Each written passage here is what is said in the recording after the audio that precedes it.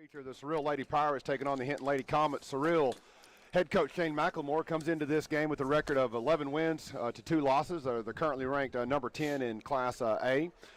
Some of their highlights over the season, they won the Bingaroni tournament early in the season. They were runner-up in the ceiling tournament. I know that ceiling tournament's always one of the better tournaments around. The starting lineup for Surreal will be number 4, Hadley Gibson.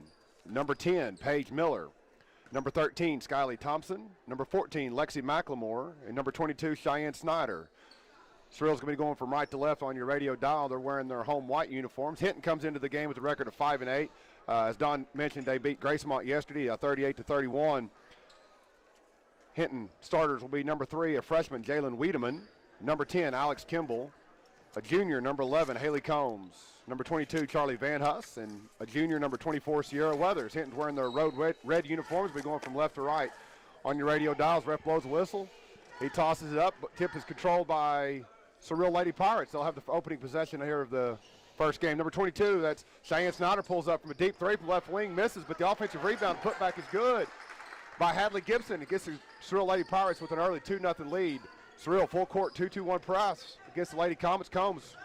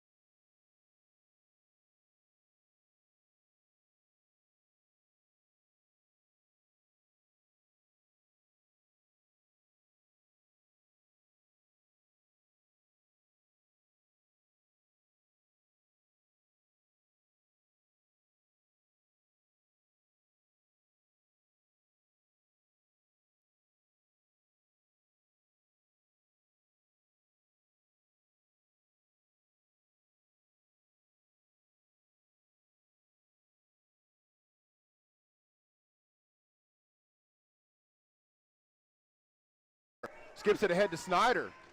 Snyder goes up, ball's tipped out of bounds. It's going to be off of Hinton. Alex Kimball, good defense there, good hands to knock that ball out of bounds and prevent an easy basket there for Cyril. The ball into the corner. Lexi McLemore pulls up three-pointer, a little short, no good. Rebound by Kimball on the backside. Ball stolen away by Snyder. She just took it. Gets her own miss. Goes up, going to have a foul. Good effort there by Cheyenne Snyder, getting herself, 2 opportunities right here. Got a foul on the last shot attempt, so she's going to go to the line and shoot 2 free throws. That foul was on number 10 for Hinton. That's number 11, Haley Combs. That's her first personal foul, 13 foul against Hinton here in the first quarter. First free throw for Cheyenne Snyder is up a little long, no good. She'll get one more. 22 seconds left to go here in the first quarter of play. Second free throw is up. That one also is a little long. Rebound fought for. Van Huss comes away with it, hands it off to Wiedemann. Snyder picks her up full court, man-to-man, cuts her off. Ball stolen away, almost stolen away. It was tipped there. Good effort by Cyril. Paige Miller almost came up with that steal, but Comets are able to crowd the loose ball, gets it into the post to April Smith, goes up off the glass, no good. Rebound by Cheyenne Snyder. And that's going to be the first quarter play, Don. A lot of fast-paced action. We've got first quarter, Cyril Lady Pirates 14, Hinton Lady Comets 5. We'll be back after this 1-minute timeout.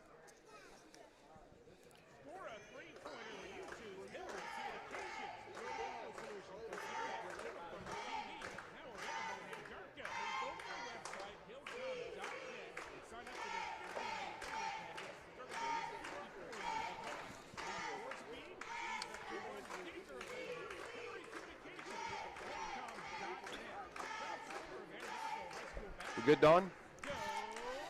I'm not doing very good. That's kind of hard. I'm not doing very good, to tell you the truth. These numbers are kind of small.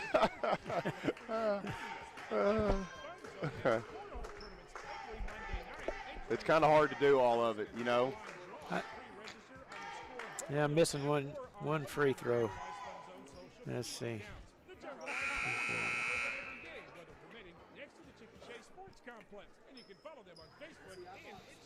3, 2, 1. And welcome back to the first round of Tuesday afternoon Caddo County Tournament action. First game of the day is the Hinton Lady Comets and Cyril Lady Pirates. Cyril, after the first quarter play, has a 14-5 lead. Comets basketball going left to right on your radio dial. Weathers gets the ball inside of the post to Kimball. Kimball gets it back to Weathers. Cyril sticking in their man-to-man defense. Skip pass to Van Huss. Good job there by Charlie to go get that pass, Don. We talked about that a lot yesterday. That pass is in the air. Sometimes you got to go make the effort to get it, and her going to get it causes a foul. That's right. That foul was on number 22, Cheyenne Snyder of the Pirates. That's her first foul. Weathers goes in. Good hands there by number 13. That was Skyly Thompson, causes the turnover. She pushes it ahead to Snyder, pulls up from three-pointer, no good. Offensive rebound. That's Paige Hadley Gibson with the rebound. Hadley Gibson kicks it to the corner. Thompson, three-point shot is good for Skyly Thompson, and that pushes the lead out to 17-5. Skyly's good three-point shot. Yeah, that was a nice-looking shot. Just tell you what, that was really set by just a good pass there by Hadley Gibson. Little penetration, forced the defense to take a step in to stop the penetration. Kicked it out. That's her first shot of the game. First shot of the game, 1 for 1. Mm-hmm. Ball was knocked out of bounds. Comet basketball. Wiedemann's going to get the ball inbounds on the sideline, out of bounds to Weathers up top. Lob into Kimball. Ball's tipped right to Wiedemann's hand, and Hadley Gibson says, "Not today." She comes in and knocks that ball out of bounds. Wiedemann looked like she was going to have a pretty easy 2 points right there, and good effort there by Gibson to swat that ball out of bounds and make the Comets take it out of bounds on the baseline, out of bounds. Van Huss, nice little inbound play called there by Coach Lindenberg. Van Huss sets the screen for Wiedemann and screen the screener. She just rolled back to the basket. Defense loses her. 2 points for Van Huss, 17-7. Gibson goes into the paint, draws a body contact. It's going to be foul on the Lady Comets. It's going to be the fourth team foul on Hinton. I believe they called that foul on number 22. That's Charlie Van Huss. That's her second personal foul. Number 4, Hadley Gibson. First free throw is good. April Smith, number 12, is going to check into the game for Hinton.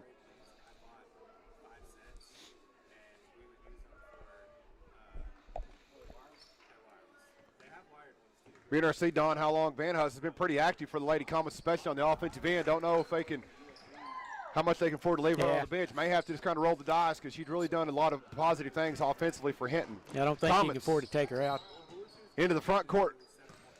Haley Combs has kind of lost her footing there and had to kind of pass it over too quick to April Smith. Didn't quite have her feet under to traveling violation. I believe that's the first turnover here in the second corner. Right.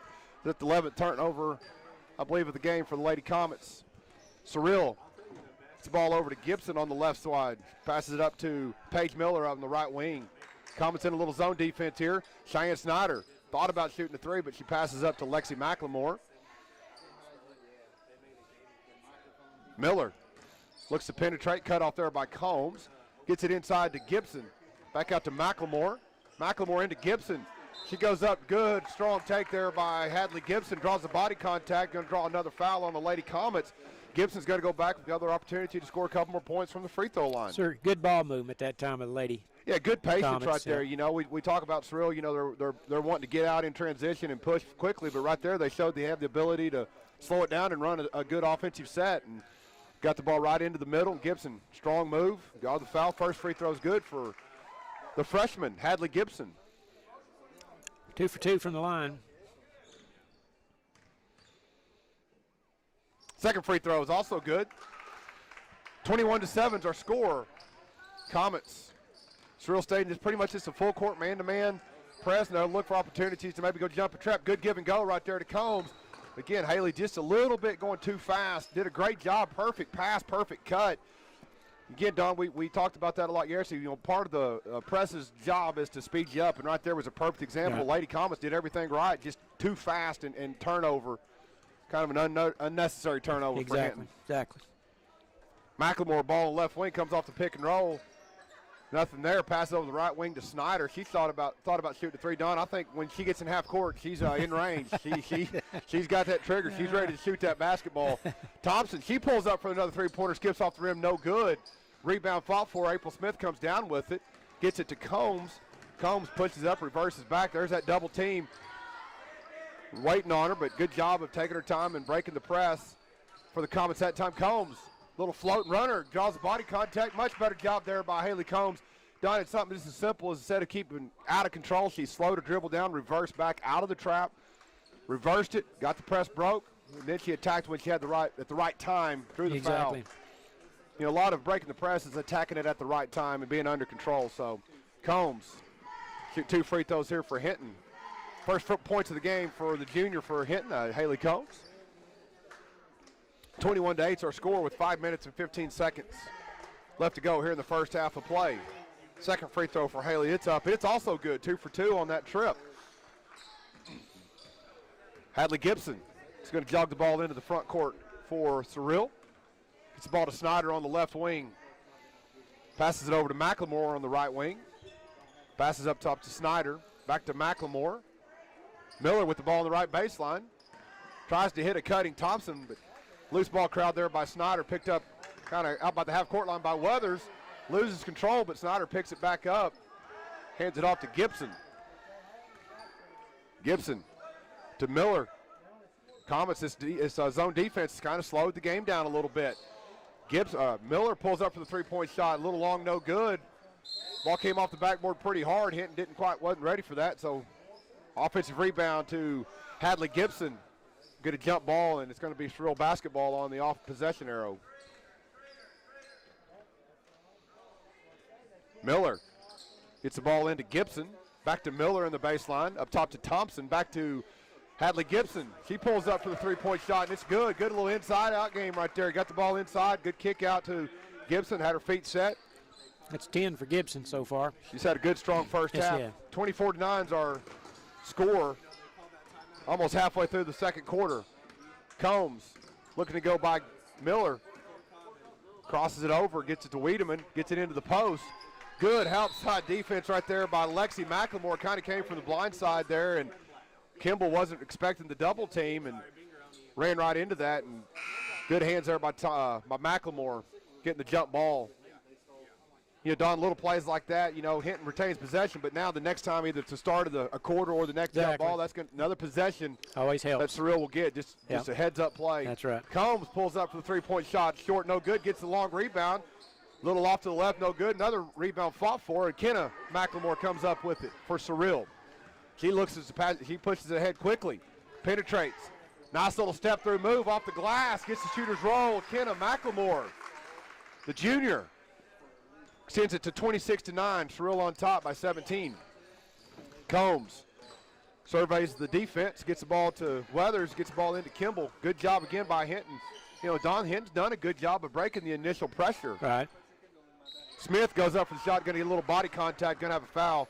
You know, they've done a good set. A lot of their turnovers haven't necessarily been in the back court. A lot of them have been in the front court, continuing to go a little bit too fast. So yeah, talked about that a lot last night. You know, beating the press. Yeah.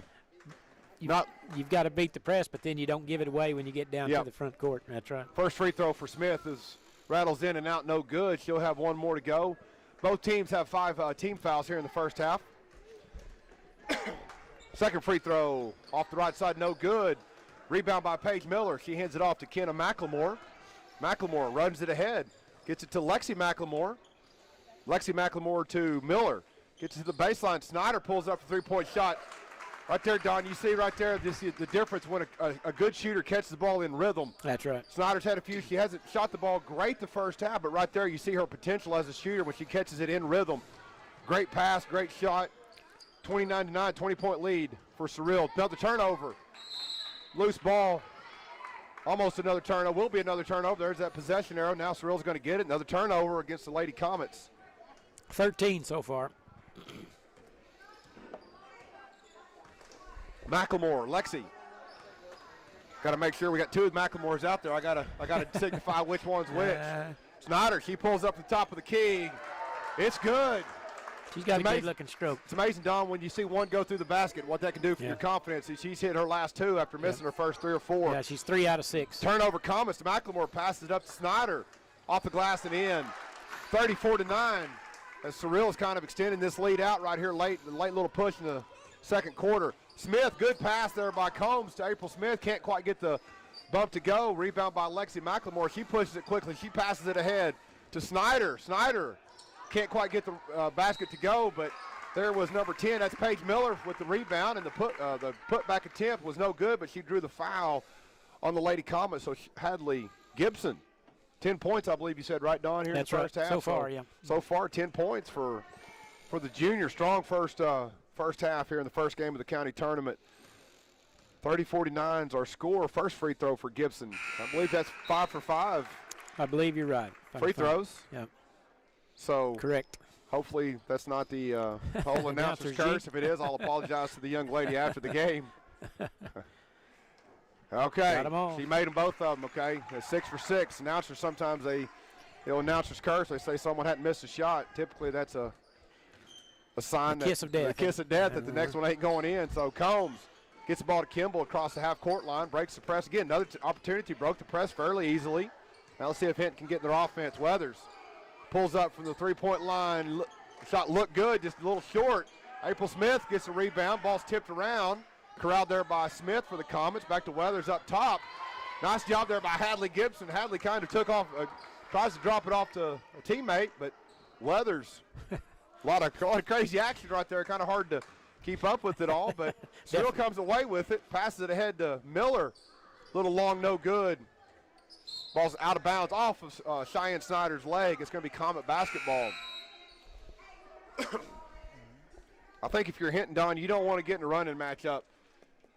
Too late for that. Yeah, it's really almost, it's just kind of, really, some of those, you're kind of seeing right here, Cyril's, they're definitely, they got more subs.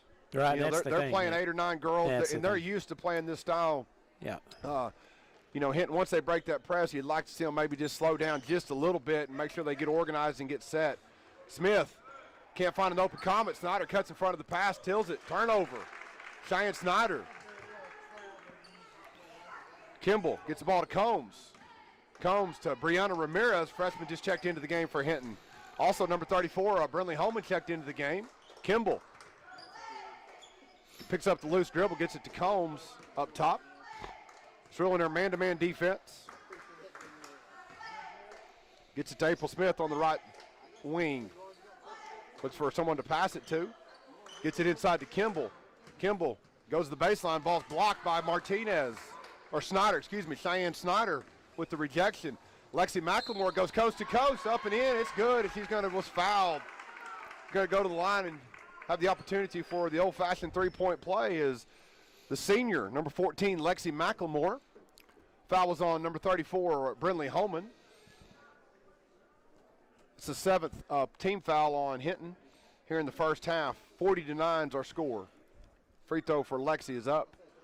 Little long, no good. Rebound fought for and going to have a foul. Good job there by Haley Combs. Went after that rebound aggressively, and in so doing, drew a foul on Janessa Thompson, the junior for Cyril.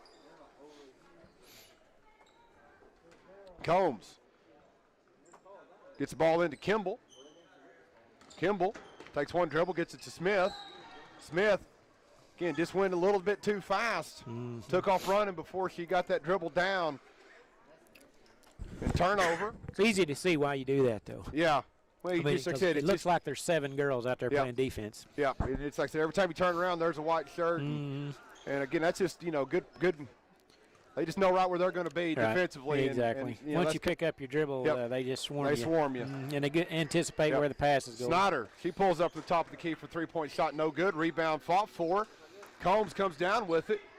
Passes it back over to Holman, but Snyder jumps in front of that pass, gets another turnover. Kenneth McLemore, she pulls up for the three-point shot, makes it 43-9. 40 seconds to go here in the first quarter play. Combs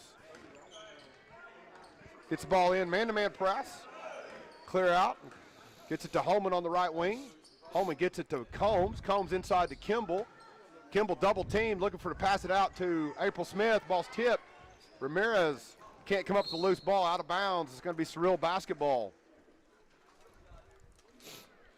22 seconds left to go here in the first quarter of play. 43-9 is our score. Lexi McLemore is going to kind of walk the ball into the front court and going to take the last shot here for the Lady Pirates in the first half of play.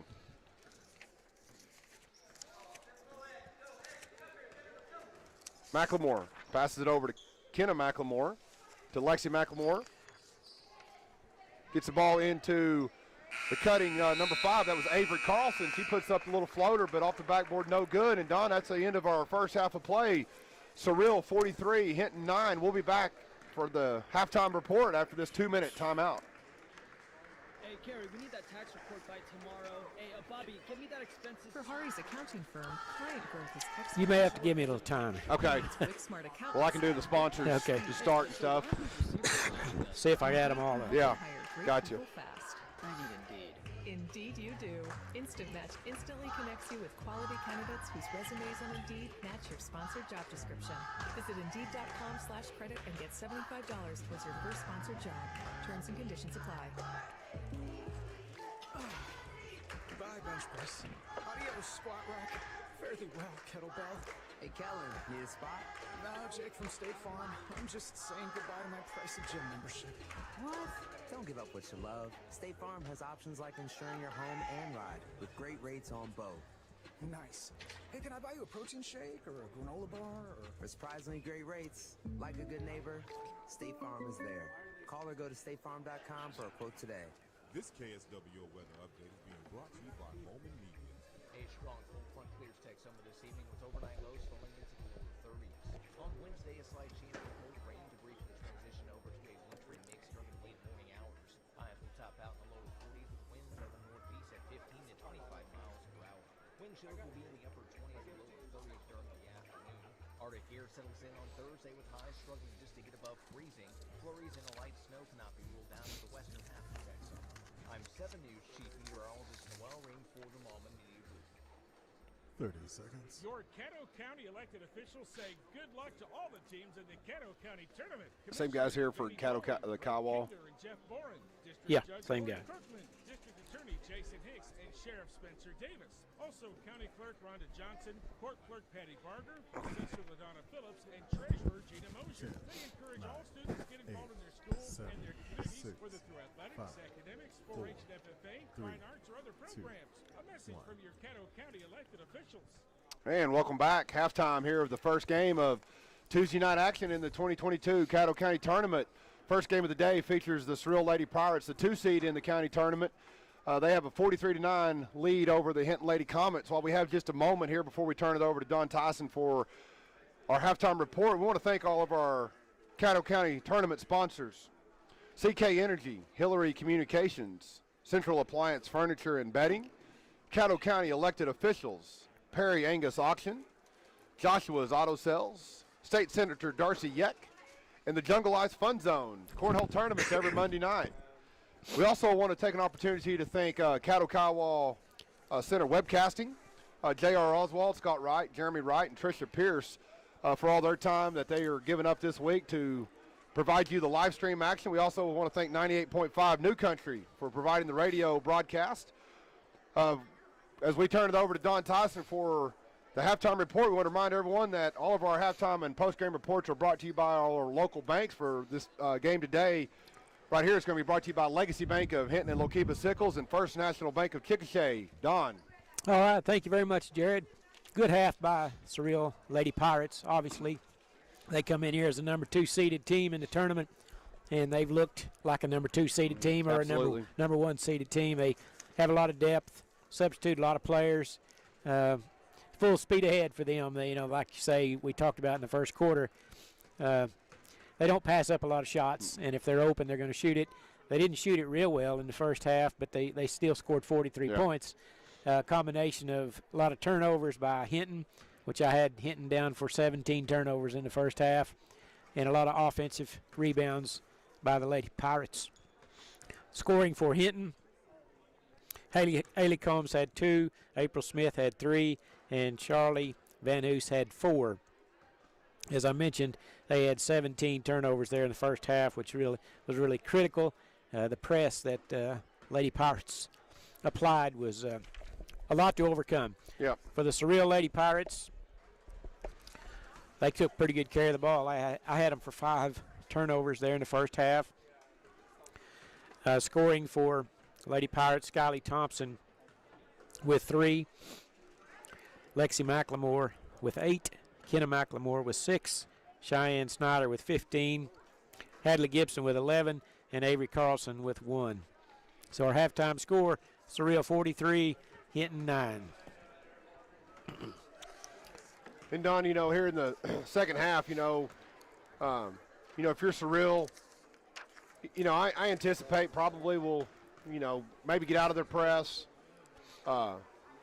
May press a little bit early in the third quarter. But if you're Hinton, part of you would maybe like to see them press a little bit just so you can work on it just for a little bit. Hinton, I thought, did a fairly decent job of breaking the press. I know they had a lot of turnovers, but a lot of those turnovers were self-inflicted. Yeah, exactly. I don't think a lot of them were necessarily due to anything special that Surreal did. They're not running any special press. It's really just a man-to-man. With an, if they have an opportunity to run someone and try to trap the ball, they're doing it. But for the most part, a lot of the turnovers are self-inflicted for Hinton. Just too big of a hurry, going too fast, just panicking a little bit with the basketball. I see a lot of times. I see it in boys basketball, girls basketball, maybe more so. Girls don't have enough confidence in their ball handling ability, and when they're in the pressure situation, the first thing they want to do is pick it up, and instead of being able to switch hands with the ball and try to dribble through some trouble and look ahead. That's the other problem, I think. Well, you want to look down at the ball and not look ahead to the open girl, and it gets you into trouble. Well, and the thing is, Don, it's a numbers game, too. If there's 2 girls guarding you, that means there's somebody open. Yeah, exactly. And, it's with teams that got great point guards, great guard play, that have that confidence. Right. They relish that press because they're gonna just break it and they're gonna go kiss it off the glass and get a layup. Like I said, Hinton's done a good job of breaking the press, but boy, once they get the ball in the front court, it's like they go even faster. Yeah.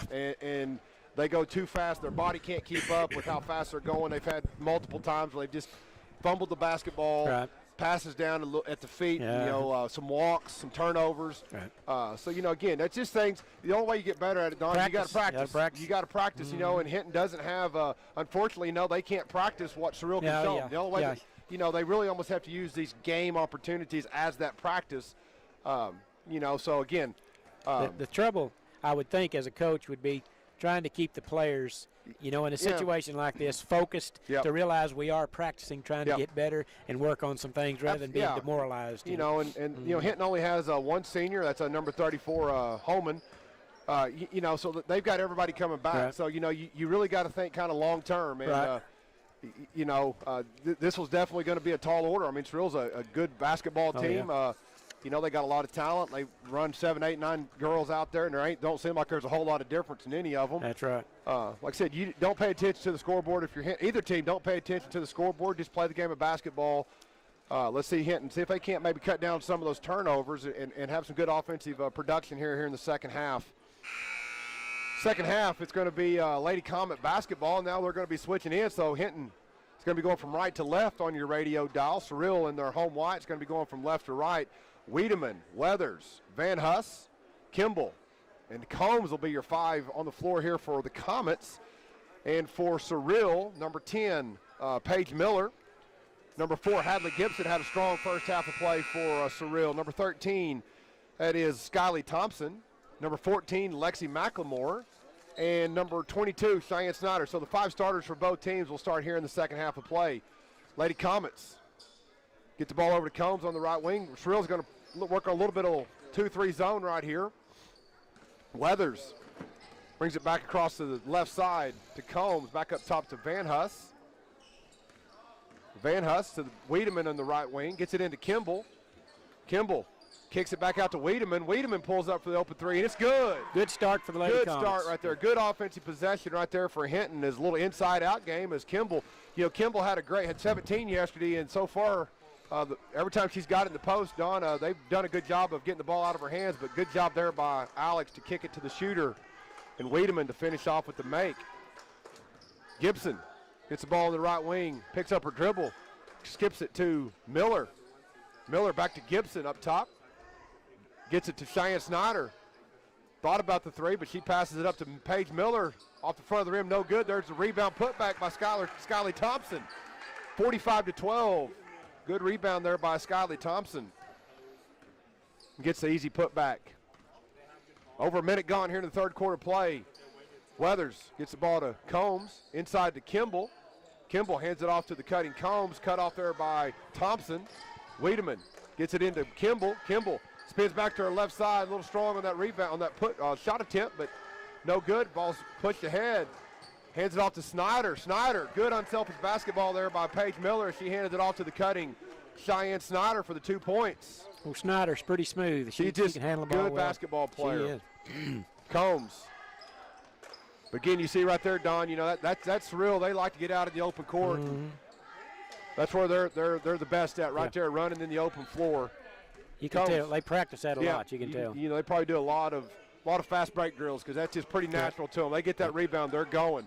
Van Huss loses control of the basketball, turnover to Snyder. Pushes it ahead, kicks it over top to number 10. That's Paige Miller for the easy 2-point basket. Paige's first basket of the day. Paige hasn't. It's the first basket, but it seems like she's kind of just had a good solid game. Been involved in it a lot. Been involved in a lot of the action. Kimball gets the ball in the post, drops it off to Weathers. Little too much congestion right there. Not enough room to make that pass. Another turnover. I believe that's 2 in a row now here for Hinton here in the third quarter. Number 4, Gibson pulls up the 3-point shot in transition. No good. Rebound fought for. Kimball comes away with it. She pushes it ahead. Ball's tipped. Stolen away there by Skyly Thompson for Surreal. She passes it up to Snyder. Snyder hits a cutting Lexi McLemore. She spins around to her left side and up and in. It's good. 49-12 is Lexi McLemore, senior for Surreal. Gets them into the 50-point range here in the third quarter play. Wiedemann up top for the Comets. Tries to skip it to the corner to Weathers, but the ball was knocked out of bounds. Going to have a couple of substitutes checking into the game for Hinton. That's going to be 34, Holman checks into the game, and number 12, April Smith checks in for Combs and Wiedemann. Kenna McLemore checks in for Surreal, and number 11, that's Janessa Thompson, also checks into the game. Surreal 2-1-2 zone defense. Weathers gets it to Smith on the right wing, to Kimball in the post, or the wing.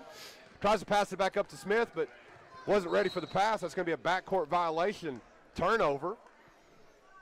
One of those unforced ones Yeah, that you but, talked about earlier. You know, Surreal's, again, they're kind of just running the little zone defense, but that's, I believe, fourth straight possessions with a turnover after a good opening possession. Surreal. Janessa Thompson pulls up for the three-point shot, couldn't get it to go. Rebound by Kimball. Hands it off to Van Huss, to Holman. She hands it off to Sierra Weathers. Weathers gets it into Van Huss, out to Smith. Smith takes one dribble, picks it up, passes it into Van Huss, spins up and under move by Van Huss. Good strong move, but Charlie's had some good strong moves. Just hasn't got them baskets to fall. Snyder pulls in transition, front of the rim, no good. Rebound by Van Huss to Weathers. Knocked out of bounds. Going to be Comet basketball. Halfway through the third quarter of play, 51-12 is our score.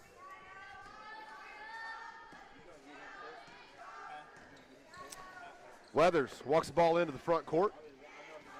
See if Hinton can have another good possession. Had a good possession last time. Don got it into Van Huss. Gets it to Kimball. Ball went through her legs. Holman pulls up the left wing for three. There it's good. Way to go, Finley Billy. Holman. You have to pardon the announcer. He might be a little partial to that one. I remember last year she had a couple of those. Holman gets in the scorebook, 51-15. Surreal back on the offensive attack. Snyder thought about the three. She passes it over to Thompson. Thompson to McLemore. Gets Kenna McLemore.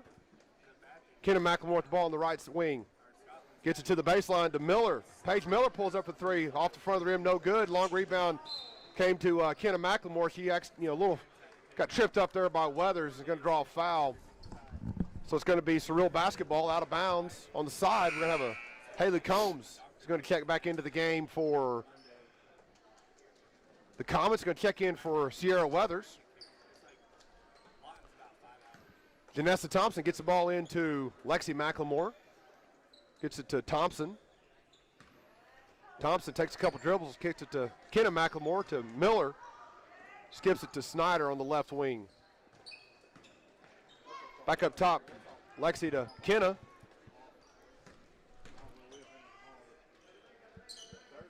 Snyder, she pulls up from about 3 feet behind the three-point line, no good. Rebound tapped around, Van Huss. Good strong rebound by the freshman for the Lady Comets, hands it off to Holman. Holman pushes the ball into the front court. Tries to find a teammate. Gets it to Smith on the right wing. Smith takes one dribble, reverses it to Combs. Combs gets it to Holman. Ball's tipped. Loose ball. Going to have a jump ball. Possession arrow is going to be favoring the Lady Pirates. 51-15 is our score here in the first game of the Tuesday night action of the county tournament. We got 3 more games to come. We'll be with you all night. Our next game will feature the Carnegie Wildcats and the Hinton Comets. It's going to be a good one, Don. Encourage everyone to tune in. Oh, yeah, we're looking forward to that one. Kenna McLemore pulls up for the three-point shot. A little long, no good. Rebound to Snyder. Ball's tipped, stolen away there by Charlie Van Huss. Good defense by Van Huss. Good defense, good anticipation on that pass from Snyder into the post. Combs. This ball into the front court. Lobs it into Kimball. The ball was tipped by Miller, but April Smith got the loose ball. Back to Smith up top. Gets it to Combs, reverses it to Holman. Pulls up for the left baseline for three. Off the rim, no good. Rebound fought for. Kenna McLemore comes down with it. She pushes it ahead one-on-one right there to Holman. Holman fouled. Saved a layup there. Yep, saved Finley the did. layup. Hustled down there and Don't want to defended give up an uncontested layup. that's right. Michael earned it at the free throw line. You know, the good thing there about that foul, Don, is wasn't intentional, wasn't egregious, but didn't let her get the shot Exactly. up. You know, Exactly right. so many times right there when you see that foul, they foul them so easily that they let the shot go up and it's an and one, or they foul them so viciously it's intentional. Yeah, we saw that last night. Yeah. First free throw, McLemore was off, no good. Second free throw, also no good. April Smith gets the rebound, trapped there in the corner, picked her pocket with Snyder. She goes up for a little floater, no good. Thompson fights for the loose ball. We're going to have another jump ball. Thank you. Possession arrow is going to favor the Comets. Good defensive play there by Cheyenne Snyder with the pickpocket. Couldn't quite get that little run and floater to go. Combs Gets the ball into Kimball on the left wing, back up top to Van Huss, to Ramirez, to Combs in the corner, lobs it into Kimball. Kimball goes baseline, cut off there by, that was Paige Miller, cut her off. Shot was a little short there by Combs. Rebound on the backside by Lexi McLemore. She passes it up to Paige Miller, up and in for the layup. Again, Don, it's just so natural to them. They get that rebound. They look to just push ahead, and they do such a good job of running those lanes. Yes, sir. They are headed to the other end because they know they're going to be rewarded when they get down. Absolutely. So you need to think about, the games come Friday night. Whoever Surreal matches up with, they're going to have to really make sure they do a good job of keeping that safety valve and getting back. Right, exactly. Can't give up those easy baskets. Right. Kimball, 25 seconds to go in the second half. Kimball, little pass give and go play right there. Little strong on the layup. Lexi McLemore was 1-on-3, and we got a jump ball. It's going to be Surreal basketball with 17 seconds to go. Kenna McLemore hands it off to Lexi. Lexi runs the ball up the front court. 10 seconds to go here in the second half of play. Snyder has a wide open three-point shot, a little long, no good. Long rebound, crowd there by Combs. 2 seconds. Combs goes in for the layup. Can't quite get the runner to go, and so after 3 quarters of play, Surreal 53, Hinton 15. We'll be back after this 1-minute timeout. Looking for a top-quality car, truck, or SUV? Look no further than Joshua's Auto Sales. They believe in treating customers right with fair prices and superior service. They'll help you find a vehicle you deserve, but one that fits your budget. If you're a first-time car buyer, no problem. They work with several financial institutions to get you approved. You can even apply for credit on their secure website, joshuasautosales.com. Joshua's Auto Sales, 902 South Mission in Anadarko, where they buy, sell, and trade vehicles. Follow them on Facebook. This is Trey Piercy with Piercy Angus Cattle. We as a family would like to invite you to our annual bull sale on Monday, March 7th at noon at our sale facility near Eakley, Oklahoma. We'll be offering 85 registered Angus bulls, which include 32-year-old, 30, 18-month-olds, and 25 yearlings, as well as special lots of registered females. For more information or to request a sale book, you can call me at 405-545-0985 or visit us on Facebook, Instagram, or our website, PiercyAngusCattle.com, where our family's goal is to add value to your operation. New Country 98.5 is KACO, Apache, Lawton, Fort Sill, a product of Moment Media. Hinton basketball to start the fourth quarter play. Weathers going right to left on your radio dial. Hinton in the road red uniforms. Weathers about the ball on the left baseline. Surveys the defense. Ball was tipped, stolen away there by, that's number 4, Hadley Gibson. Got the tip on the pass and then got the turnover herself. She pushes it up for the Surreal Lady Pirates. Passes it over to number 5. That's Avery Carlson. Goes to the high post, kicks it out to number 12. That's Carly Meeson for the three-point shot. No good. Backside rebound by Skyly Thompson. Passes it back up top to Hadley Gibson. Gibson throws it inside. Number 5, that's Avery Carlson. Nice little up and under move. Gets it off the glass and in. 55-15, 40-point game here for Surreal. Weathers gets it into Kimball. Kimball kicks it out to Van Huss. He pulls up for the three-point shot. Little long, no good. Backside rebound by Carly Meeson. Gibson pushes the ball into the front court.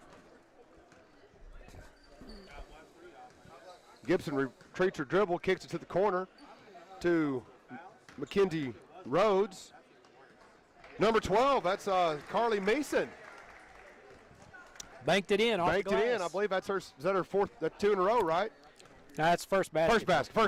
First basket for Meeson. Van Huss. It's the ball to Weathers. Weathers back to Van Huss. Van Huss looks to penetrate. Good cut off there by Hadley Gibson. She gets it to the Weathers. She pulls up a three-point shot. Skips off the rim. No good. Backside rebound there by number 24, Mackenzie Rhodes for the Lady Pirates. Pass ahead to Thompson. Back out to Thompson on the left wing. She pulls up the three-point shot. It's good. Skyly Thompson gets Surreal into the 60-point category right here, 60-15 with 6 minutes to go. Weathers into the front court to Barrett, checked into the game for the Lady Comets.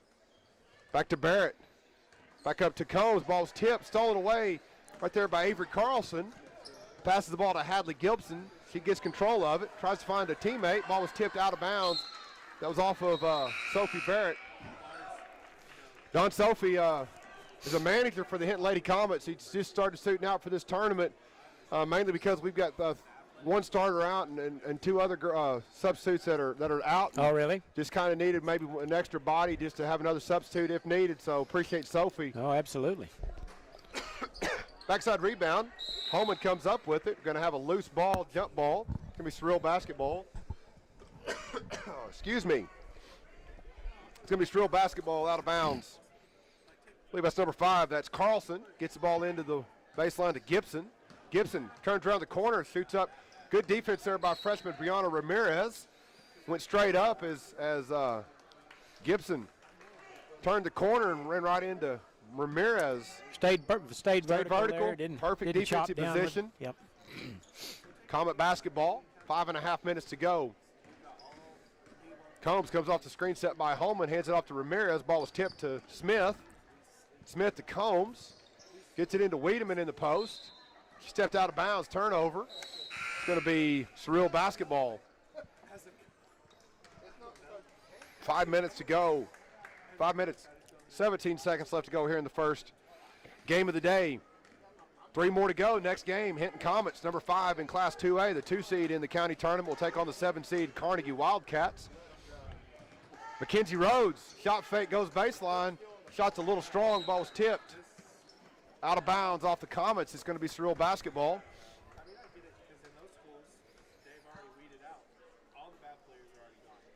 Surreal gets the ball into Kenna McLemore. Crosses over, goes into the little floater in the paint, no good. Gets her own miss. Throws it up to the rim, off the rim, no good. Number 12, that's Carly Meeson. That's her second basket. Yep, there's her second one. Good offensive rebound by Meeson and a good strong finish. 62-15 is our score. Combs reverses it back up top for the Comets. Surreal kind of staying in there. They've kind of stayed in the zone defense pretty much this entire second half. Smith splits a double team, picks up her dribble. We're going to have a foul. I believe that's on number 5. That's Avery Carlson. Going to have a substitute coming into the game. This is number 0, a freshman, Kenzie Pakawatchit for Surreal. Checks into the game for Carlson. Holman gets the ball into Combs. Combs gets it into Wiedemann, back to Holman, to Smith, goes baseline. Cut off there by the defense. Wiedemann pops out, goes baseline. Cut off, good defense there by Mackenzie Rhodes as she cut off the driving Wiedemann. Long pass up ahead, stolen away there by Holman. Gets it over the top to Combs. Combs pushes it up for the Lady Comets. Goes in, avoids the contact, throws it up to the rim and gets the shooter's touch. 62-17 as Haley Combs went coast to coast. Kenna McLemore pushes it quickly into the front court. Gets it over to Janessa Thompson, to Pakawatchit, back up to Thompson. Thompson gets it to Kenna McLemore. She looks to go middle, cut off there by the Combs defense. Kicks it to the corner. Meeson pulls up a three-point shot, no good. McLemore gets the rebound. Misses the putback, and Comets. April Smith gets the rebound. Hands it to Holman. She passes it up to Combs. Under 3 minutes to go here in the fourth quarter.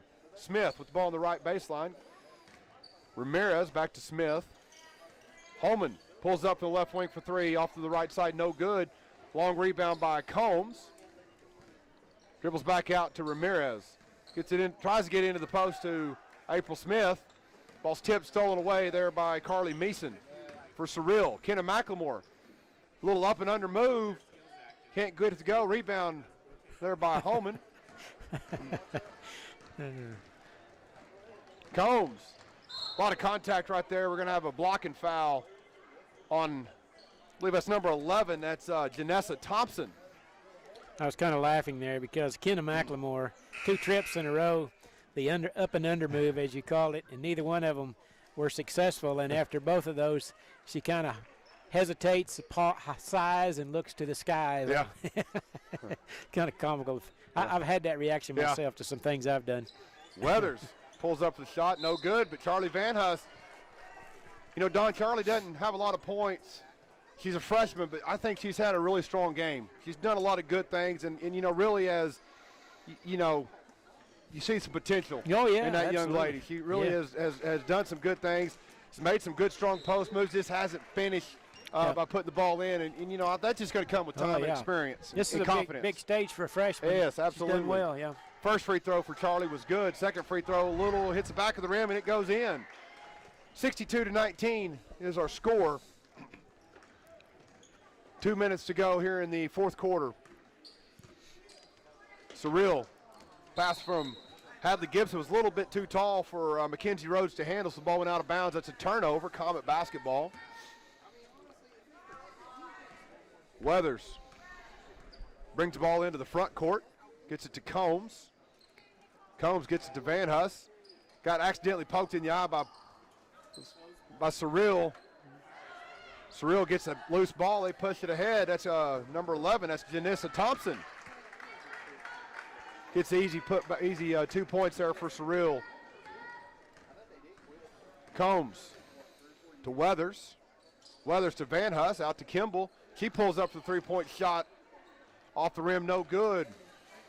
Rebound on the backside by Janessa Thompson for Surreal. Thompson gets it to Gibson. Pakawatchit in the left baseline. Up top to Thompson. Janessa cut off there by Combs. Skip to the corner to Pakawatchit. She pulls up for the three-point shot. A little short, no good. Rebound by Rhodes on the backside. Pass it out top to Janessa Thompson. She pulls the trigger and gets it to go. Three-point basket for Janessa Thompson, the junior, for Surreal. 67-19 with 1 minute to go. 5 straight for Janessa. Van Huss kicks it out to Kimball. Kimball takes one dribble and hands it off to Weathers. Weathers looks to penetrate. Ball was tapped away from her by Pakawatchit. Wiedemann gets a loose ball. Weathers tries to get it to Combs, or to Kimball. That ball was tipped and stolen away there by Janessa Thompson. So 5 points and a couple of turnover steals for Thompson. Gonna have a traveling violation. Hadley Gibson took one little extra step before she got that shot off and called for the travel. That's what you call stepping into a three. Yeah, Jared. stepping into it. Just didn't quite have her footwork right, and to get that rhythm, just had to take an extra step and got called for the travel. 30 seconds to go. Weathers gets it to Combs. Combs to Wiedemann. Wiedemann to Weathers to Kimball. 15 seconds. Weathers pulls up from the three-point line, no good. Rebound. Fought around and corralled there by Mackenzie Rhodes for Surreal. Hadley Gibson. She passes it ahead to Carly Meeson. Meeson goes up for the shot, no good. Rebound putback also no good, and that's going to do it. First game of the day is in the books, and it's Surreal Lady Pirates advancing to Friday afternoon semifinals, 67-19. We'll be back for the post-game report after this 2-minute timeout.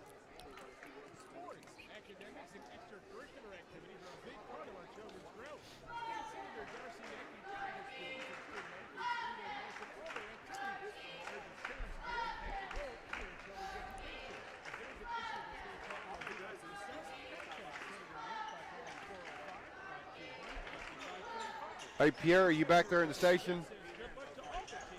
Yes. Hey, we've got 15 minutes between games, so do we want to come back and we'll do a post-game report and maybe take like a 4-minute break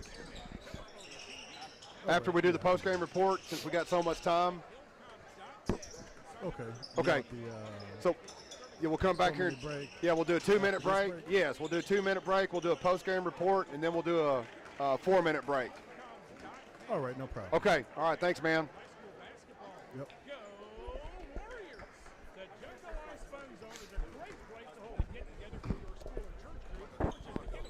Yeah, you bet. Take your time. Yep, take your time. Yeah, good idea.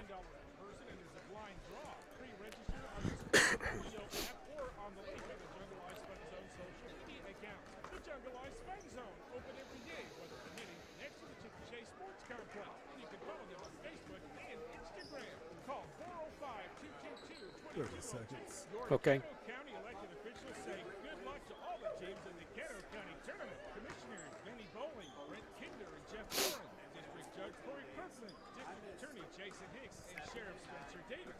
Also, County Clerk Rhonda Johnson, Court Clerk Patty Barker, Assessor LaDonna Phillips, and Treasurer Gina Mosher. 10, 9, 8, 7, 6, 5, 4, 3, 2, 1. Welcome back to Anadarko, folks. One game in the books. Surreal Lady Pirates have defeated the Hinton Lady Comets 67-19. The number 2 seeded The Lady Pirates played awfully well today. Take a look at the scoring for both teams.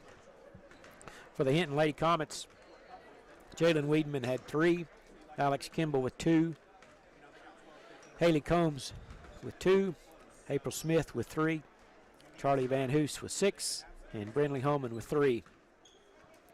The Lady Comets had a lot of turnovers, especially in the first half. Second half, not quite as many, but the game was pretty well in hand at the half. As the Pirates really stretched it out there in the second quarter, taking a 43-9 lead into halftime, and they won going away 67-19. For the Surreal Lady Pirates, they're scoring. Avery Carlson had 3, Paige Miller with 4, Carly Meeson with 4, Janessa Thompson with 5, Skylie Thompson with 8, Kenna McLemore with 6, Hadley Gibson with 12, and Cheyenne Snyder 15. Let's see, and I got Lexi McLemore had 10. The Lady Pirates 67.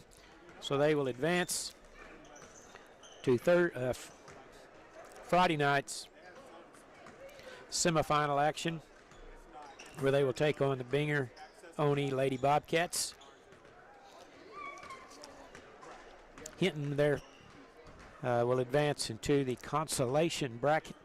They will play Thursday, 4 o'clock, against the Carnegie Lady Wildcats. I'd like to take this opportunity to thank our sponsors.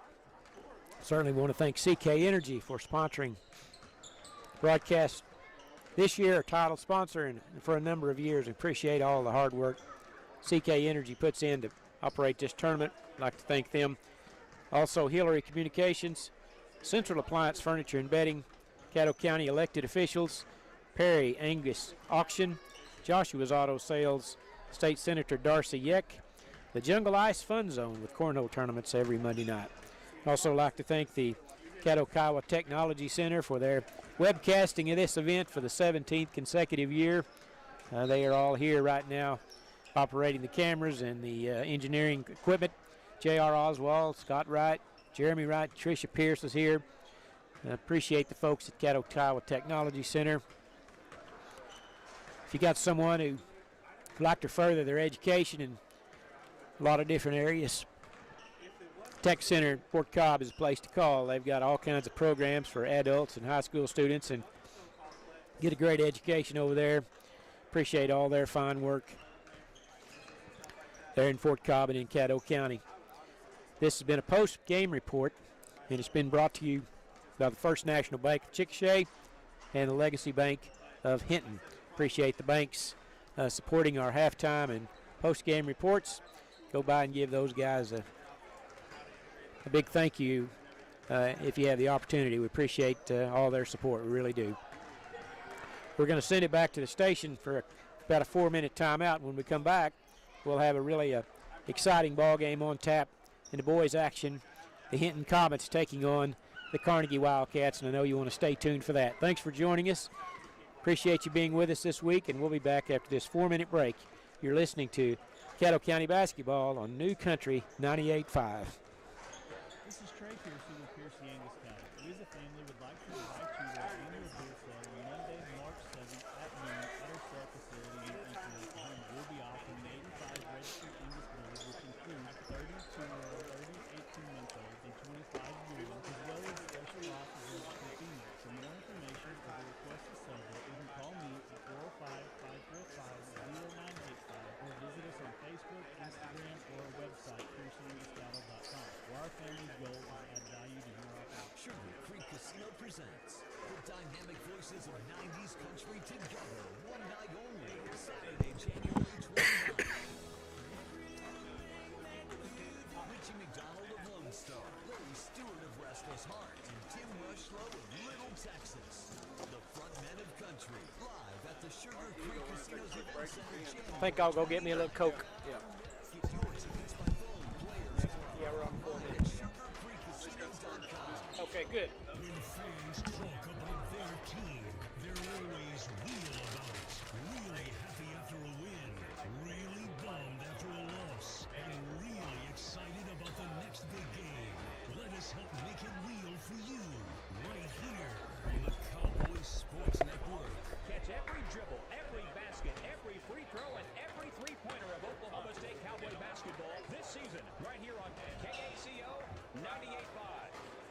This KSW weather update is brought to you by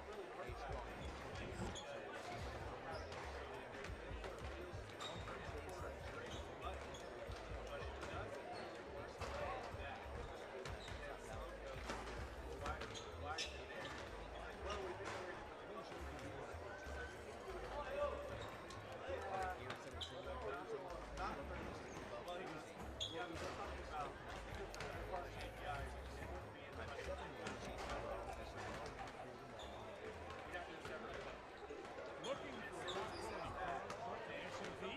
Look no further than Joshua's Auto Sales. They believe in treating customers right. Fair prices and superior service. They'll help you find the vehicle you deserve at one of the secure prices. If you're a first-time car buyer, no problem. They work with several financial institutions to get you approved. You can even apply for credit on their secure website, joshuasautosales.com. Joshua's Auto Sales, 96 South Mission, Anadarko, where they buy, sell, and trade vehicles. Follow them on Facebook. January tends to bring cold winter weather. CK Energy would like to remind you of a few winter storm safety tips. Keep ahead of winter storms by listening to weather forecasts. Check to see that your battery-operated radio and flashlights are in working order. Buy extra batteries. Make sure you have an alternate heat source and fuel. Test your fire extinguisher and make smoke detectors available. And during any power outage, stay away from downed power lines. Consider any downed power lines as dangerous. Don't go near them, but report them at once to CK Energy. 50 seconds. All right, we're ready.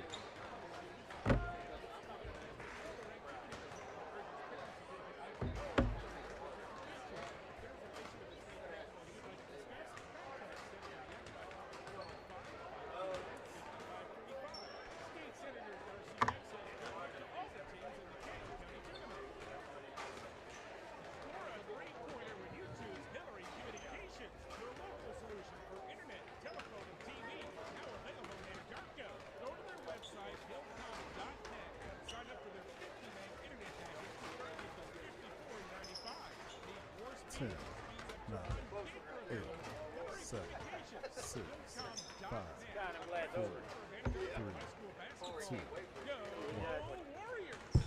1. And welcome back. Game number 2, about 5 minutes from tip-off here, is going to feature the Hinton Comets. We'll be taking on the Carnegie Wildcats. Game number 1 went to the way of the Surreal Lady Pirates. They're going to advance to play in the Friday semifinals. They're going to play at 4 o'clock on Friday against the Bingaroni Bobcats. We got 2 more games coming up after this. We're going to feature the number 1 seeds in our 2 nightcap games. The Lokeba-Sickle Lady Panthers will be taking on the Boone Apache Warriors, and then the final game of this evening will feature the Mountain View Godebo Tigers taking on the Bingaroni Bobcats. Game coming up, Don. We've been talking about this yesterday, and this is going to be a good one. The Hinton Comets will be playing the Carnegie Wildcats, and you know, it's on paper this says 2 versus 7. But I want to look at it that this is really Carnegie's just a team that obviously as the seasons progress, you know, new coach, you know, obviously early in the season you're going to maybe have some ups and downs while you try to figure out the new coach and you know, they come into game today with a record of 8-5, but you know, when you look at those 8 wins, sometimes I look at the 5 losses, and all their losses are to ranked teams. They lost, I believe, by 1 point to Fort Cobb. I think they lost by 1 point. I can't remember the other team that beat them one, but it was another highly ranked team, maybe Apache. They've beaten Nampo, which was ranked in the top 8 in Class 2A. They beat Hobart. They beat Apache. You know, this is going to be an exciting ball game. I saw them beat a good. It was a Community Christian or Christian Heritage. I'm not sure which one. That was a good ball club they beat up there in your tournament. Yeah, absolutely. You know, and so Hinton comes into the game with 11-1. Their record only loss was in the semifinals of the Hinton tournament to Fort Cobb Broxton. Whoever wins this game will move on and play Friday afternoon at 5:15. We'll take on that Fort Cobb Broxton team. Hinton comes into the game with a record 11-1. Head coach Eric Norton. Some of the highlights for Hinton so far this season, you know, they were the Burns Flat Dill City champions. They were 3rd place at the Hinton tournament. Currently, right now, ranked number 5 in Class 2A. One of the things that Hinton, I'm really looking forward to, Don, the post play tonight. Me too. You know, going to be interested to see how do the officials let them play. Are they going to let it be physical? You know, the more physical the game is, that definitely favors Hinton. Spady inside. You know, he uses his big body. He's not overly tall, but he's big, good athletic ability. But Carnegie's going to match that with a couple good, big guys inside. You know, Yersi Willis, number 42, Austin Willis, number 5, Jabori Eagletown, Bryson Longhat, and Jonah Toyokoya. Kind of 4 players that kind of play in the post, but really kind of looking forward to the post matchup this evening. Got to be careful on the Wildcats. They've got an outstanding three-point shooter in Blaze Cummings. Saw a little taste of that yesterday. I figure he'll be in full go tonight. Yeah. He's really a good outside shooter, and he's not afraid to shoot it, and he can make them. Yeah, and, I think we've all, if you're Caddo County and you've ever watched Carnegie, when they get hot, man, they can really fill it up, and they can fill it up in bunches, and they can fill it up really quickly. Both teams well coached. You didn't learn a lot yesterday from Carnegie. They played a lot of players. I don't anticipate they're going to play quite as many today. Hinton, they play about 6, 7, 8 guys. Hinton multiple looks. They're going to start out in a man-to-man defensively, but they'll switch to a 2-2-1 half-court press. They'll extend that out a little bit full court if need be. But again, Carnegie, man-to-man, but they'll switch it up. They showed a little half-court trap yesterday. Again, I think this is just going to be one of our better matchups here of the first round. Even though it's day number 2, we're still first-round games. Again, one of the things that I'm not doing so far here in the first couple days of the tournament, not announcing the starting lineups, but was able to go down and visit with coaches, Coach Norton and Coach Wallace, to get starting lineups. And let's go over those real quick. For the visiting Carnegie Wildcats, they're going to be wearing their road black uniforms. They're going to be going from left to right. For those of you that are listening on the radio, starters will be number 1, a senior, Elijah Valenzuela. Number 3, a sophomore, Jalen Wallace. Number 11, a senior, Blaze Cummings. Number 23, a junior, Bryson Longhat. And number 24, Jonah Toyokoya, a senior. Comets are going to start with their number 1, Braden Strong, a junior. Number 10, junior, Jace Norton. Number 15, Levi Taylor, a junior. Number 20, Faith Thiel, a junior. And Hinton senior, Seth Spady, number 24. Both teams break out of their respective huddles. Official gets the ball at the half-court line, and we're fixing to be underway, Don, for what should be an entertaining Tuesday 5:15 game here in the county tournament. As good an opening round game as you'll ever see in a tournament, I suspect. This will be a good ball game. Ball's tossed up, controlled by Toyokoya. Ball went out of bounds. Let's see what the officials are going to, if they're going to re-jump or if they had it out of bounds off of somebody. I believe they had it out of bounds off of Braden Strong, so it's going to be Carnegie basketball, which means the possession arrow is going to be favoring the Comets on the first possession arrow. Longhat gets the ball into the front court. Heads it over to Valenzuela, up top to Toyokoya, hitting in her man-to-man defense. Cummings hands it off to Wallace. Longhat looks to go baseline, cut off there by Jace Norton. Ball went out of bounds off of Longhat's foot. Turnover against the Wildcats, Comet basketball. Pressure in the backcourt by the Wildcats. Little man-to-man pressure, so you just want to run a trap at them. Passes ahead to Faith Thiel across the half-court line. Faith goes up off the left hand. Good contest by Toyokoya. Loose ball. Faith Thiel's got it underneath the basket. We're going to have a jump ball. Good defense there by Toyokoya. He just, deflected that shot just enough for Thiel that he threw it up there a little bit too strong, and Comets get the first alternating possession arrow of the game. Thiel gets the ball up top to Norton. Norton picks up his dribble, gets it to Levi Taylor, lob over top to Spady. Spady dribbles, kicks it out to Norton. He pulls up from the free throw line off the rim, no good. Rebound corralled there by Toyokoya. Passes it up to Wallace. Over to Valenzuela. Goes up, blocked there by Jace Norton. Loose ball. Nice defense there by Jace Norton for the Comets on the block, and Faith Thiel gets it into the front court to Norton. Norton gets it to Taylor. Taylor over to Thiel. Cross screen there for Spady into the post, gets the ball to him, goes over his left shoulder, rejected by Toyokoya. We're going to have a foul as Spady went after the loose ball, gets a again, one of the things you want to pay attention to is loose balls. You don't want to see getting those fouls 90 feet from the basket. Exactly. Right there if you're Hinton for Spady. So first foul of the game on either team. Wallace hands the ball off to Cummings, to Longhat. Longhat pulls up from just inside the three-point line right over Jace Norton. He puts it in for the first basket of the game, 2-0 lead Carnegie early in the first quarter play. Comets get the ball in. And Carnegie's showing just kind of full court, going to look to run the trap right there. Good job by Fate to lob it over the top to Taylor. Fate, good hands there by Longhat as he grabs that ball right out of midair and gets a turnover. Wallace fakes right, goes left. Little scoop shot, gets the roll, 4-0. Early in the game here for the Wildcats. Norton gets the ball in the backcourt. Again, Carnegie running that, trying to run a jump, little run a trap at him. Good job by Hinton throwing over the top. Strong gets it on the right baseline. Little shot fake. Going to have a little too much contact there. I believe that was going to be on number 3.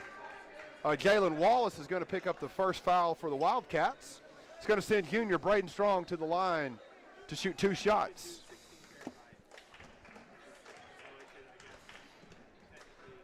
First free throw is good for Braden Strong. Puts the Comets on the scoreboard, 4-1. Important part of this ball game is going to be making foul shots. I think there'll be a lot of foul shots taken today. Second free throw is no good. Rebound fought for. Longhat comes up with it for the Wildcats. Comets in their man-to-man defense. Wallace got the ball up top. Toy Koya sets the screen.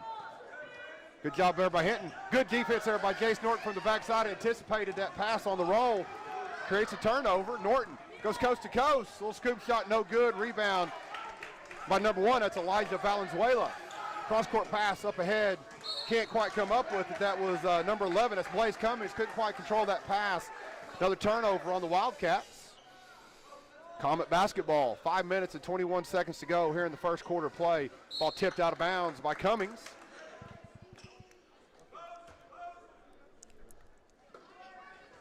Taylor gets the ball into Strong's. Again, run that double team at him. Comets so far have done a good job of handling that double team. And right there, got a little impatient. Until then, yeah. Until right then, got a little impatient. Turnover, Longhat. Passes over to Wallace. Wallace missed a shot, but number 1, that's Elijah Valenzuela. Gets the putback and gets fouled, and he makes a shot. He's going to go to the line for an opportunity for 3 points. Carnegie's really active on the glass. They just swarm the bucket whenever there's a shot put up. 6-1.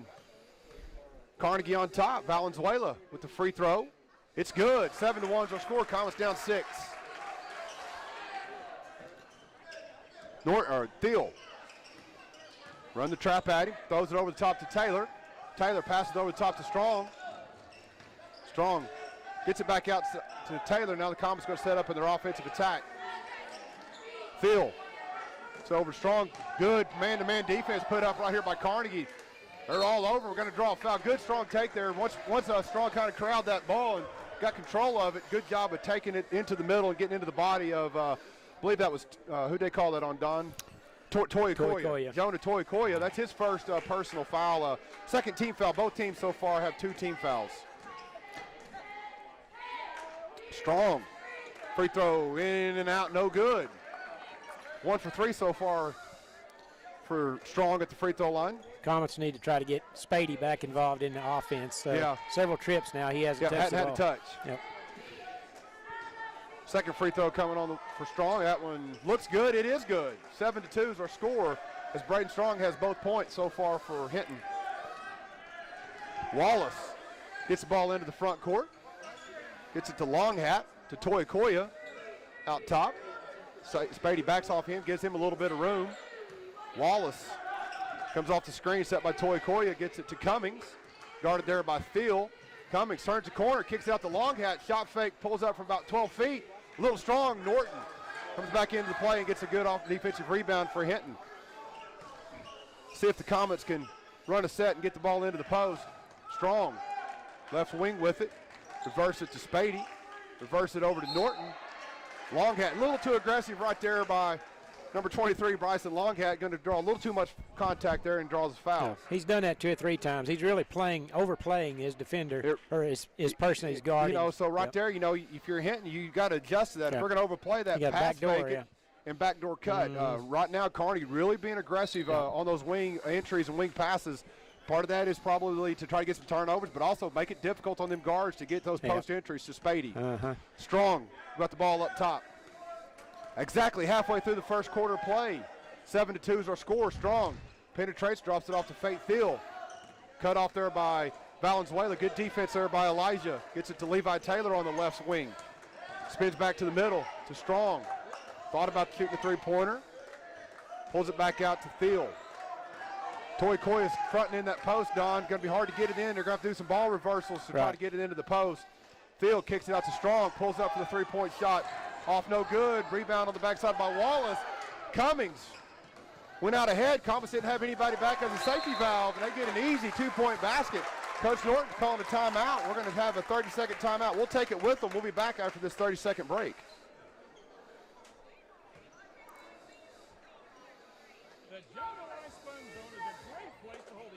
Pretty rough start so far for the Comets on offense. They're having a hard time getting into any kind of rhythm. Yeah, right now Carnegie's just really putting a lot of pressure on them defensively.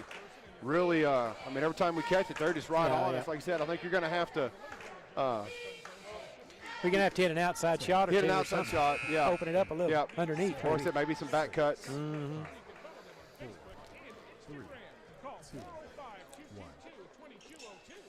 And welcome back to the 2022 Caddo County Tournament Tuesday night action. First game of the boys' game of the evening features the Hinton Comets and the Carnegie Wildcats. We're 3 minutes and 21 seconds left to go in the first quarter. Carnegie so far up 9-2 on Hinton. Norton gets the ball inbounds. Goes one-on-one there against Longhat. A couple substitutes come into the game for both teams. Roderick Sires checked in for Hinton. Jabori Eagletown checked in for Carnegie. Good-looking athlete. Played really well yesterday. 42, Austin Willis checked in. And Spady gets the ball in the post, kicks it out to Fate Thiel for the three-point shot. It's good. There you go. Instant offense, Don, like we talked about. Get the ball into Spady, draws the attention. Good unselfish play by Spady to kick it out to the shooter. Fate Thiel knocks it down, 9-5. Jabori Eagletown gets it into number 42. That's Austin Willis. Willis back up top to Longhat. Looks to go one-on-one on Norton. Drives right, spins back to the middle. Nice strong move by Bryson Longhat. With the strong finish with the left hand. This Carnegie 11-5 lead. Sowers passes up to Thiel. Thiel crosses back in the middle behind the back dribble. Goes up off the glass, can't get it to go. Strong rebound there by number 42. That's Austin Willis. Carnegie comes quickly. Good defense there by Levi Taylor as he got established early with her defensively, went straight up, little contact, ball went out of bounds, turnover on the Wildcats, Hinton basketball. Yeah, it's one of those situations where Cummings probably should have just pulled that one out, but looked like he was gonna head to the hoop no matter what. Norton with the ball in the back court, going one-on-one. Asa Worthington checked into the game for the Wildcats. Roderick Sires tries to drop it off to Spady again. It's too difficult there to try to make that pass. You know, hard for that big man to handle that narrow to the spacing. Exactly. The word I was looking for there. The spacing was too tight there to make that pass. Really right there with the position that Spady had. You'd like to see Roderick go ahead and just take that shot. If he misses it, Spady's in great position to get the rebound. Levi Taylor picked up a foul on the loose ball. That's his second personal foul. So Braden Strong checks back into the game for Levi Taylor. Worthington with the ball in the left corner. Passes it back up top to Cummings. Gets it into 42. That's Willis. Willis goes one-on-one on Spady. Spin move. A little too strong.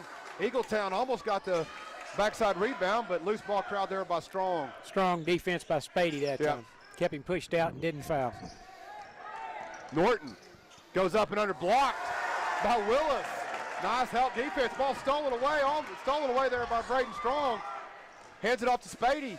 Up and in, first basket of the game for number 24, the senior, Seth Spady. Good defense there by Braden Strong to get the turnover. Nice pass there by Austin Willits. Hits the cutting Asa Worthington.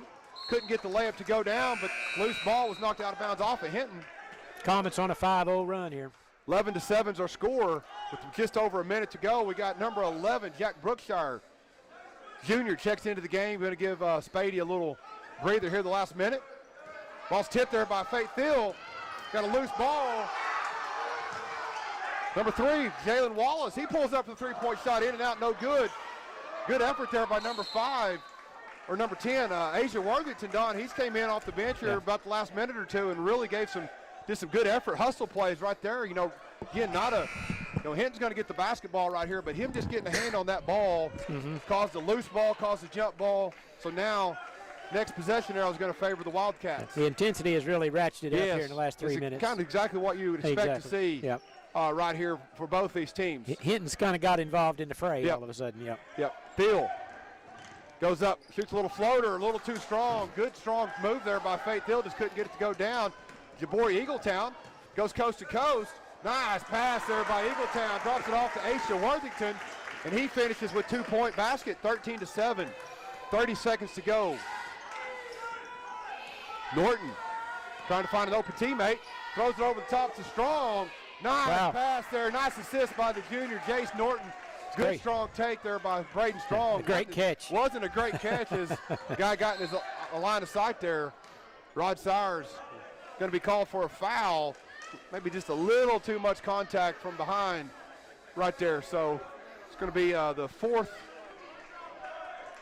third team foul on the Hinton Comets. Carnegie basketball. I think they just called that out of bounds, Don. I think so. They just called it out of bounds. Yeah. Wallace comes off the screen. Gets it to Valenzuela. Tipped away there by Faith Thiel. Sowers throws it up from three-quarter court. Off to the right, no good. And after the first quarter play, Don, exactly kind of what we were expecting. Carnegie 13, Hinton 9. We'll be back after this 1 minute timeout. This is Tracy with CCBT. We're the family would like to invite you to our annual beer sale on Monday, March 7th at noon at our self-facility in Eaton, Oklahoma. We'll be offering 85 registered owners beers, which include 30 Kiowa, 18 Metros, and 25 Yearly, as well as special lots of registered beers. For more information or to request a server, you can call me at 405-545-0985 or visit us on Facebook, Instagram, or our website, PCNDiscover.com. Our family's goal is to add value. 30 seconds.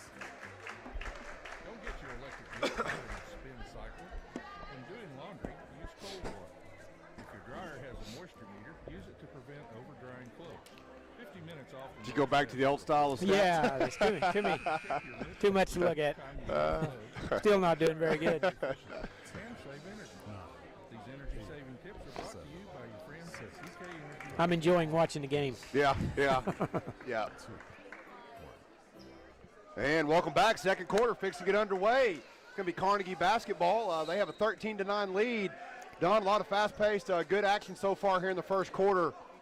I tell you, a lot of good athletes on the floor. Both teams. Just Valenzuela turns the corners, cut off there by Norton. Nice pass there to Asa Worthington. He's going to be called for a traveling violation. Kind of slid that pivot foot. Good strong move. Just drug that pivot foot a little bit too much and get called for the.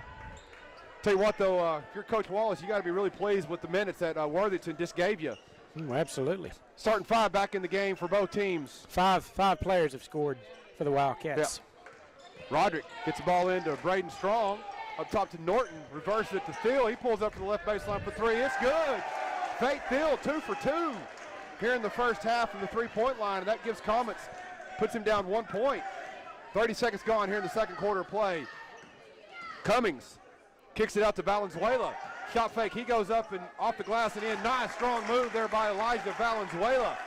Puts Carnegie back up by 3. Thiel gets the ball in the front court, gets it over to number 0. That's sophomore Roderick Sowers. Looks to go baseline, cut off there by Wallace. Nice strong cut to the basket by Braden Strong. Good body control there by Braden, caused a little contact. Good defense there by Toya Koya, but just a good strong finish. 15-14. That's 6 for Strong so far. Wallace hands the ball off to Cummings. Comes off the screen by Toya Koya. Nice set there by the Carnegie Wildcats getting.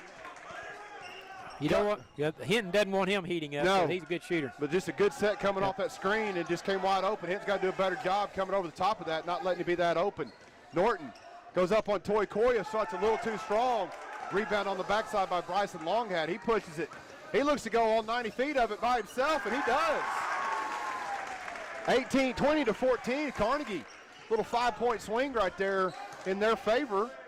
Thiel gets the ball into the front court. Little pass fake, gets it over top to Norton.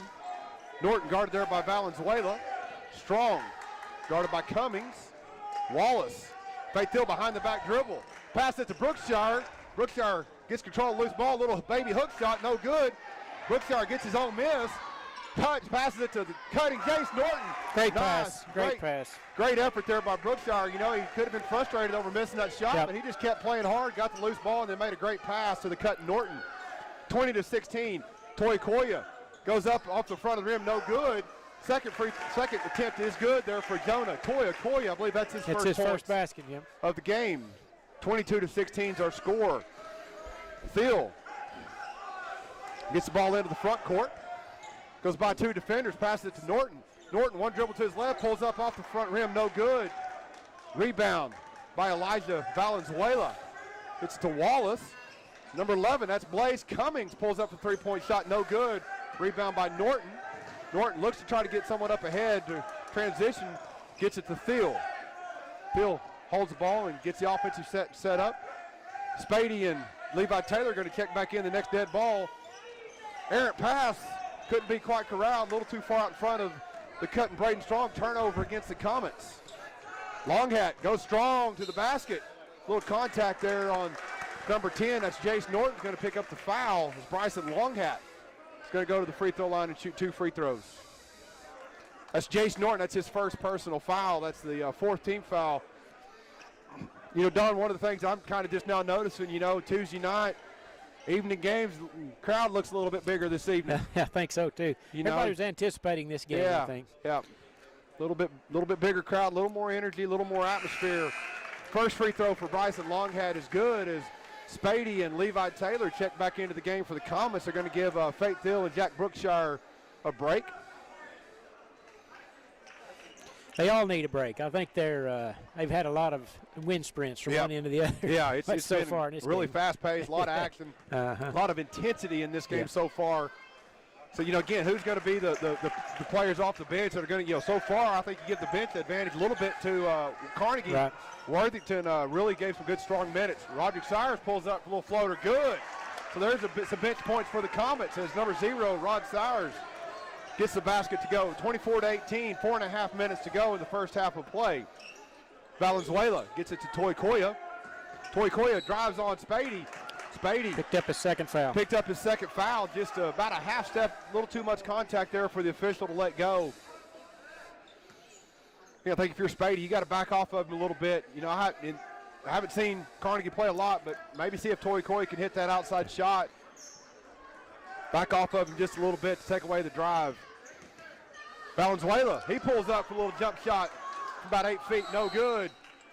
Coach Norton calls a timeout. It's going to be a 30-second timeout, so we're going to keep it right here with them, Don, and kind of what we were anticipating in this game. You know, just a lot of fast-paced, up and down, a lot of intensity, a lot of effort. You know, some things to pay attention to. Spady, 2 fouls. Yeah. You know, and I've seen Hinton play a lot of games over the last couple of years, and that young man only knows one way to play.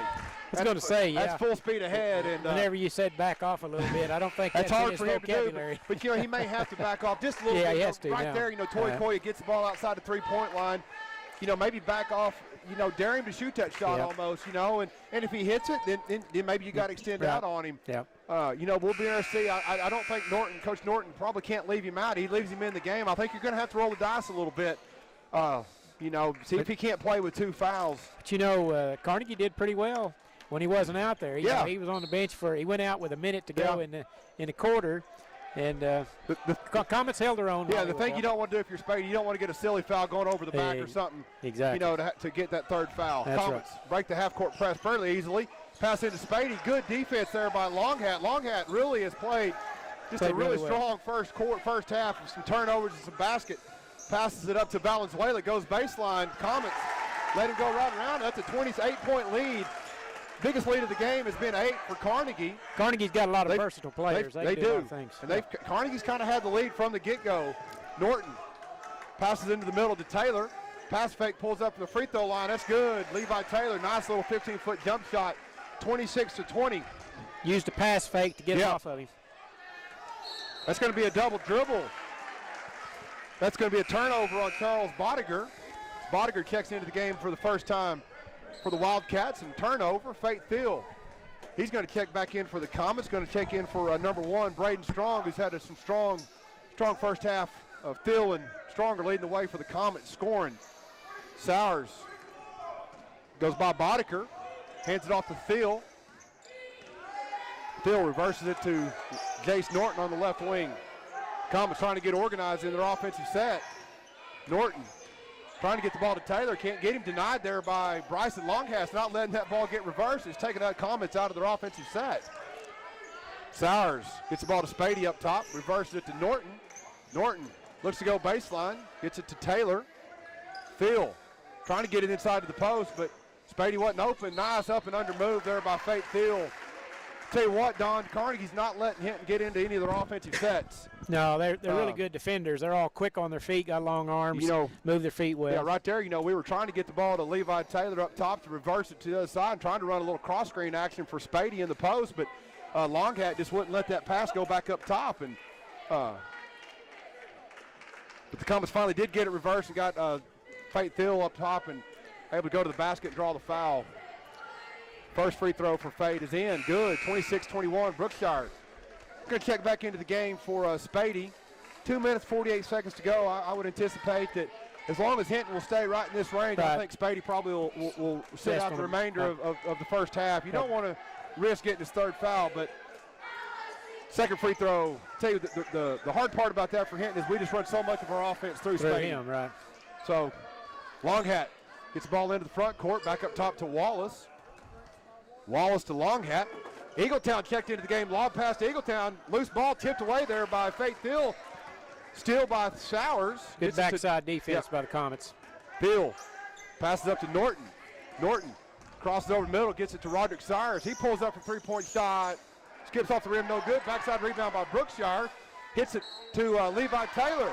That's 2 passes. Brookshire has done just a tremendous job for the Comets, making some tough post passes. I don't know how he finds those guys. I don't either, but I tell you what, both of them, that's just good, good work together, good teamwork. Right. Great cut there by Levi Taylor, great pass by Brookshire.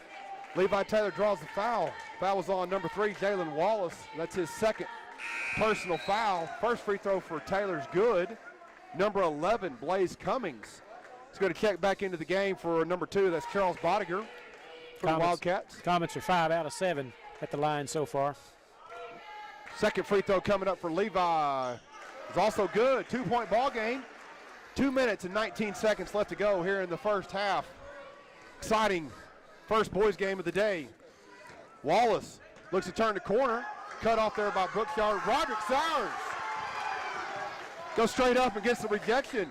And then gets the loose ball and gets the Comets opportunity here for a tied upper to take a lead with a three-pointer. Sowers gets it to Norton. Norton gets it into Brookshire. Brookshire, good help there by Wallace, but Brookshire finds an open Sowers, a little bit strong on the 12-footer. Rebound there by Blaze Cummings. Good defense by Fate Thiel to cause a loose ball.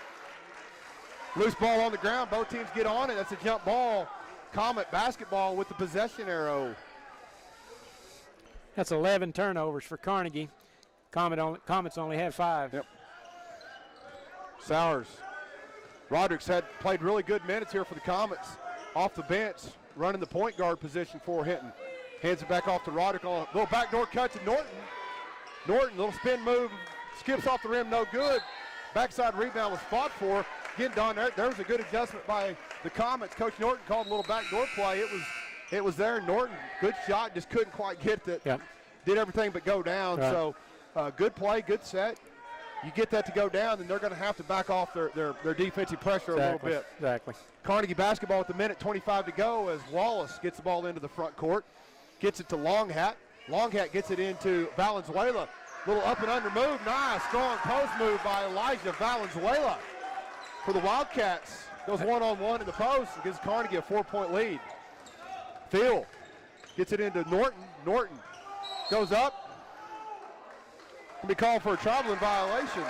Turnover on the Comets. Minute 5 to go. 28-24 is our score. Wallace.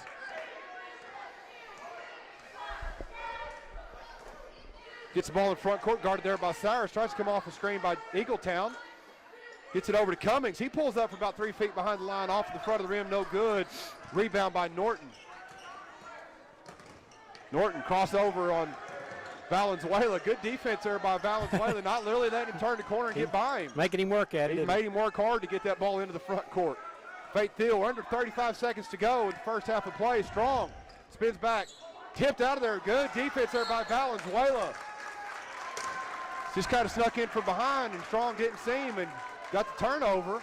Then he got called for the foul. That's going to be the 6th team foul on the Comets. That's the first personal foul on Braden Strong. And Carnegie, opportunity here, Don, 29 seconds. See if they try to hold it for the last shot of the first half. I would if I were them. Be a good opportunity to extend the lead or even just keep it at 4, if nothing worse. Gets it into Jabori. Good defense there. Good help by Jace Norton. Jabori Eagletown got the ball in the post, and Jace Norton just kind of came from that backside and double-teamed him and got the jump ball. Norton going to do a little defense for offensive substitution right here as Spady and Levi Taylor check back in with 20 seconds to go. That causes Coach Wallace to send in a couple of subs of his own. It's number 10, Asia Worthington, who had some good, strong minutes in the first quarter. And also number 2, Charles Boddicker checked in, and number 42, Austin Willis check into the game for the Wildcats. Carnegie stayed in this full court man this entire first half.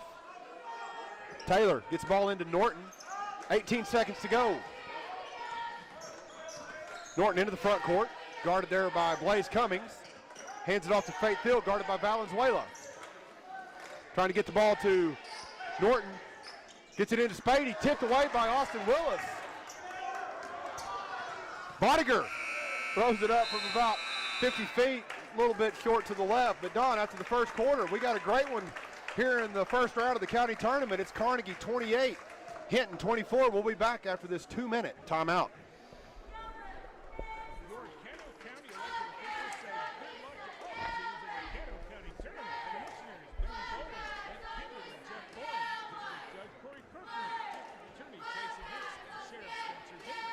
Also, County Clerk Rhonda Johnson, Court Clerk Patty Barger, Assessor Ladonna Phillips, and Treasurer Gina Moses. We encourage all students to get involved in their schools and their communities, whether it's athletics, academics, sport, athletic play, fine arts, or other programs. A message from the Caddo County elected officials looking for a top-quality car, truck, or SUV. Look no further than Joshua's Auto Sales. They're ready to bring you fair prices and superior service. They'll help you find the vehicle you deserve and one that fits your budget. If you're a first-time car buyer, no problem. They work with several financial institutions to get you approved. You can even apply for credit on their secure website, joshuasautosales.com. Joshua's Auto Sales, 902 South Mission in Anadarko, where they buy, sell, and trade vehicles. Follow them on Facebook. Score a three-pointer when you choose Hillary Communications, your local solution for internet, television, and TV. Now available in Anadarko. Go to their website, hillcom.net, and sign up for their 50-meg internet package starting at just $54.95. Need more speed? Speeds up to 1 gig are available. Hillary Communications, hillcom.net, a proud supporter of Anadarko High School basketball. Go Warriors! Sports, academic, and extracurricular activities are a big part of our children's growth. State Senator Darcy Eck encourages students and student athletes to do their best in all their activities and urges parents to take an active role in their children's education. If there is an issue with the state capitol you'd like to discuss, contact Senator Eck by calling 405-521-5545. State Senator Darcy Eck says good luck to all the teams in the Caddo County Tournament. And welcome back. Second game of the Tuesday night slate of games, Don, and we were expecting a good one. And I think if you want to know just how exciting, how good this game is, I don't think either one of us have sat down this first half. We've kind of been on our edge of our seats. We've been standing up and kind of pacing, and we know this is a lot of excitement. But we appreciate all of our local banks support a post-game show and a halftime show. For this halftime show, we appreciate Legacy Bank of Hinton and Lokeeba Sickles and Farmers Bank of Carnegie for sponsoring to this halftime show. We're going to turn over to Don Tyson. All right, thank you, Jared. Yes, you're right. It's an exciting ball game, just what we anticipated. Yes. Sometimes games don't live up to their billing, but this one has. Carnegie got off to a great start. They led 11-2 after just a couple of minutes of the ball game. Shot it really well, had a lot of transition baskets, but then Hinton checked in within about midways through the first period and started playing quite a bit better on both ends of the floor, and it's turned into quite a ball game. At the end of the first period, Carnegie led it 13-9, and now at halftime, Carnegie on top 28-4. We'll go over the scoring scores for the Comets. Roderick Sowers with 2, Braden Strong with 6, Jace Norton with 2, Levi Taylor with 4, Fate Thiel with 8 off of 2 3-pointers, and Seth Spady only has 2 points, which if you're a Comet fan, that's got to be kind of encouraging to you that, first of all, that Seth, one of the things, he only has 2 fouls, which is a good thing. Second of all, he spent, I'd say, 4 minutes at least in the first half sitting on the bench with those fouls, resting, and he only has 2 points, and yet you're only down 4 points. Yep. And he's probably normally your leading scorer. So I would think at halftime, Coach Norton would work on some schemes to get the ball into Spady on that low block. Of course, Carnegie can defend that pretty well. They've we got talked some about big that. post players. They've got 3 guys. They got Toy Koya, they've got Willis, and they got Eagletown that can run at him. That's right. But, one of the things, too, though, Don, is the one time they did run a good post set for Spady, he kicked it out to the three-point shooter, Thiel, and he made it. So, it doesn't have to necessarily be point. He's got to have touches. That's right. They've got to find a way to get him some touches. Yeah, the time that he caught the ball, and I can recall the time you're talking about, there was 3 Carnegie Wildcats collapsed around him, and he hit the open guy on the wing, and it was an easy 3. So that's what they need to probably do in the second half if they can. For Carnegie, also for Hinton, they took pretty good care of the ball the first half. They only had 7 turnovers. For the Wildcats, Jonah Toyakoya had 2. Bryson Longhad played really well in the first half. He had 8 points. Blaze Cummings had 5 with 1 3-pointer. Asa Worthington had 2. Jalen Wallace had 2. And Elijah Valenzuela did most of the damage for the Wildcats. He had 9 points. And he's just a good defender. He's a good scorer. Several of these guys, some of the ones that didn't score, number 23 comes to mind, Bryson Longhat. Long-armed, good defender, plays out on the ball, and he overplays a lot. And he's just kind of one of those guys. It's hard to do anything with him. I mean, he's just everywhere. Yeah, he's had a really strong first half, and Don, this is exactly. I wouldn't be surprised if, this is some high-quality basketball right now. I mean, every point, every basket is difficult. It's every possession's important. This is playoff type basketball. And I wouldn't be surprised to see either one of these teams make a deep run in the playoffs. Absolutely. Carnegie, Class A. Their district parents came out last week. Hinton, Class 2A. We still got a couple weeks before our district pairings come out. But I think you're exactly right. I think for one of the keys to the second half, again, if you're Hinton, find a way to get Spady some more touches. Now, Spady also be unselfish. If they're going to send 2 to 3 guys at you, kick it out to Norton, kick it out to Thiel, kick it out to Strong and Taylor, those guys outside. For Carnegie, I think just keep doing what you're doing, but try to cut down on the turnovers. Yeah, they've had 12. That's the biggest drawback for them. You take those 12 turnovers, if you can find a way to make that 8 turnovers, and then those other 4 possessions, you get shots. Even if you just make 1 out of 4 on those other 4 shots, you may have a 6 or 7 point lead. So I think that's kind of a couple keys here to the second half. Good point. A lot of Carnegie turnovers seem like in transition. They really like to run when they get the rebound or turnover. And give Hinton, there haven't been a lot of, silly turnovers. Right. I mean, you're right. A lot of turnovers, they're pushing in transition, and if they make that pass or if they get by that defender, they're going to have the opportunity to have a 2-on-1 or 3-on-2 or 1-on-0. Right. So, again, if they can just cut down on those turnovers, do it. I mean, offensively, Carnegie's really executing their offense really well right now. Coming off some ball screens. They came off a few ball screens. Hinton went underneath the screen and gave a couple wide-open 3-point looks. Carnegie's knocked it down. We want to just take this one moment here, Don. I'd be remiss if we didn't thank our 2022 Caddo County Tournament sponsors, CK Energy, Hillary Communications, Central Appliance Furniture and Bedding, Caddo County elected officials, Perry Angus Auction, Joshua's Auto Sales, State Senator Darcy Yeck, and the Jungle Ice Fun Zone. Cornhole tournaments every Monday night at the Jungle Ice Fun Zone. So Next Monday night, if you need something to do, just head out there and maybe play some cornhole. Second half about to get underway. It's going to be Carnegie basketball. Again, the halftime report was brought to you by Legacy Bank of Hinton and Lokiba Sickles and the Farmers Bank of Carnegie. We also want to take a second to thank the Caddo Kiowa Technology Center, their webcasting team, J.R. Oswald, Scott Wright, Jeremy Wright, and Tricia Pierce for their service this week in helping to make the live stream possible. Carnegie gets the ball into Wallace. Carnegie going from right to left on your radio dials this half, wearing their road black uniforms. Long hat, picks up his dribble, stolen, tipped away, stolen by Spady. Spady got the tip in, finished it off with the steal. Gets the ball to Taylor. Comets into their first offensive possession here in the second half. Good start for Hinton this half, Yep. that's for sure. And then Hinton almost turned it right back over. That ball was going out of bounds, hit the official. A little bit of a lazy pass there by Faith Thiel. Got lucky that it wasn't a turnover. Comet basketball, sideline out of bounds. Thiel, it's ball in the backcourt. Comets running a little 4-cross set right here. Trying to reverse the ball to Levi Taylor. Gets the ball into the post to Spady. There's that post touch, doubled. Good help there by guess who? Bryson Longhat. Tips it away, causes the turnover, and Elijah Valenzuela picks up the loose ball. There you see, anytime Spady gets that ball in the post, Don, they're running that double team at him. Turnover. A little bit of a impatient pass there by the Comets, and the turnover.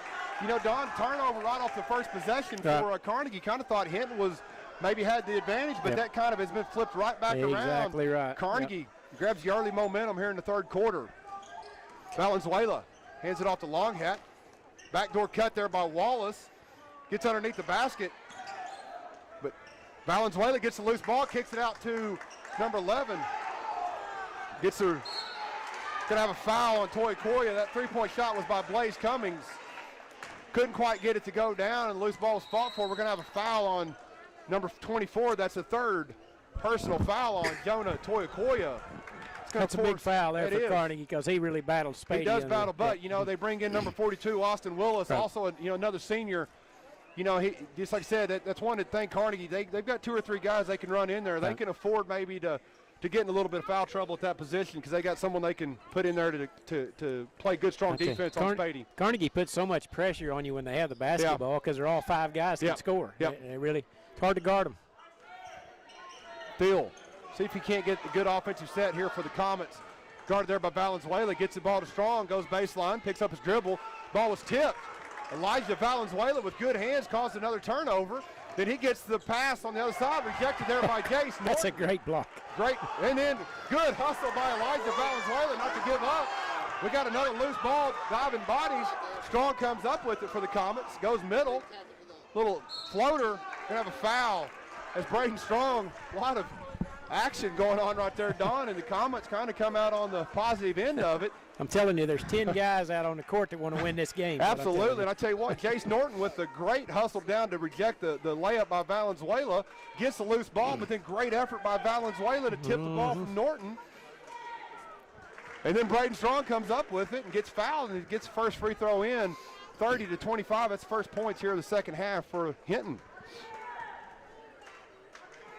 Second free throw, a little bit strong, no good. Rebound there by Valenzuela. Hands it off to Wallace. He jogs it into the front court. Looks go one-on-one on Strong. Goes up, a little bit strong, but good backside rebound by number 42. That's Austin Willis. Gets the backside board and goes up for the putback and gets fouled. The foul is going to be on number 20. That's Faith Thiel. That's his first personal foul. That's the first team foul here in the second half against the Comets. This will be Carnegie's been to the line a couple of times. Made them all so far. First free throw kind of skipped across the front of the rim and just kind of went off to the left. No good. He'll get one more here. 30-25. Almost 2 minutes gone here in the third quarter of play. Second free throw for Willis. Hits the front of the rim. That one falls right in the middle. And it's good. Norton handles the ball again. Carnegie's been in this full court, man. They look to run a guy in trap. Hinton so far really has done a good job of handling it. Pass over top to Strong. Gets in the middle, hands it off to Faith Thiel, goes baseline. Pulls up good contest there by Austin Willis, but Spady goes up on the backside and gets the rebound and put back, and that's Seth's 4th point here of the game, 31-27. Valenzuela gets cut off on the baseline. Cummings goes into the middle. Ball's tipped out of bounds off of the Comets, so it'll be Carnegie basketball. Longhat going to be the inbounder here for Carnegie. Gets the ball into Jalen Wallace. Gets it to Cummings on the right wing. Guarded there by Thiel. Longhat, top of the key, thought about shooting the three-pointer, but reverses it. Wallace goes middle. Guarded there by Strong, number 1. Gets the shooter's touch, Elijah Valenzuela with the three-point basket for the Wildcats. Sends that lead back up to 7. Ball's thrown in through the hands of Braden Strong. That's out of bounds off of Hinton. That's 5 turnovers already here in the 3rd period for Hinton. Yeah, we're just trying to make too long of passes. Yeah. Just we need to shorten those passes up. Either go to them with as a dribbler or go to it as a passer. Right. But just too long a pass. Carnegie's too quick for that ball to be in the air that long. Longhat spins back to the middle, kicks it out to Wallace. Wallace gets the ball back to Longhat on the left baseline, inside of the post to Willis. Gets it up to Cummings. He pulls up a three-pointer. It's good. That's the first double-digit lead of the game for the Wildcats. That's Elijah Valenzuela. Another long pass for the Comets. Well, right now, Carnegie's got the crowd on their feet. They got the crowd on their feet. I tell you what, they're playing with a lot of intensity, a lot of effort. Yep. Comets, too long of passes, and floating their passes, and this Yep. Carnegie team is just too quick, too athletic. You're going to have to, sharpen this up a little bit. 37-27, Carnegie on top. Levi Taylor, lob over top to Norton. Norton, one dribble, goes up into the body, can't quite get it to go. Valenzuela going to have a foul on Austin Willis.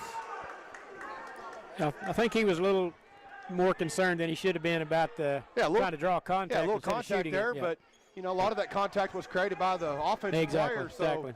you got to go up strong and take the contact and finish. Lob pass into Norton. Steps in, goes up. See if he can get the shooters rolling. He does. It took a while. That time he went up a little bit stronger. Don, it's funny when you go up a little bit stronger and take that contact. Yeah. A lot of times you get the foul called. Yeah. That's exactly the case that time. Is Well, Willis. he actually shot that ball. Yeah. The other one, he just kind of threw it up there after he got touched. But this one, he actually shot it. Free throw coming up for Norton. Front of the rim, no good. Rebound by Willis. 8-point lead for Carnegie. Just under 4.5 minutes to go here in the first.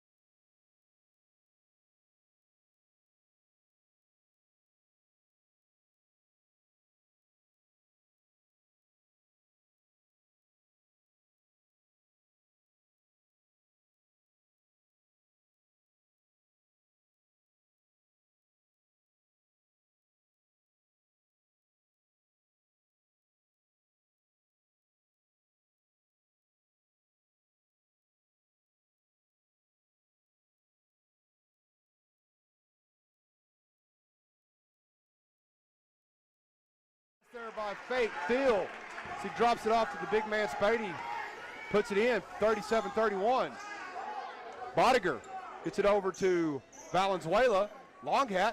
Shot fake. He pulls back from the three-point line. A little bit strong. Backside rebound there by Jace Norton. Let's see if the Comets right here can make a little push and have a little run. Yeah, they're on a 4-0 run already. So Norton gets the ball in the front court to Strong. Gets the ball to Spady up top. Tries to reverse it to Norton, denied there by Bodiger. Again, Carnegie pushing that Comet offense about 5 feet behind the three-point line. Gets the ball to Strong on the left wing. Gets good defense there by Austin Willis. Kind of come around without fouling, used his body, kind of slid around Spady's position there to knock that ball out of bounds. that's two big young men. That right is, there, you know? it is. And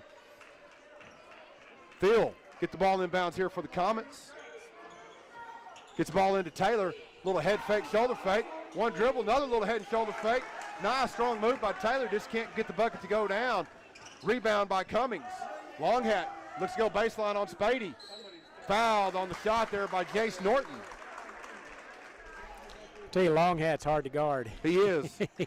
He can handle the ball well, and he got good acceleration. He does, and right there, Don, he just kind of took his time. Yep. Didn't get in a hurry, stayed patient, just analyzed the defense. Nice little head fake, little shot fake.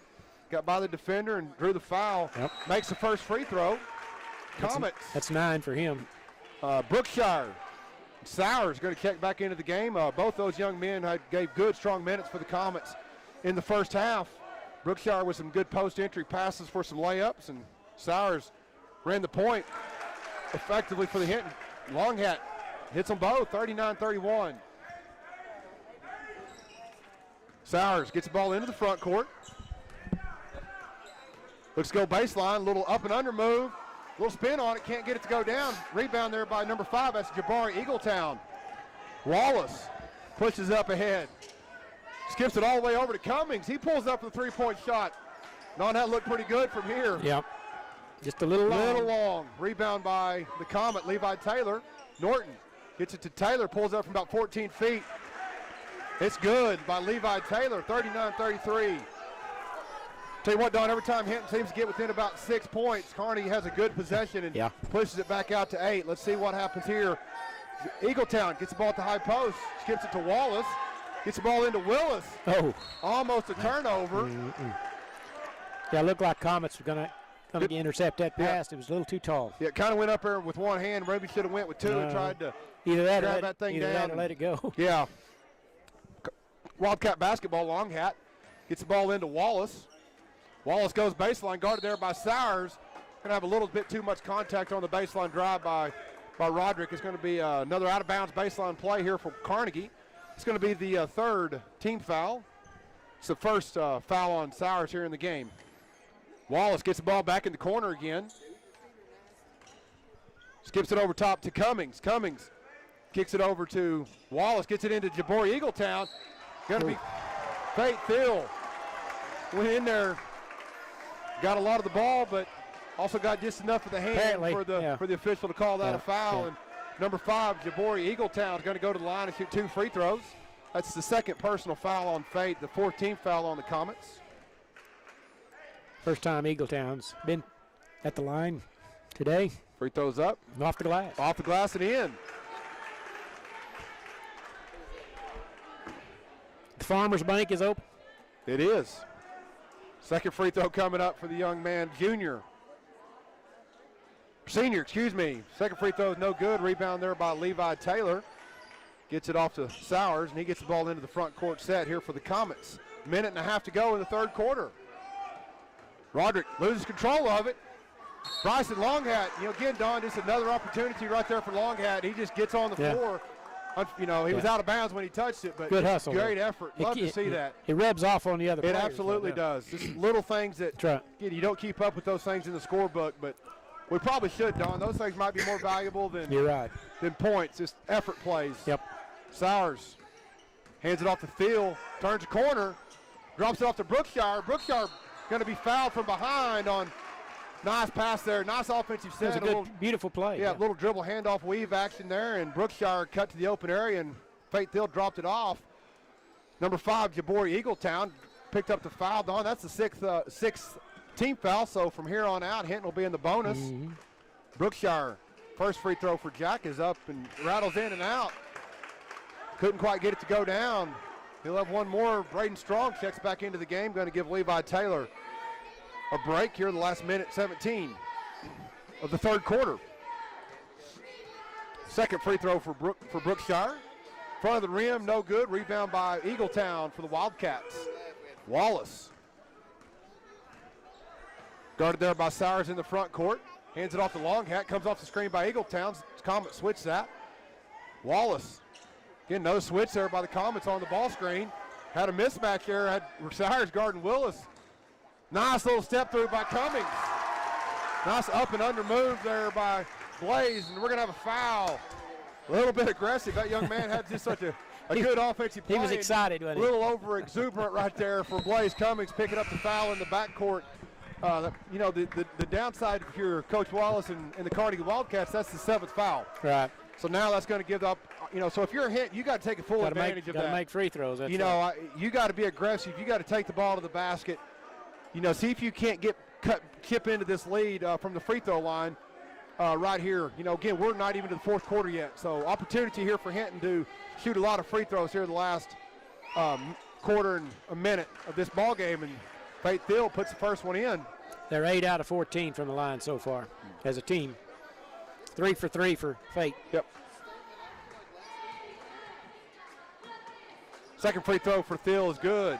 Makes it a 42-35 game. Sowers great chills play. the inbound pass and then heads up play to throw it off at number 22. That's Jorge Martinez who just checked in the game. That's a turnover. Comet basketball. Good effort, good energy play right there by Sowers. Gets the ball into Brookshire in the post. He stepped through. Can't quite get it to go down. Rebound there by Eagletown for the Wildcats. Valenzuela finds the Willis. Cross-court pass to Jabori, and he gets it back to Valenzuela, and they slow it down and set it up right here. Valenzuela cut off there by Norton. Reverses back, a little spin move, gets it out to Worthington. Jorge Martinez up top. Stolen away by Braden Strong. Nice anticipation. Good read there by Braden Strong to come off the wing defender and anticipate and steal that pass. 15 seconds to go. Norton gets it to Thiel. He pulls up for the three-point shot. It's good. Faith Thiel, 3 for 3 so far in this ball game for the three-point line. That makes it a 42-38 ball game. 4 seconds to go. Comets trapping. Valenzuela throws it towards the other end, but that's the end. The Comets, a little run there of their own, the end of the 3rd quarter. We'll be back after this 1-minute timeout with 4th quarter action. Good quarter. 14-14. Yeah.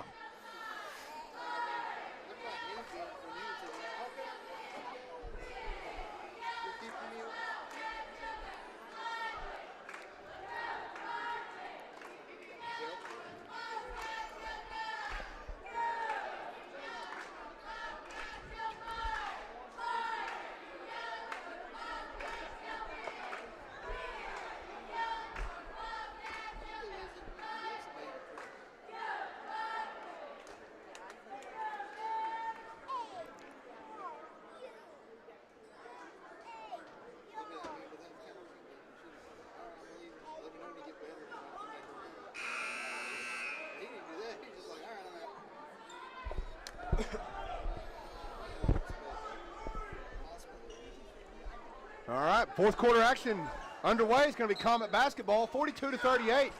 Carnegie has a 4-point lead. Comets get it into Roderick Sowers. Good 2-minute closing, 2 minutes there for the Comets as they went from a 10-point deficit, cut it down to 4. Thiel gets the ball on the left wing. Goes baseline, drops it off to Spady, goes to the middle. Up and in for the big man, Seth Spady with the assist from Faith Thiel. That's a 2-point game, closest the Comets have been since early in the 2nd quarter. Comet faithful making a little noise now. Cummings hands it off to Valenzuela, to Wallace up top. Goes on one-on-one there on Sowers. Little good backdoor cut there by Blaze Cummings. Skips across the rim, no good. Nice effort there by Jonah Toykoye to get the putback. Can't get it to go. Comets catch a break right there as Sowers gets the miss. Pushes up to Strong. He's going to be called for traveling violation right there. Braden just never had possession of that basketball right there, and I think he may have walked just before that after they got called. A little bit of excitement knowing they can tie the game, quick. I think. Yeah, absolutely. 1 minute gone here in the 4th quarter. Wallace. Strong gets his hand on the pass, gets a turnover. Goes up, draws some contact. Bucket's good, and a blocking foul is going to be called on number 3. That's Jalen Wallace picking up the foul.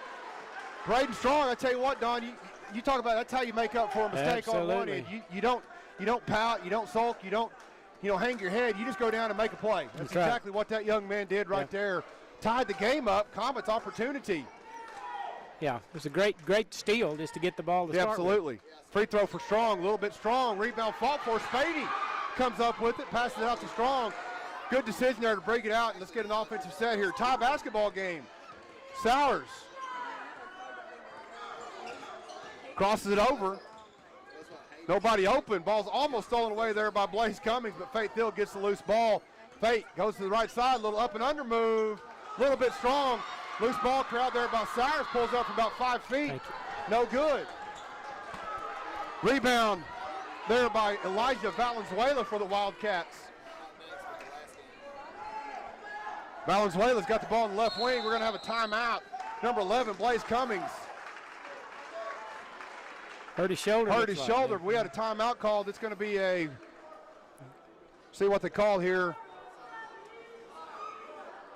Be a full timeout. We'll take it with them. Full timeout. We'll be back after this commercial break.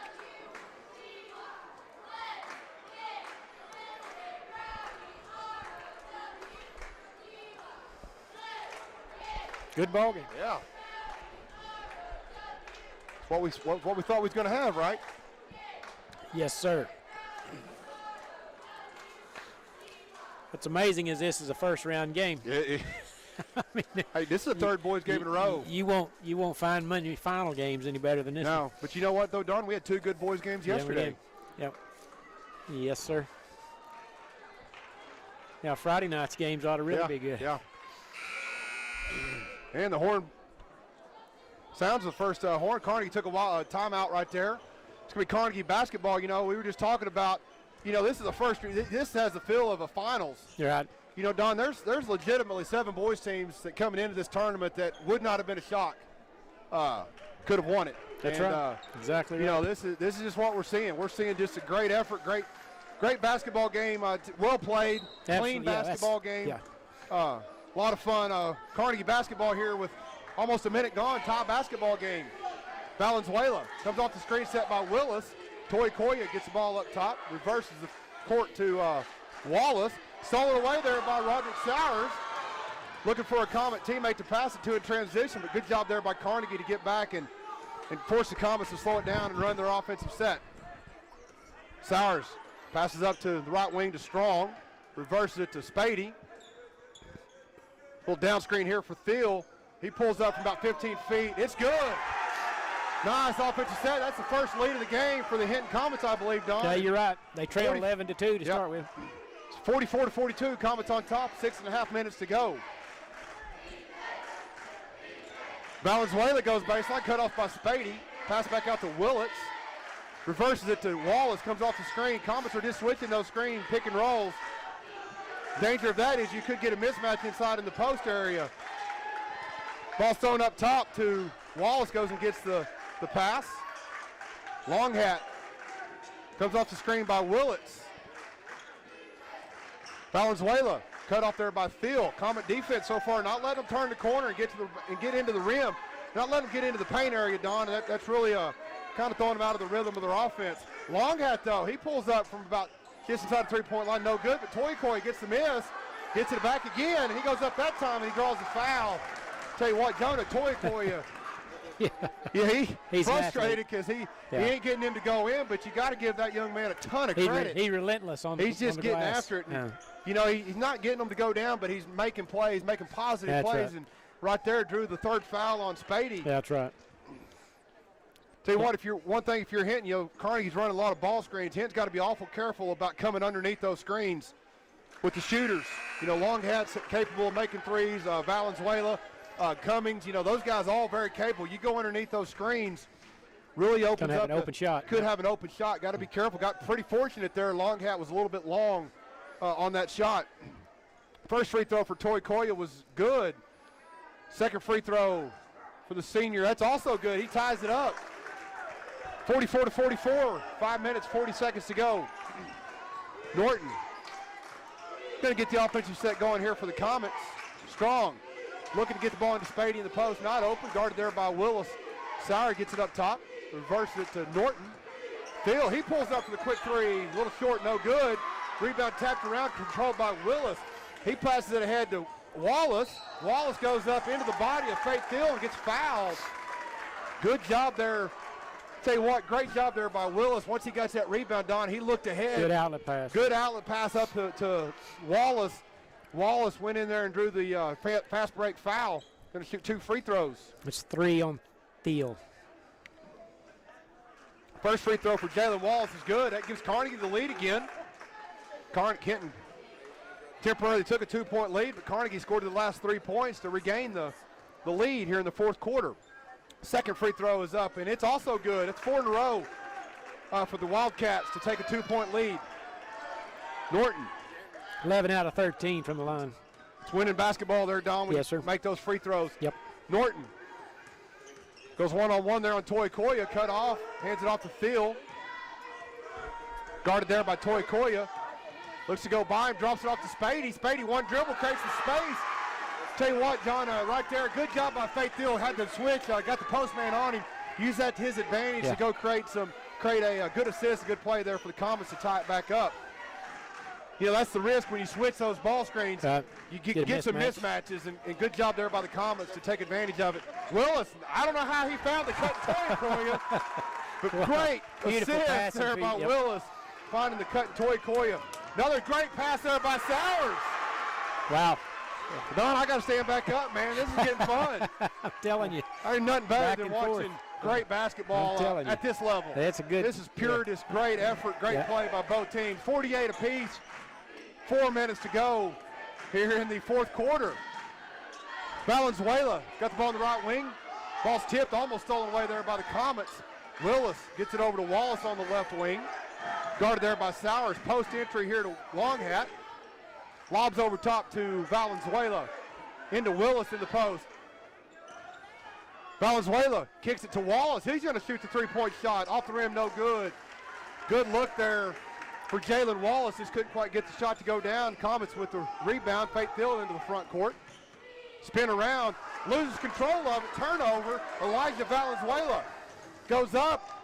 Little hesitation move. Lets the defender run by him. Up and in for Elijah Valenzuela. Carnegie back on top by 2. Sowers into the front court. Guarded there by Valenzuela. Crosses it over. Little 10-footer. Can't get it to go down. Good job by Seth Spady. Getting the rebound. Can't get it to go. Ball's loose. Knocked around. Phil. Norton throws it off the top. But threw it off of, you try to throw it off that guy. But Valenzuela was laying flat on his back. And we got a foul as we're running down the court. Foul's going to be on the Comets. Seth Spady. I was looking the other way. I was too. I didn't see it. Yeah, I was too. I didn't see kind of what happened, but that's going to be the 4th personal foul on Spady. It's going to be a bonus. Free throws coming up. See who's going to shoot them. I think it's going to be Toya Koya. I think maybe Seth might have been a little frustrated they didn't call a foul on the other end. Could have been. Could have been a little frustration foul, but, right here, it's just you got to stay composed. Yeah. Both teams stay composed. You have 3 minutes to go, 2-point ball game. Toy Koya going to go to the free throw line. First free throw for Toy Koya is good. Don, I tell you what, we got a lot of basketball left, but right now, Carnegie from the free throw line has been clutch. Oh, their money, yep. Yeah, it's a big part of this game is their free throw shooting. Second free throw, a little bit long. Rebound by Spady. Sowers, 3-point basketball game, Carnegie on top, 51-48. Phil tries to get the ball across back to the middle. He just reverses back to his right side. Hands it off to Sowers. Cut off there by Wallace. Post entry to Spady. That time they're going to get Willis from behind. He had both hands around him. He had both hands. And that, really by rule, when you get both hands on like that, the rule book says that's automatically a foul. Yeah. Had the guardrails up. But I think if you're Carnegie, you're not going to be real disappointed with that foul. That Spady had good position, got the ball in the post. Yeah. Well, he scored every time he caught it. Yeah, absolutely. So Macon go to the free throw line right here. It's going to be a 1-and-1. Levi Taylor checked back in for Faith Field. Free throw for Spady up in the end. Good looking motion right there for Seth Spady. 51-49. 2 minutes and 48 seconds left to go.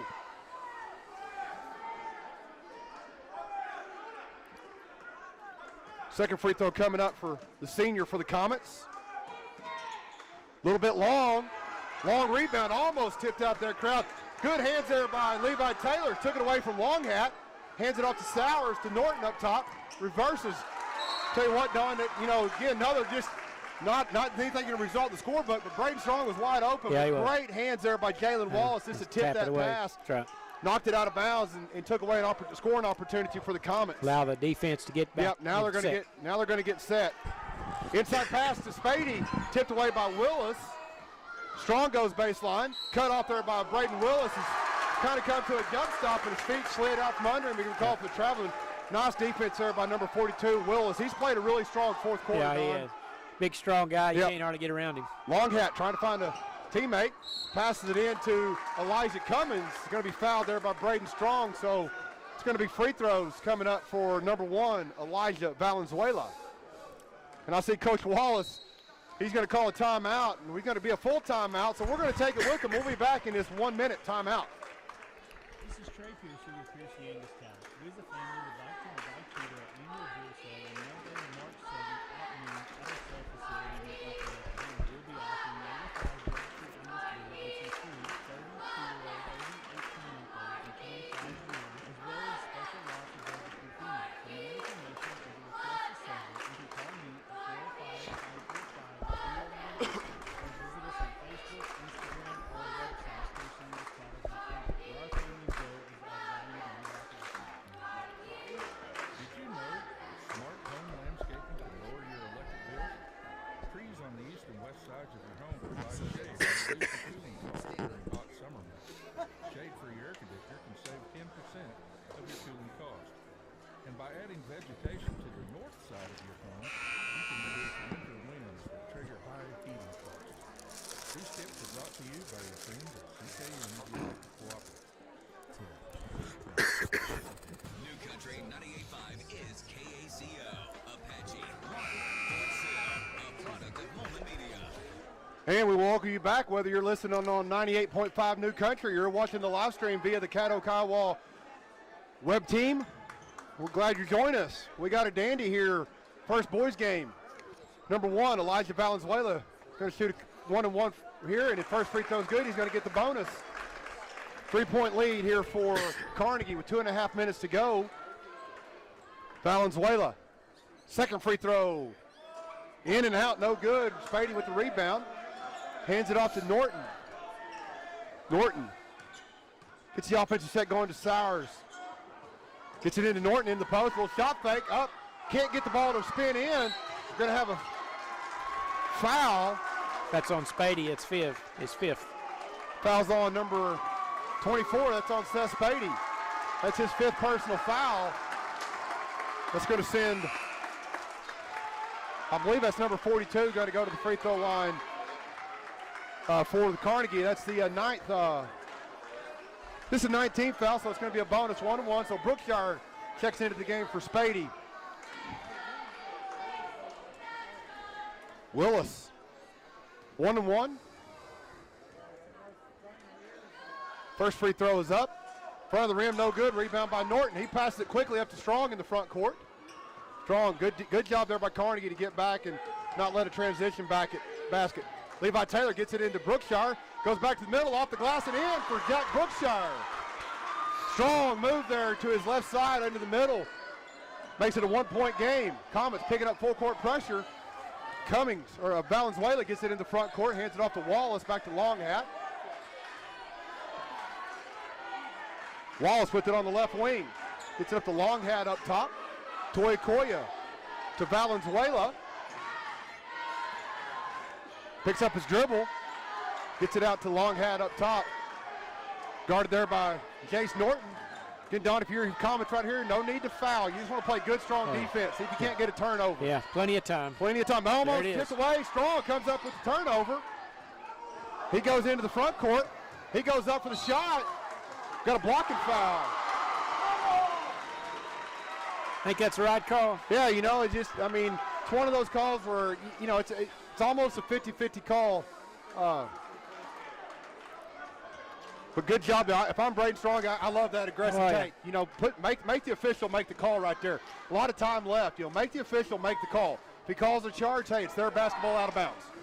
He called the block. Now you get 2 free throws. I'm impressed how he stole the ball. Absolutely. That's 2 or 3 steals. That's right. This half. First free throw hits the front of the rim, side of the rim, and it's the end.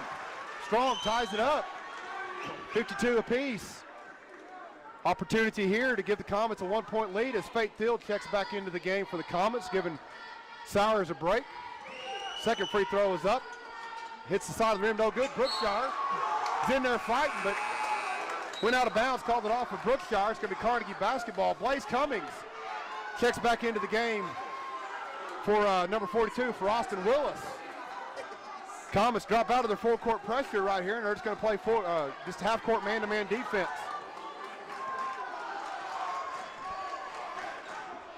Wallace hands it off to Cummings.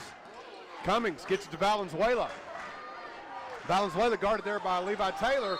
A little too much contact there by Faith Thiel. Yep. You know, you want to be aggressive, you want to try to get a steal, but the one thing you don't maybe want to do there is just, you know, he wasn't in very good position. Just overplayed a little bit and tried to go through him, caused the foul. It's a 10th team foul, so double bonus. Both teams in the double bonus for the remainder of the game. Carnegie's cooled off from the line here. They have missed a few. Let's see if Wallace can get them back on track. First free throw for Jalen is up and in. It's good. He's made 3 in a row. Number 22, Jorge Martinez, checks into the game for Cummings. Sowers checks back into the game for Brookshire. Carnegie, 1-point lead, 53-52, exactly 1 minute to go here in the first boys matchup of the Tuesday night action of the 2022 Caddo County Tournament. Second free throw also good for Jalen Wallace. Gives Carnegie a 2-point lead. Sowers into the front court, pushes ahead. Gonna have a charge. Right there is number 23, Bryson Longhat. Slid over.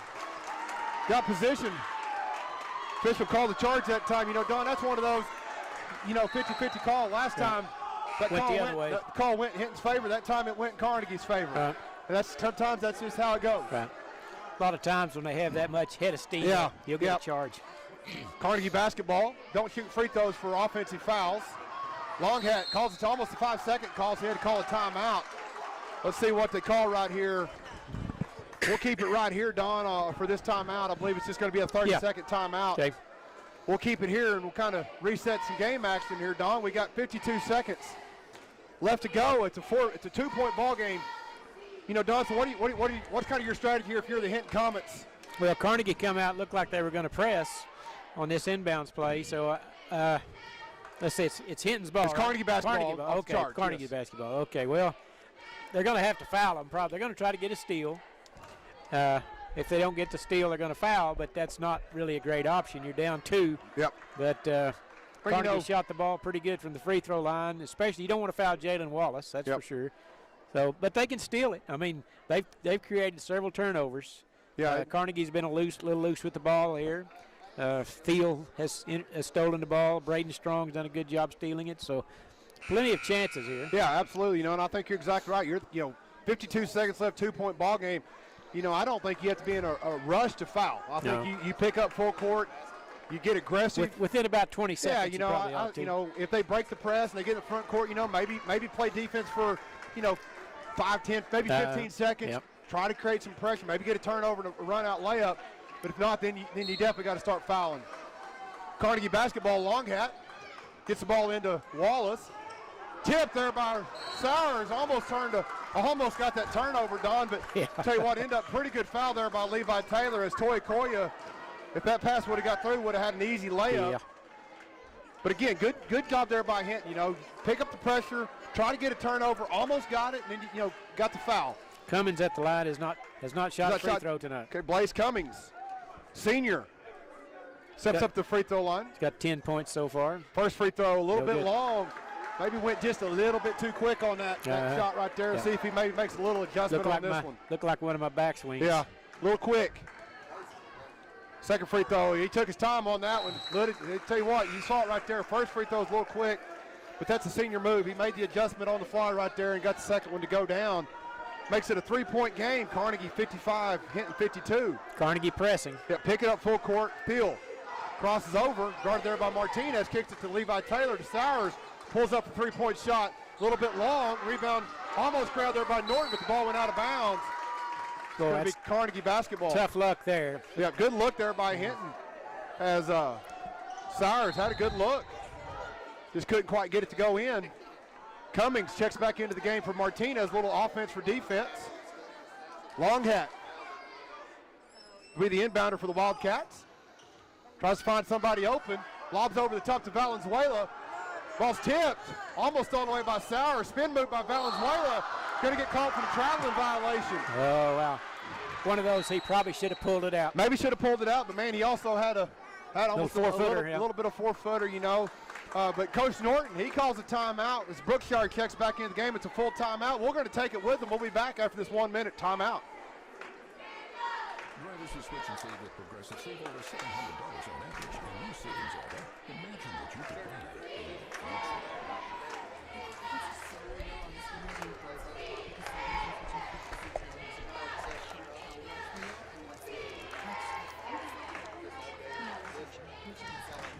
So switch to Progressive and save more because those savings can add up in the future.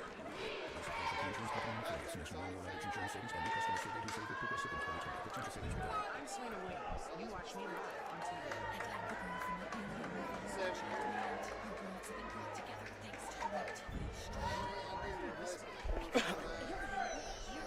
Maybe let the alien know you can get DirecTV streaming with no annual contract. Sounds pretty excited by that, actually. Introducing DirecTV Stream, the best of live TV and on demand with no annual contract. Give your TV to Gator at DirecTV.com. Comet basketball into the front court. Levi Taylor down 3. The Comets are. Ball to Phil on the right wing. Throws it into Taylor on the left baseline. Up top to Strong. Step back 3. Turnover. Jalen Wallace gets it. We're going to have a foul. Comets just couldn't quite get in an offensive rhythm there.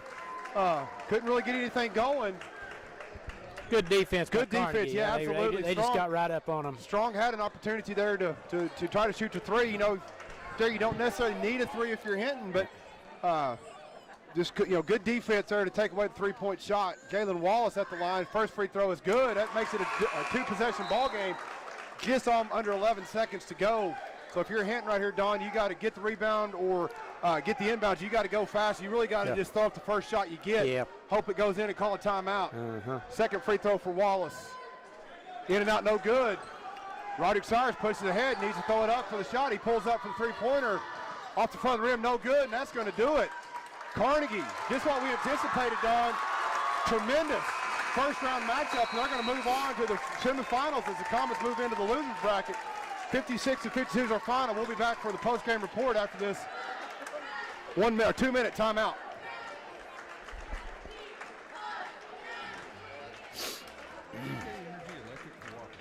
We'd like to congratulate all the players and all the schools in this year's Caddo County Basketball Tournament. Good luck to each and every one of you. And CK Energy will continue to strive to provide the best possible service for you, our members, because the co-op belongs to you. From all of us at CK Energy Electric Cooperative, Happy New Year.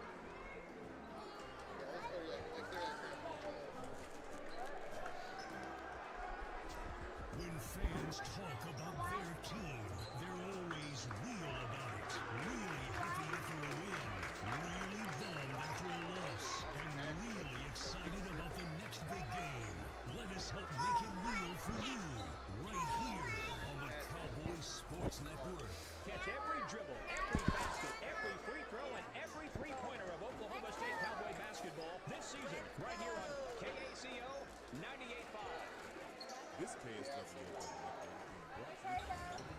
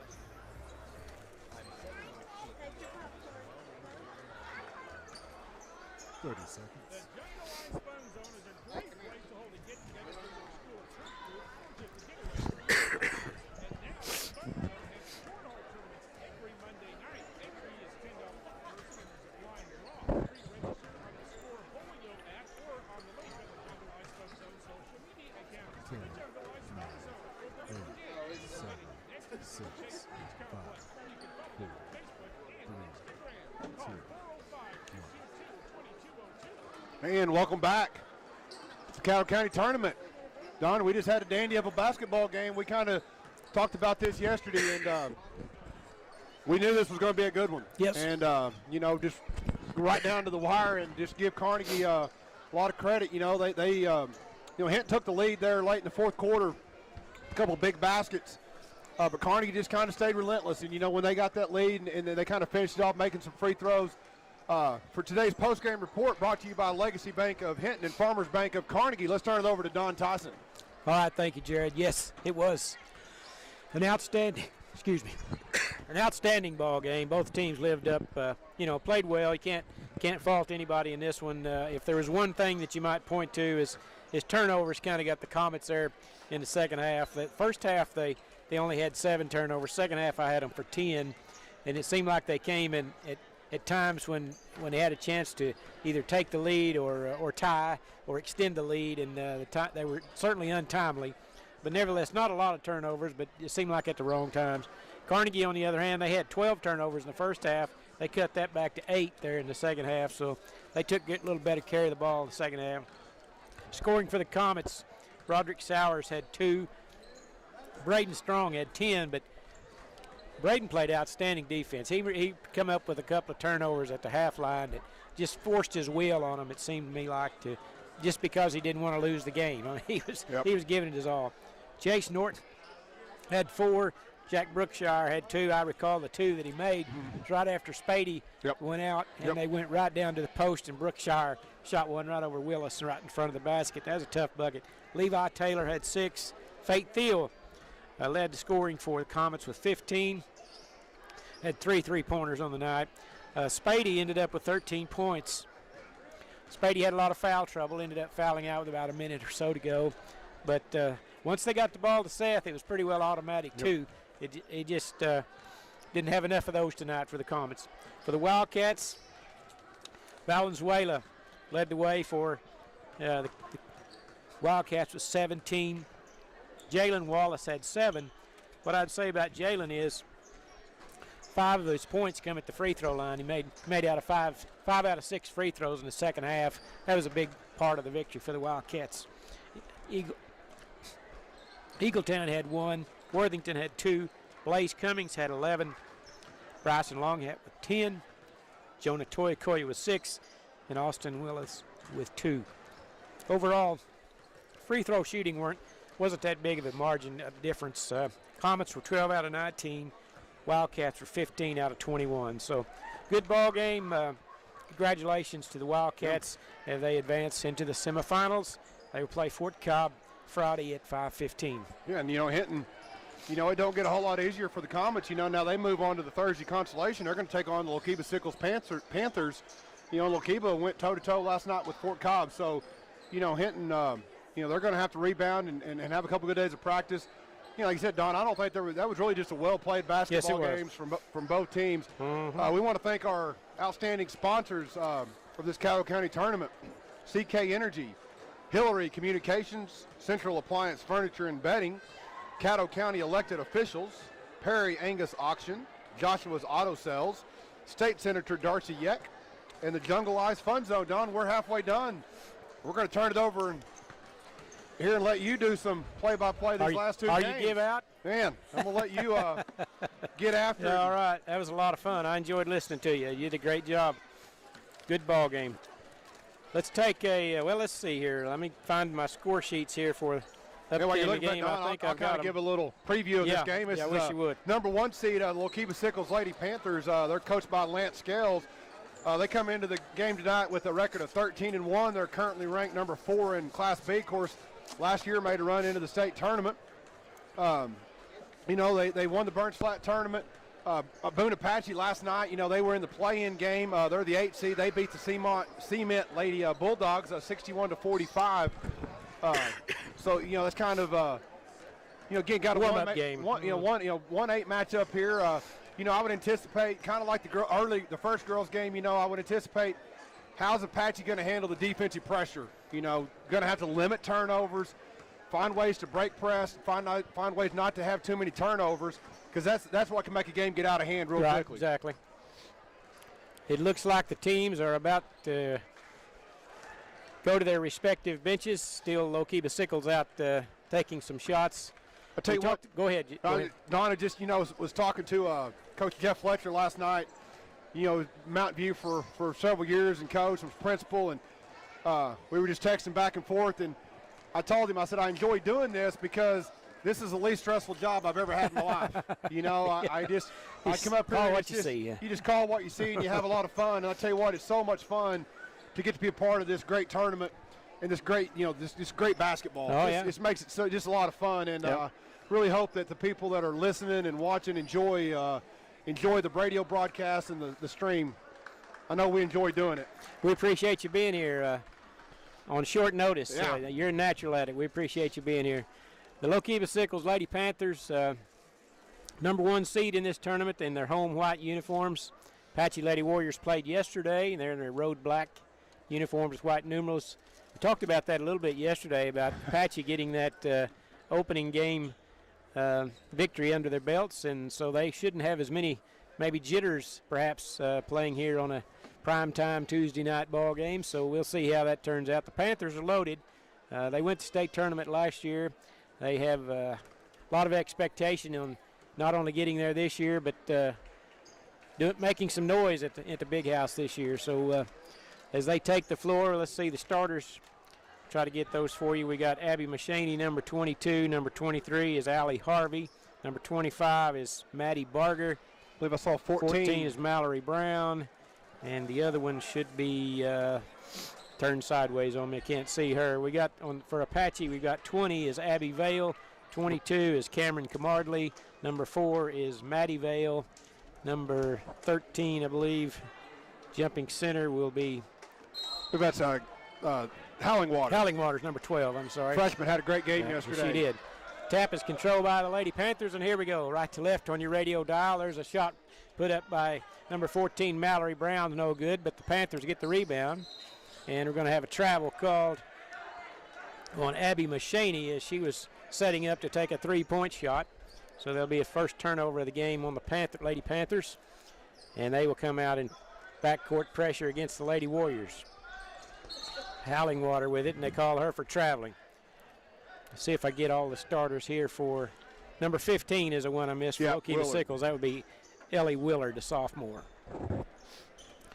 And the other starter for, let's see, there's one I'm missing. Number 2, that would be Lily Edwards. Yes. Okay, here we go. All right, the Panthers with the basketball.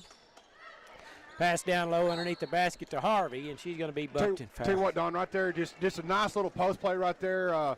Barger, Barger came into the lane, and number 25, that's Barger. She just cut away from the drive and created some space and drew the foul right there on number 20. That's Abby Vale's first foul. Sickles on the attack now out front. Allie Harvey kicks it right side on the wing, now out front to Willard. Left side they go to Brown, and they swing it around the perimeter. Apache in a 2-1-2 zone. There's a long three-pointer. Good. Ellie Willard drains the first three-pointer for the Lady Panthers, puts them on top, just underway. Full court pressure in the backcourt.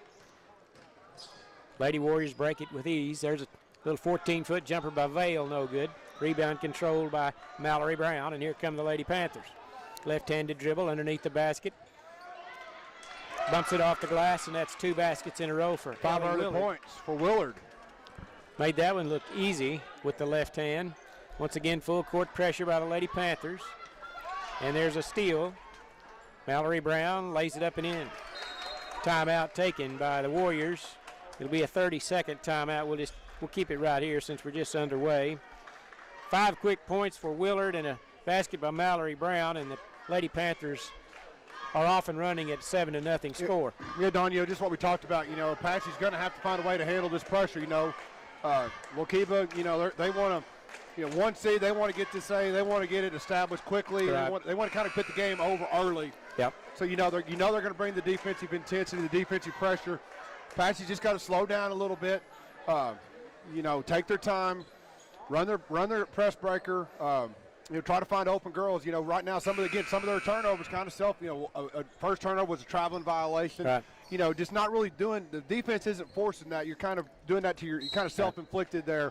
Just slow down a little bit and take your time trying to break this press. Apache inbounding against the press. There's Vale.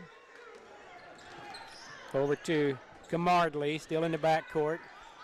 Panthers doing a good job keeping them in front of them. They break the timeline. Here comes Maddie Vale down in the corner. Pass that goes into the backcourt. Mallory Brown hustles down, picks it up. Nice pass. Pass over to Mashaney. She lays it in for an easy 2. Good hustle by Mallory Brown, who really impressed us last year in this tournament. Ball kicked loose into the front court. Panthers' little 15-foot jumper won't go. Willard with the rebound. Kicks it out front to Harvey. Now Willard holding. 15-footer, baseline 3, good by Mallory Brown. And the Lady Panthers are on fire. It's 12-0 here. They start the ball game. Patchy getting it into the front court. In the corner, that's Howlingwater. Baseline tray, no good off the back iron. Rebound, Lokiba Sickles. And they had 2 runners on each side of the floor. That would have been an easy 2 for the Panthers, but they couldn't get the outlet pass made. Well, this, second personal foul there on Abby Vale is, really probably a good foul. Good foul, Because no doubt Lokiba about it. had an easy layup if they'd have been able to make that outlet pass, but the foul prevented that. So good foul. Right side we go to Mashaney holding. Now out front to Mallory Brown. High post. Little 14-foot jumper is good by Allie Harvey. And 4 of the 5 Lady Panthers are in the scorebook already. Howlingwater trying to get the ball into the front court, throws it over Maddie Vale's head and out of bounds. And it'll be turned over to the Lady Panthers with 5:09 to play, opening period.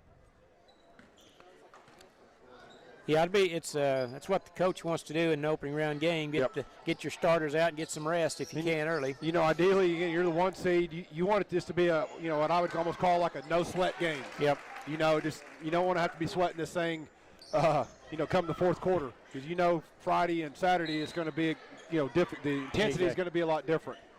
Mashaney knocked it in for 2 for her fourth point, and we have a couple of substitutions in for the Lady Panthers. Number 2 is Camden Stocking, a sophomore, and number 11 was the other one. Yes. I don't have her on my roster. She may be in the book. We'll have to look. I don't have her on mine, and I copied off the roster today, so she's not in the roster. So Howlingwater behind the back dribble into the front court. Down to Vale. There's a drive by Camarley. Kicks it out front to Edwards. There's a 3-pointer on the way by Maddie Vale, no good. Abby tracks it down over to Howlingwater. 3-pointer, no good. Ball loose in the corner, and it's out of bounds off of the Warriors, they say. And it will be Lokiba Sickles basketball with 4:23 to play. Opening period. And looks like Apache is going to have a little backcourt pressure. Probably a wise thing to do here. Sometimes pressing teams don't like to be pressed. Have you ever heard that? Yeah, it just, I don't know if there's any truth to it or not, but I've always heard it. There's a bounce pass and out of bounds. First turnover on the Lady Panthers. And it will Apache's basketball. Second turnover. Second turnover, okay. Early, they had a little traveling violation early, so second turnover. All right. There's a near steal in the backcourt. Apache maintains possession. They get it into the front court quickly. 3-on-2. Kick it in the corner to Vale. Sickles recovers quickly. And now the Warriors reset the offense out front. That's Edwards.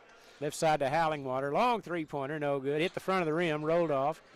Lady Panthers with the rebound. That's Ellie Willard racing it down the floor. Kicks it in the corner. 3-pointer on the way, no good. Skipped across the rim. All the way over to Mallory Brown. Tries to get it into the low post. It's knocked away. Good defense by Apache that time as they had the post player defended. Good transition offense there by the Panthers. Pushing got the good look from the 3-pointer. 3-pointer no good by Camardley. And the Lady Panthers come away with it. That's Allie Harvey racing it down the middle of the lane. Shot off the backboard, no good. They kick it out in the wing. 15 is Ellie Willard's 3-pointer won't fly. And Apache with the rebound. Howlingwater into the front court. Go ahead. Lokiba doesn't waste any time getting the ball in down the court. They're looking to push it. Pretty similar to what Surreal tried to do earlier. That's what I was going to say. Looks like a repeat of Surreal. Yep, they're really in. They're in their best when they just get out in the open court and use their athletic ability to their advantage. Camden Stocking with the 2 points, and we're going to have a 30-second or a full timeout taken. We'll be back in this after 1 minute. You're listening to Caddo County Basketball on New Country 98.5. I'm going to figure out who number 11 is. Okay. Your Caddo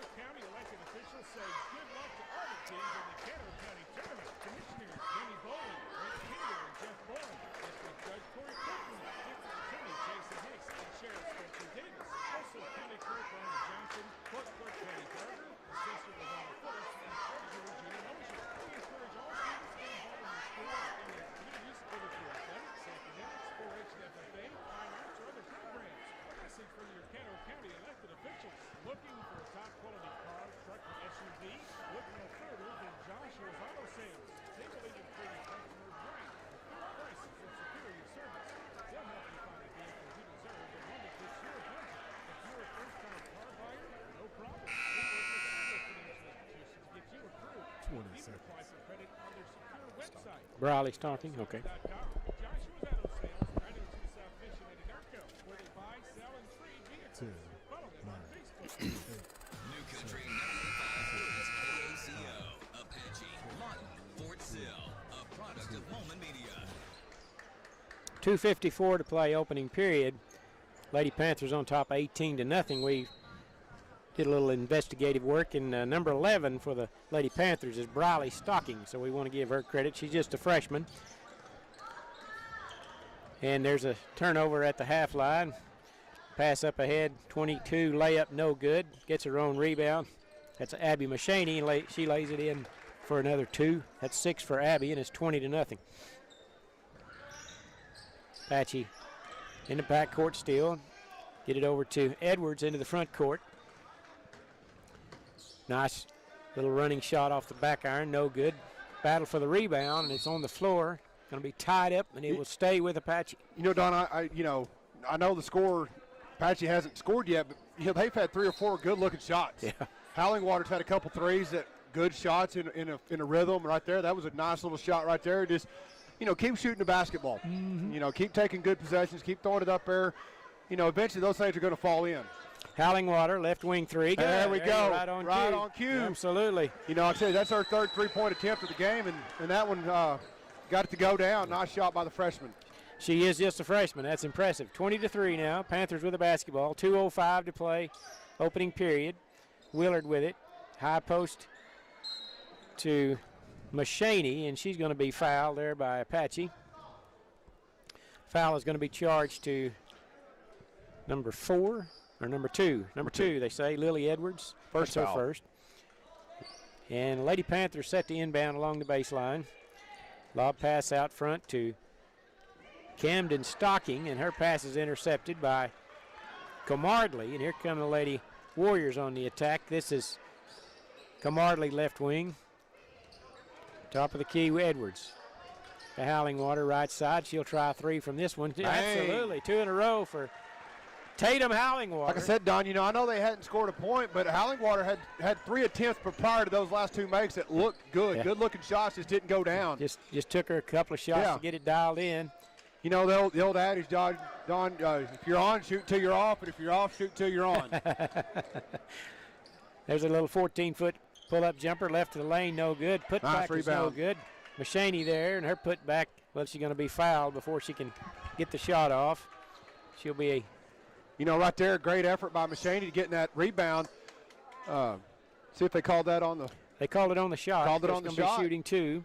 Foul was charged to Cameron Comardley, her first. And Machaney's free throw is good. It's first free throws of the game for either team. And checking in for the Panthers will be number 14, Mallory Brown. And number 23, Allie Harvey. Machaney has one more. She made them both. And we're going to have another 30-second timeout taken by the Lady Warriors. We'll just keep it right here. Give us an opportunity to thank our sponsors, have a little discussion here if I can find them. I'd like to thank once again the CK Energy Group sponsoring our broadcast for a number of years. Appreciate what they've done for it to keep us on the air. Hillary Communications, Central Appliance Furniture and Bedding. Thought I was going to have to call them this morning, Jared. I woke up and I had a little some errors on my refrigerator, and I discovered that electricity went off last night, so it caused that. But anyway, I was about to call Central. Caddo County elected officials, Perry Angus Auction, Joshua's Auto Sales, State Senator Darcy Eck, and the Jungle Ice Fun Zone. It's never a good thing when you wake up at about 6 o'clock in the morning and you got errors on your refrigerator, I'm telling you. Inbounds to the Warriors. They break the press. Quickly down Nice to pass. Vale. Shot no good. Rebound control by the Panthers. Up ahead, that's Mallory Brown ahead of the pack. Comardley chasing her down. Layup no good. Machaney throws up a shot. It's no good. Good effort there by Cameron Camardley there. Hustle down and kind of keep that first layup from going in, but good hustle there by Binger or Lokiba to get the putback opportunity. Drew the foul, going to shoot a couple free throws right here. She was 2 for 2 a moment ago. This one's a little short. Abby so far has 8 points on the night. Checking in for Apache, number 21, Precious Kills first, replacing Camardley. And Machaney has one more. Missed them both. And they try to save it along the baseline, but she's out of bounds. Be Apache's basketball. 55 seconds to play, opening period. They inbound it and then they trap them. And now the Panthers steal the ball into Machaney. Left-handed shot's no good. Then we're going to have an intentional foul. I think that was just a little bit of a frustration foul right there by the Warriors. Going to be called on Lily Edwards.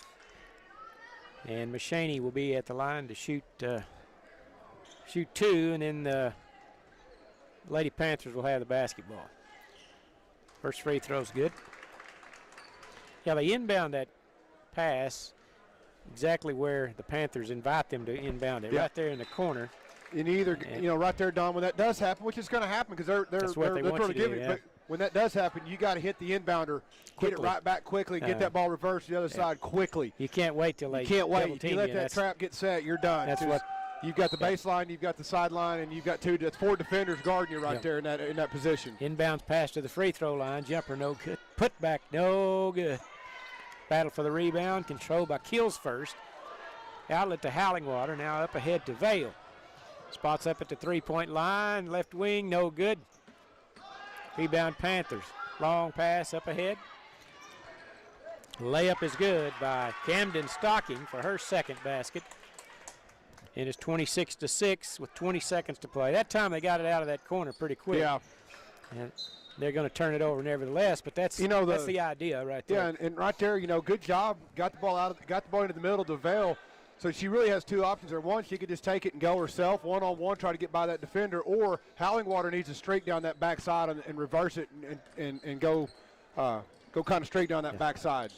Three-pointer's no good by Harvey. Goes out of bounds along the baseline. It'll go over to Apache. Don, we get real fancy with this. I want to get like my Madden telestrator. I wish we had it. We're going to get there eventually. we'll have replays. We'll telestrate some of this. That'd be some fantastic. of these things we're talking about. Absolutely. 5 seconds to play. Into the front court comes Apache. Howlingwater, long three on the way. Off the glass, no good. And that will do it. After one period, Lokiba Sickles 26, Apache 6. You're listening to Caddo County Basketball on New Country 98.5.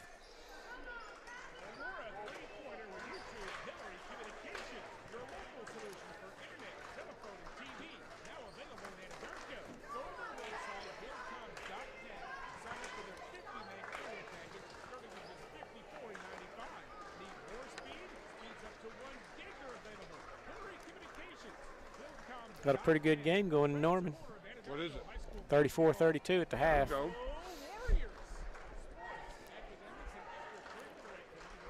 That's one they need to win. That might be this team that just lose a game we think they should win, but win a game we think they should lose, I would like to see them win a game. Tell you what, you got to win them home court. Yeah. Yeah, Big 12 is brutal.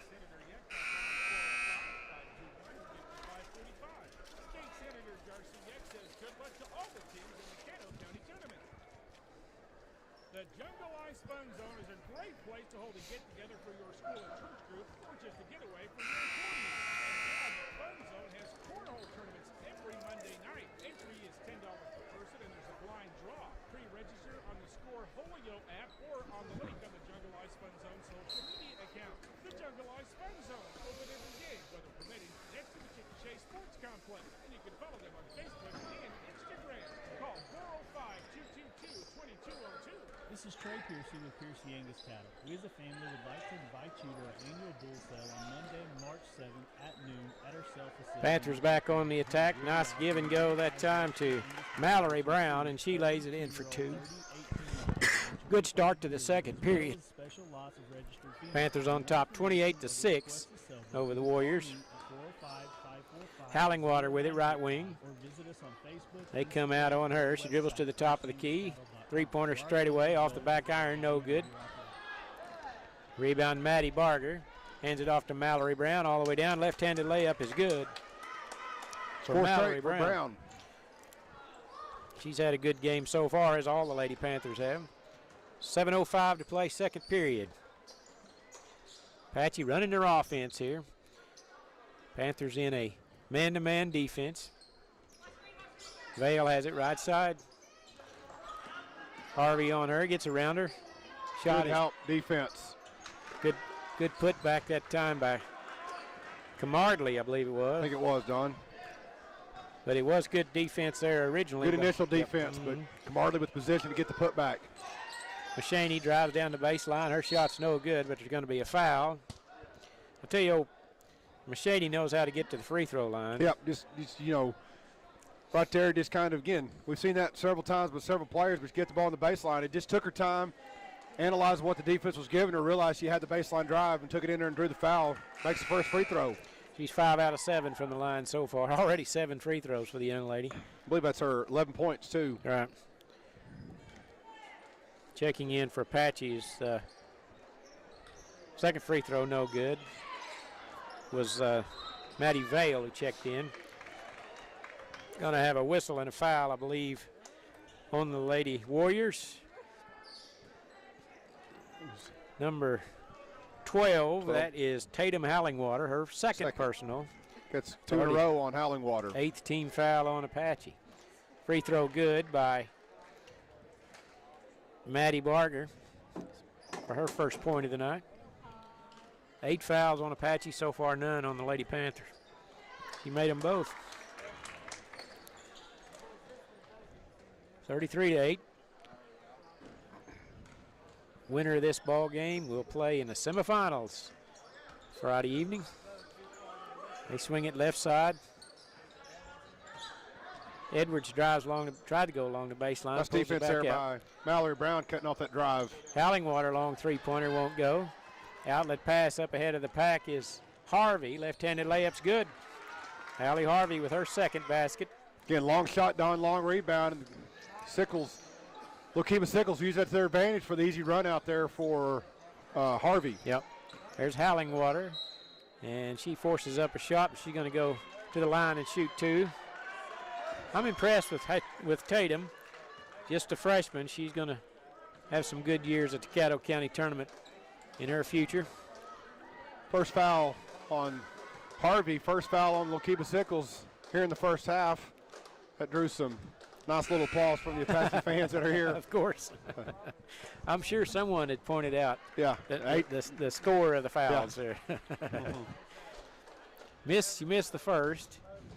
Checking in for Lady Panthers is Briley Stocking.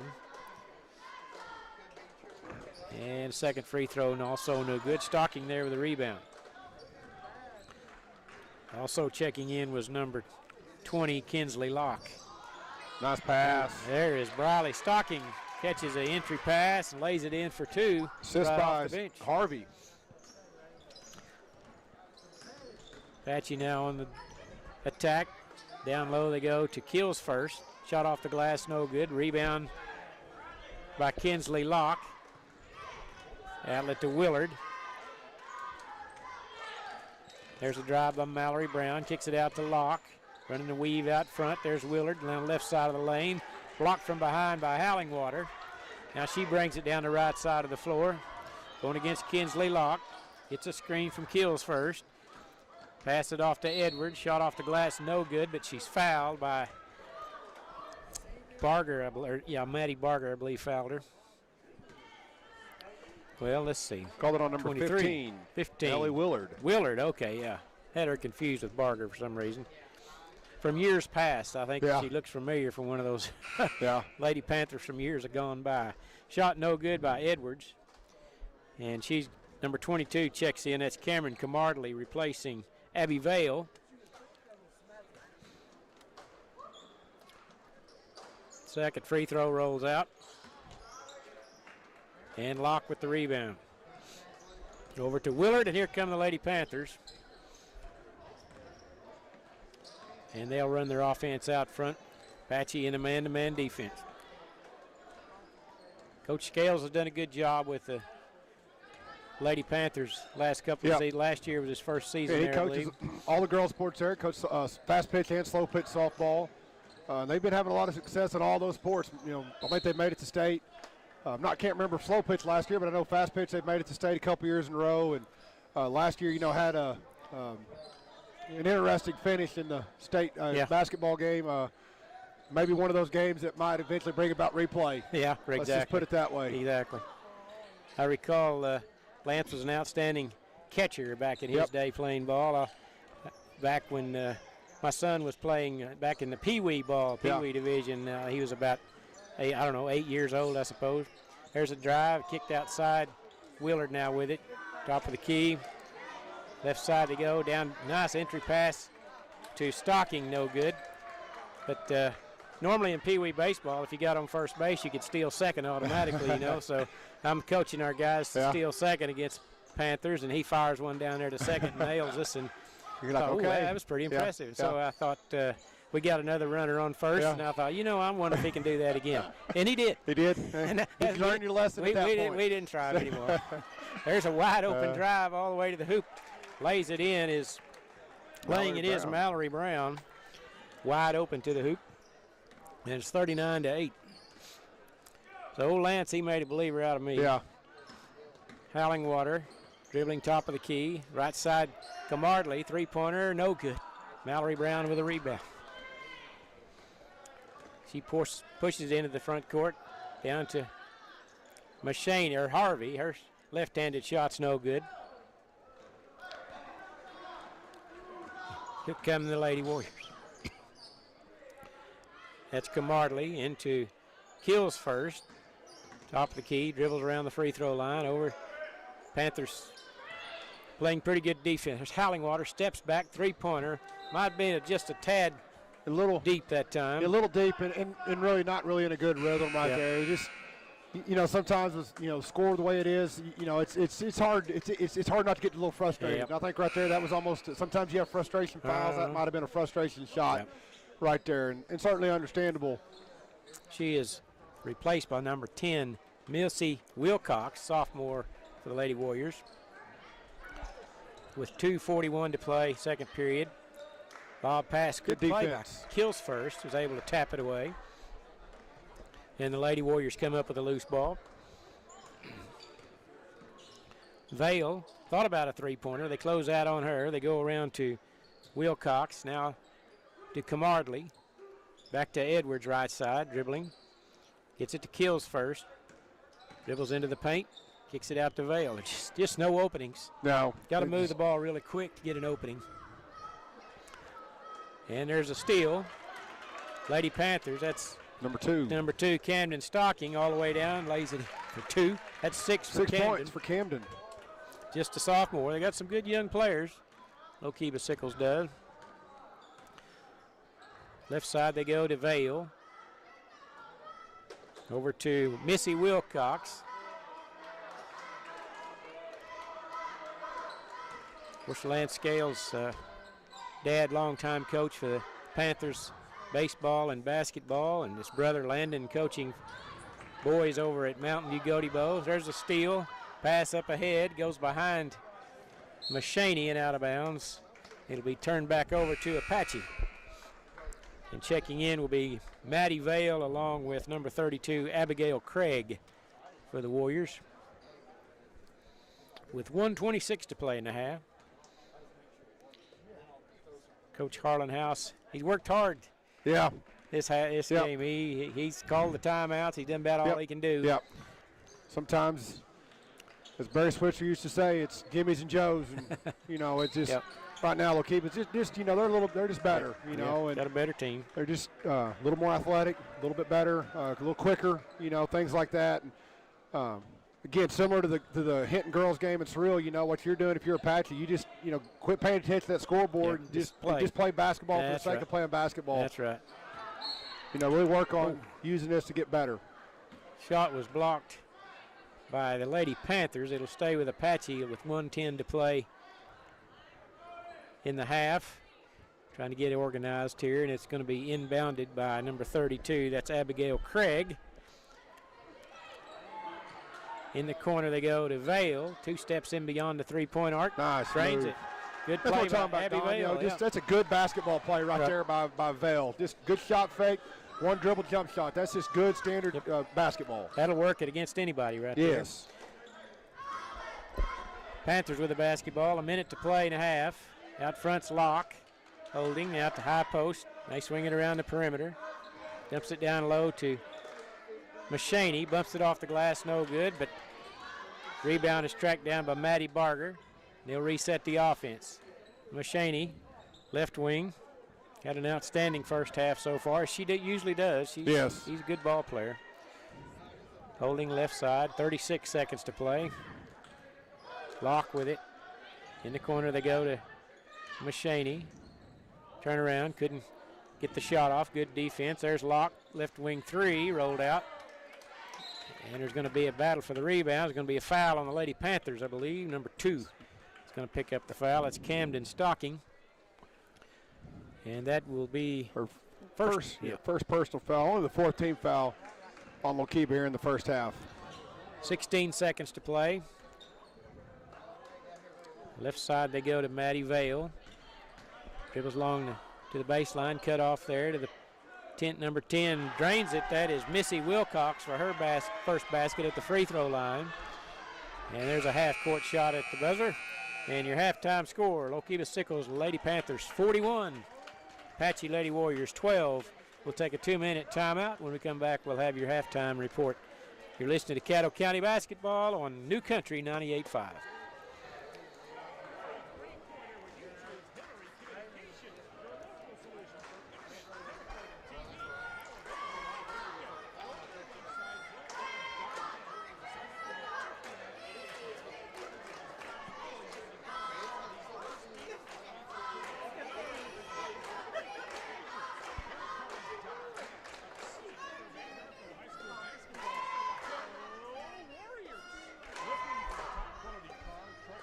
Well, Jayhawks 44-32. Making that push, making that run. I don't think the Sooners have scored the second half.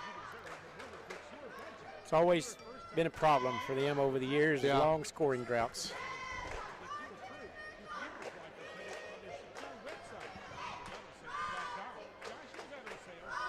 Don, how many points you got there? No, I got it. I messed up.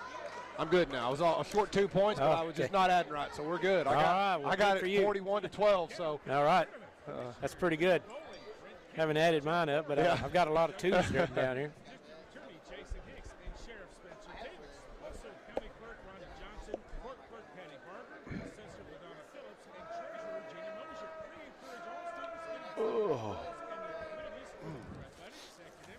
Get a day off tomorrow. Yeah, we do. Rest up.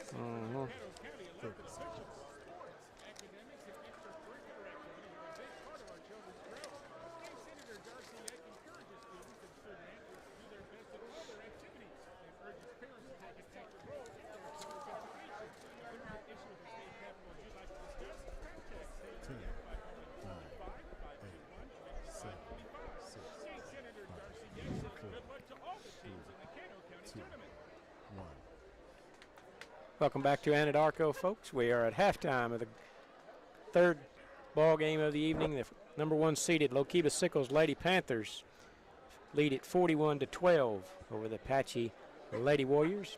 You're now listening to the halftime report, sponsored by the Shamrock Bank of Apache and the Legacy Bank of Hinton and Binger. And we'll turn it over to Jared Holman for the halftime report. Jared? Yeah, thanks, Don. 41-12.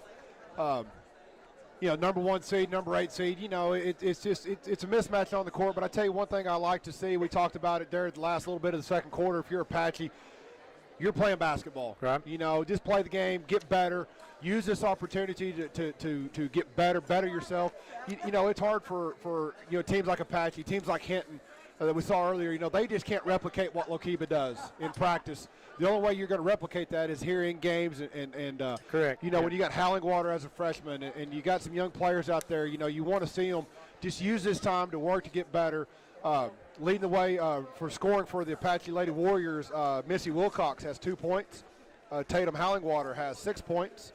Abby Vale had 2 points, and Cameron Camardley has 2 points. And for Lokiba Sickles, again, you kind of see what they want to do, Don. They want to get rebounds. They want to push it in transition. That's where they're best. They got some athletic ability. I don't think they want to get into a slow down, half-court style basketball game. They really want to, I'll tell you one thing, Don, just kind of peeking forward to Friday night. Okay. It's going to be interesting to see. We got a definite variety in the girls. You got Fort Cobb girls who like to slow it down. They're going to run their stuff. They want to try to get it into half-court set. And you've got Surreal and you've got Lokiba. Bingham's kind of in between. They're kind of just the opposite, so that's going to be some fun basketball Friday night. Just kind of looking forward to that. That's going to be a lot of fun games because you're going to have some different styles and different strategies there, and which strategy is going to win out. For Lokiba Sickles, multiple players have scored. Which is exactly what you would expect to see out of a 1 seed. Not relying upon just one player to get it done. But Camden Stocking has 6 points. Mallory Brown has 11 points. Ellie Willard has 5 points. Leading the way, or tied for leading scorer, is Abby Maschany, 11 points. Allie Harvey has 4 points. Maddie Barger has 2 points. And rounding out the scoring for the Panthers is Briley Stocking. She has 2 points. So, again, Don, you look here in the second half, if you're Lokiba, if you're Coach Scales, you don't want to see your girls come out and play sloppy. Right. You don't want to see them come out here and have a bunch of silly turnovers or take bad shots. You want to run your stuff. They got out of their press in the second quarter. They're not going to press this half. Right. But you still want to go out there and play basketball. Likewise, you're Apache. You want to come out here, work on taking care of the basketball. Work on, opportunities. We saw there Abby Vale with the nice chop fake. Went in there, good basketball play. That's what you want to see. That's what's going to make you better for both teams. All right, good job. Good points all around. We might give you the scores from earlier contests. We've had 2 tonight. We had a girls contest earlier this afternoon. Give my scorebook here. Surreal Lady Panthers defeated Hinton 67-19. And then our boys contest before this one, great ball game. Carnegie came out on top 56-52 over the Hinton Comets.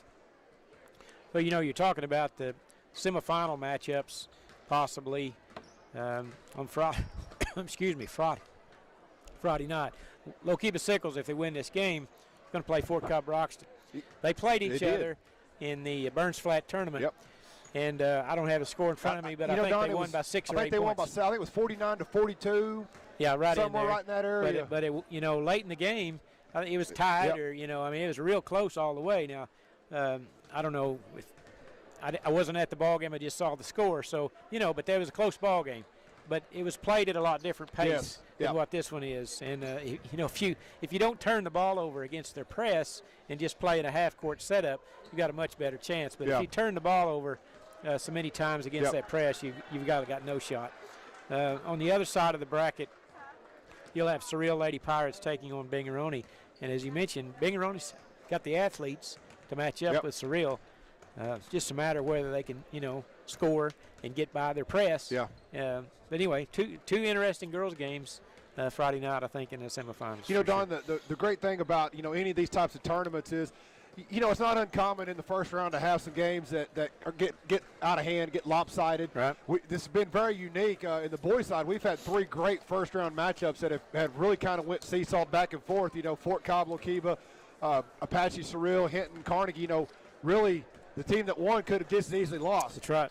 But once you get past that first round and you get into the consolation, the losers bracket consolation games, and you get into the winners bracket games, usually the teams start evening out. Yeah. So I anticipate Thursday night, we get into the consolation bracket of the county tournament, you're going to have some good games. Right. Friday night, you're going to have the semifinals, you're going to have some good games. Right. Then Saturday, buckle up because every game there is, once you get to the, there's trophy games, so those are all going to be good. So, I would encourage everyone out there that if you're listening in, make sure Thursday and Friday and Saturday, if you're not listening on 98.5 New Country or tuning in on the Caddo Kiowa web stream via their YouTube page, I don't really know what you're watching that's going to be any better than this. And the weather's going to be bad. It's going to be snowy weather. You might as well make you a watch bowl your ball soup games. and That's some right. chili or some soup and just kick back, and put the game on your big screen and have a ball. That's Absolutely. exactly right. Like to thank our sponsors once again. CK Energy, of course, our title sponsor. Hillary Communications, Central Appliance, Furniture and Bedding, Caddo County elected officials, Perry Angus Auction, Joshua's Auto Sales, State Senator Darcy Yeck, Jungle Ice Fun Zone, with cornhole tournaments every Monday. That's right, Don. Don't want to forget that. All right, it'll be Apaches basketball to start the third period, going right to left on your radio dial, and we're underway. On a Tuesday night, Anadarko. Down low is Maddie Vale, passes in the corner to Howlingwater. Lob passes intercepted by the Lady Panthers all the way down. Layup is good by Abby Machaney, and she starts off just like she played that first half with another. How many did she have in She had 11 in the first 11? half. Seemed like more than that. 5 of them, I guess, were She had 10 in the first. She had 10 in the first quarter. Yeah. Apache Vale on the baseline is trapped. They get it out to the top of the key to Howlingwater. Turnaround shot is no good. Good looking move there. Yep. Just a shot a little too strong. Harvey gets the outlet pass to Machaney. Up ahead to Willard. Nice Off up the and under glass move. and 2. Good play by Willard from a good feed from Harvey, or Machaney, I should say. There's Howlingwater along the baseline. Pull up jumper, no good. Vale with the rebound. I'm going to have a tie up.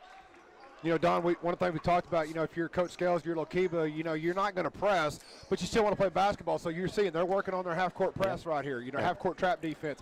You know, an opportunity for them to practice what they, to implement what they practice. Exactly right. And it also shows, you know, the teams are going to play later on in the tournament, hey, they're going to have to be prepared for multiple defenses. Right. Well, Well, Lokiba's showing. You don't want to ever pick up bad habits by being No, lazy. And absolutely. And, you know, just because you have a big lead, you don't want to be lazy. There's a shot in the paint, no good by Machaney.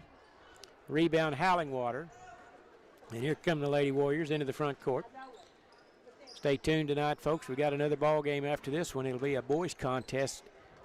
Bingaroni Bobcats taking on the number 1 seed Mountain View Gotebo Tigers. There's a three-pointer, no good by Edwards. You got their own rebound. Howlingwater left wing 3, and it'll sail out of bounds. Turned back over to the Lady Panthers.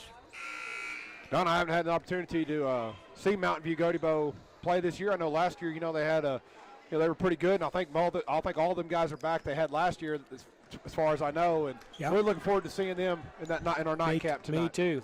I know they had a second season in a row. They had an outstanding football season. All the way to the finals. Finals got runner beat. up. Yep. Three-pointer won't go. Put back by Barger's no good, and a rebound control by Camardley.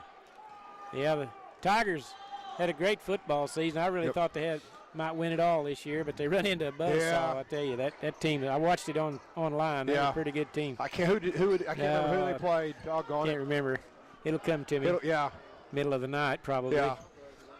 That same team they played last year in the semifinals, wasn't it? I think so. Three-pointer on the way, no good by Barger. See, last year I thought they had the best chance to win it all, and the Belcher quarterback got hurt, sprained his ankle, and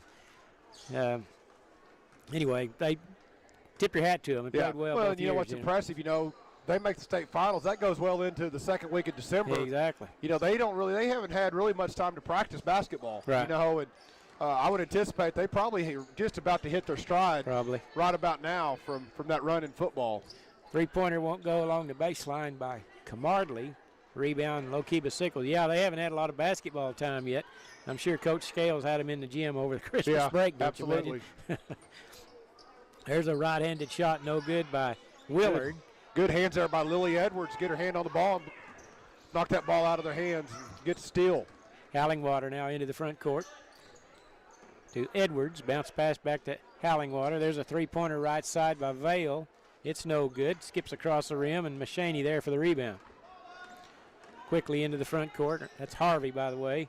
Over to Willard. Three-pointer. Good. I tell you, Willard is a good shooter. That's 2 trays for her tonight. Just a sophomore. She's got a lot of range. Yes. That'll pay dividends in the playoffs, I'll tell you. There's a long three-pointer by Camardley. No good. The Lady Panthers went to a 1-3-1 on that possession. Here they come racing it up the floor. That's Willard ahead of the pack. Pass. Layup good. A beautiful feed from Tell you what, Don, Mahaney. that hitter Willard just caught that ball right in stride. Yep. Didn't have to break stride. Didn't have to do any adjustments to catch that pass. And it's not an easy pass to make there, but good assist. And she wasn't wide open. No, there was a defender, defender down there. Uh-huh. You can tell that's something they practice. Yeah. There's a running 15-footer, no good by Vale. Got a rebound, but the shot's rejected. Edwards, right side, little 12-foot pull-up jumper, no good. Barger with a rebound. Outlet to Edwards, and here come the Lady Panthers into the front court quickly. Up ahead to Harvey. Lobs it down low to Mahaney. Behind the defense, that's too easy. She got great position there, and it was a good find from Allie Harvey, and she dumped it down to Mahaney for the easy two, and it's a 40-point lead for the Lady Panthers as they have 3 at the score table set to check in. Vale's shot looked like it was going in, but to no avail. I guess that would be a foul on number 20. Yeah, number 20, Abby Vale with the foul. That's her 3rd personal foul. And Coach House is going to bring in 5 new substitutes here. Coach Scales goes to his bench, brings in a couple subs. Try to get all Apache players here. We've got number 3, Kimora Rosette. Number 10 is Missy Wilcox. Number 15 is Chloe Pierce. 32 is Abigail Craig. And 21 is Precious Kills first. Get the Panthers here in just a moment. There's Mallory Brown into Stocking, I believe. That's Briley Stocking is going to pick up the foul and shoot 2. Also in for the Lady Panthers is number 2, Camden Stocking. Number 20 is Kinsley Locke. And Mahaney is still on or Allie Harvey is still on the floor. And number 5 is set to check in. That'd be Maggie Mahaney. And she's going to replace number 23, Allie Harvey. Maggie, just a freshman also. We've got a couple of freshmen playing for the Lady Panthers. Free throw rims out.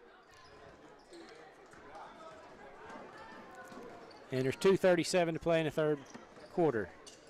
Rosette with it, handling out front. Has it poked away by Mallory Brown, and now Brown racing it down the floor. Left-handed layup's too strong, but Mahaney there. Put back is good by Maggie Mahaney. Good hustle. That's why you don't just stand and watch. You hustle down and pick up the loose change if there are any.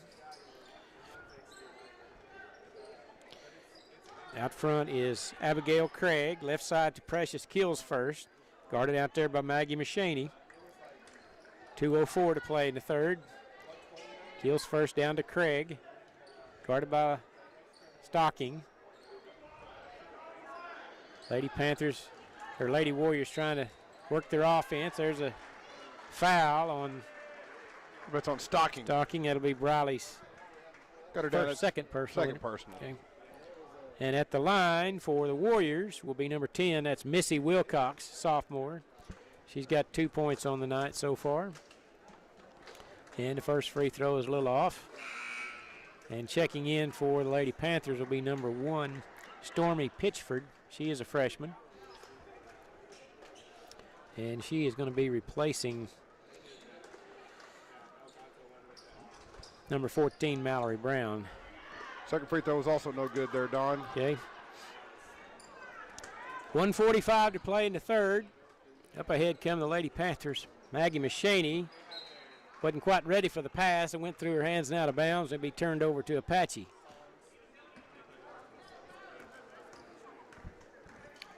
Into the front court quickly comes Rosette. Over to Precious Kills first. Gets a screen, drives along the baseline. Good help over there by Stocking. Now left wing 3, good by shot. Chloe Pierce with a long shot, her first of the night. Need some more of them, Chloe. 1:16 to play, 3rd period. Kinsley Locke steps into a 3-pointer. Great shot by Kinsley. Wide open on the left wing, and she drains it with a minute to play here in the 3rd. Good shooting here by both teams. And the pass is too high over Kills first head and goes out of bounds. Be turned over to the Lady Panthers.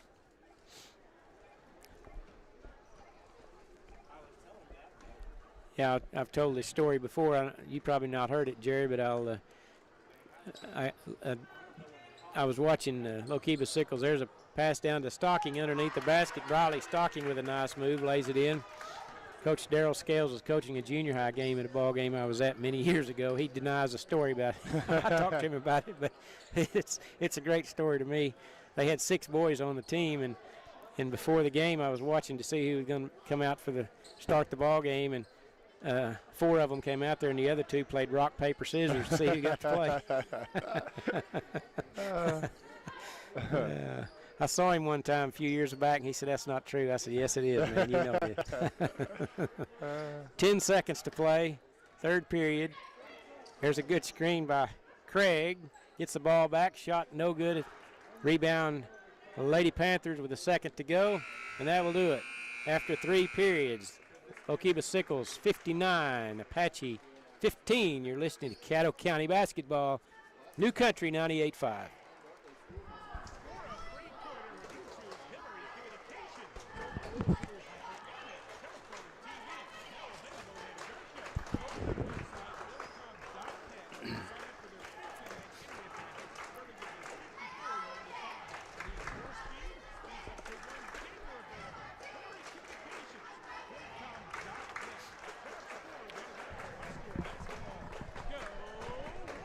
These things hurt your ear. It's not really that. It's just that constant, just that constant voice in your ear. It's like you kind of mashes. Eventually, your headache just kind of goes away.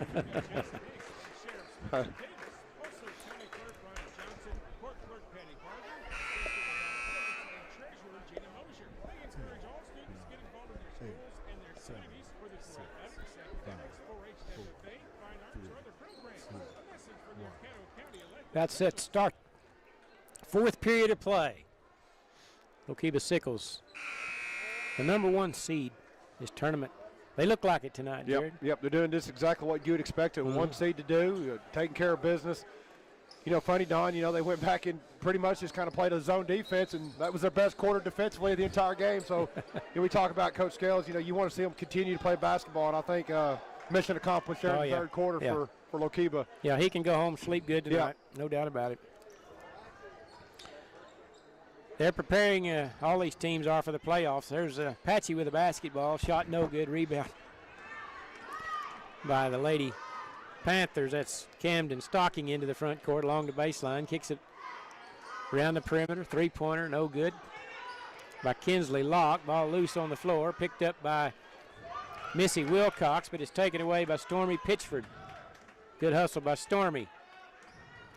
Tracked her down from behind, left side to go to Locke.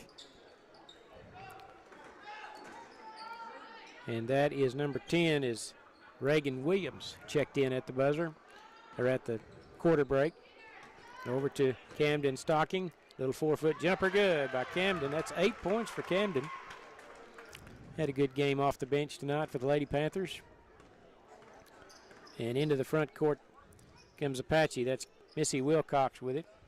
All these teams are preparing for the playoffs. They're not far off. No, it's Jared, just what? A couple weeks. 1st February. Yeah. Sometime it starts. Yep.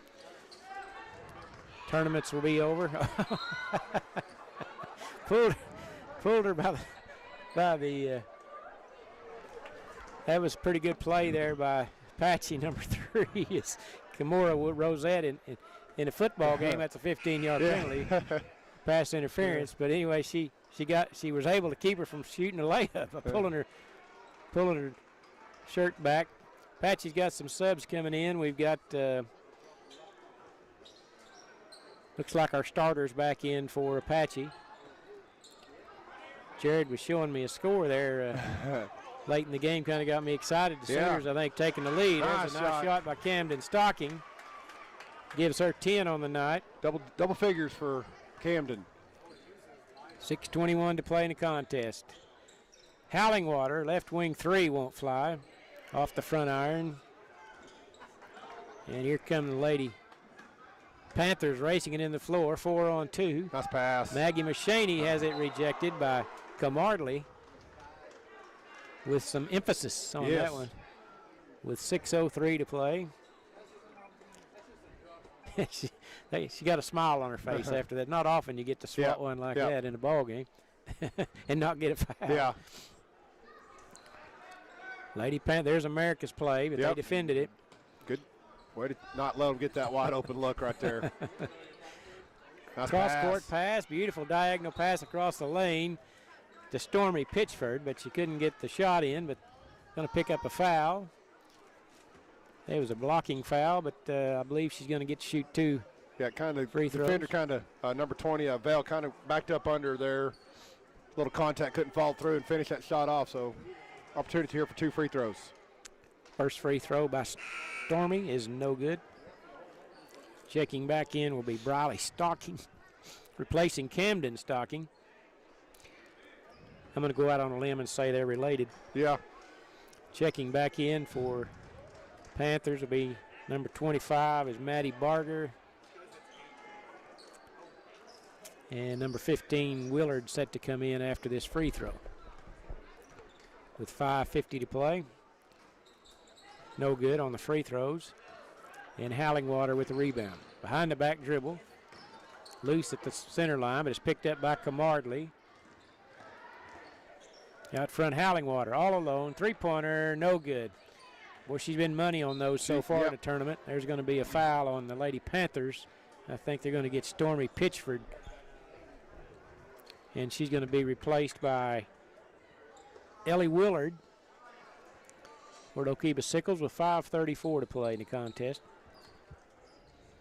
Camardley set the inbound. And now we pretty well have nearly all the starters back in. Not quite all of them in for Okeba Sickles, but Apache has theirs in. Camardley over to Hallingwater. Dribbles down the middle of the lane, hands it off to Vale. Goes between her legs, out to Camardley, and she dribbles off her foot out of bounds. Tough break that time by Apache. Just sometimes the harder you try, the harder it gets. So, you know, sometimes, like you said, Don, you can press a little bit too hard, a little too much, and sometimes, you know, you want to do so good, you want to do everything right, but sometimes when you try to do it right, you end up and do it wrong. Out front is Barger. Swing it over to Willard. Little 14-foot left wing jumper is good. Boy, she's got a good-looking shot. She's got a really good jump shot right there. You know, just kind of little shot fake, a little crossover dribble back to her left, and this little 15-foot jump shot looked good. Something you work on in the gym.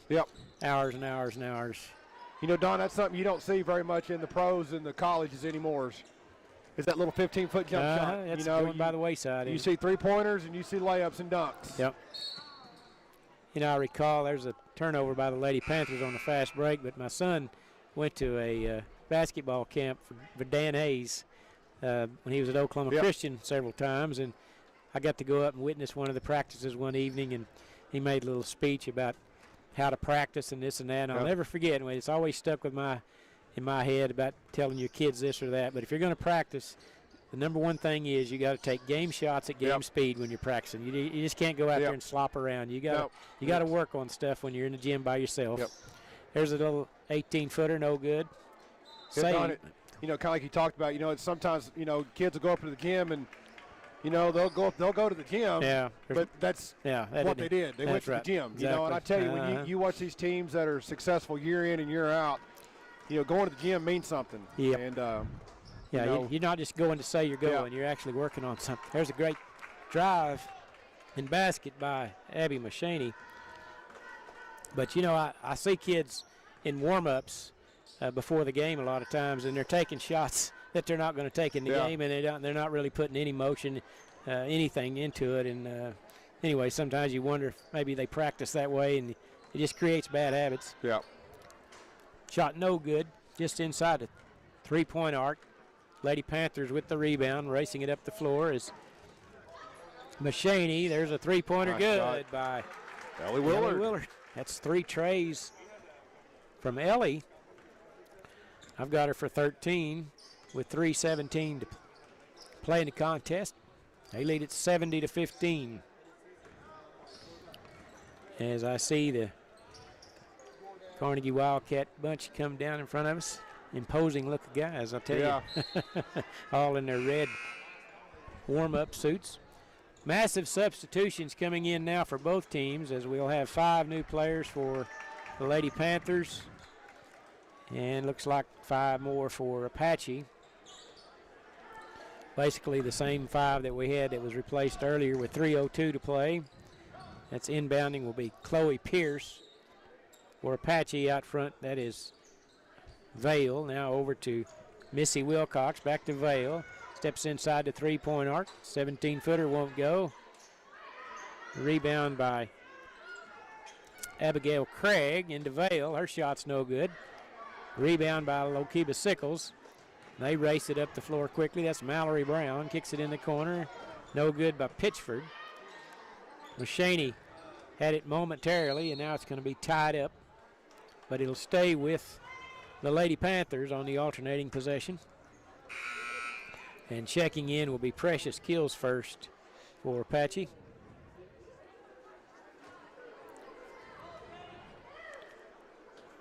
Inbounding with 2:30 to play. Finally lob it in out front to Harvey. Right wing three on the way, no good. Battle for the rebound. We're going to have a jump ball, and this time it'll go over to Lokiba Sickles.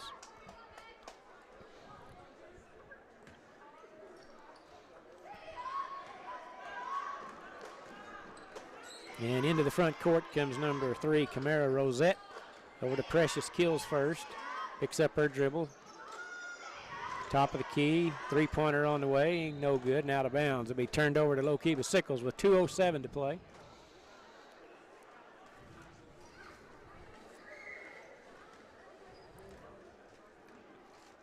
And the Lady Panthers will walk it into the front court with 2 minutes to play in the ball game.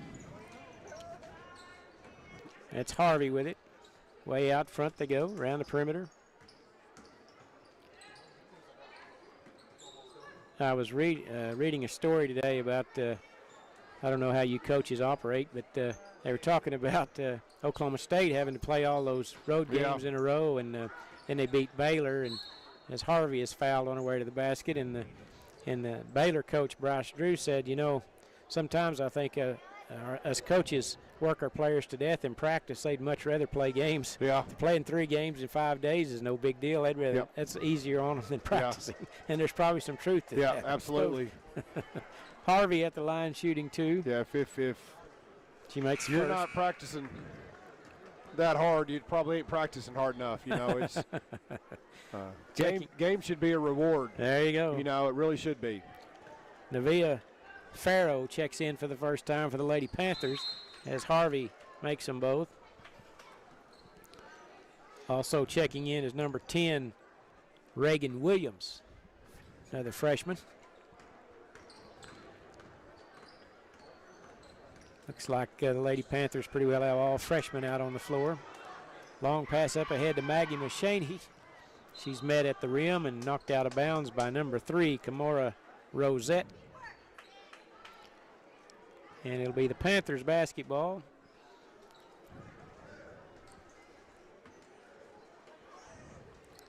Trying to get a play set up. They throw it out front. Pitchford. Now they go back to right side to Reagan Williams. Cross-court pass to Pitchford. Layup good. Pass. Beautiful find that time from Pitchford. Pitchford caught the feed from number 10. That was Reagan Williams with a good pass. Minute to play. Long three-pointer right side, no good. Kills first, putback's no good. And the Lady Panthers with a rebound. Good rebound that time by Farrow. Pitchford has it, left side. There's Maggie Mashaney, left wing 3, no good. Battle for the rebound, it's loose on the floor and out of bounds, and it will be Apache's basketball with 39 seconds to play.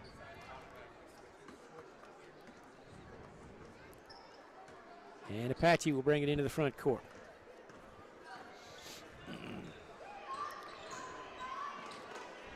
.30 seconds to play. Lady Panthers just kind of content to let them dribble it out if they'd like. Ball's picked up by Craig. 20 seconds. Pass it down low to Wilcox. Kills first had it for a moment, and then going to be tied up once again, and it'll go over to Lokiba Sickles with 12 seconds to play. Stay tuned for our post-game wrap-up. A couple of minutes after this ball game, and then we'll have a boys contest. Bingaroni taking on Mountain View Gotebo Tigers. Looking forward to see that ball game. 3 seconds, ball loose on the floor, picked up by Apache, and that will do it. Your final score, number 1 seeded Lokiba Sickles Lady Panthers 74, Apache 15. We'll take a timeout. When we come back, we'll have our post-game report. You're listening to New Country 98.5.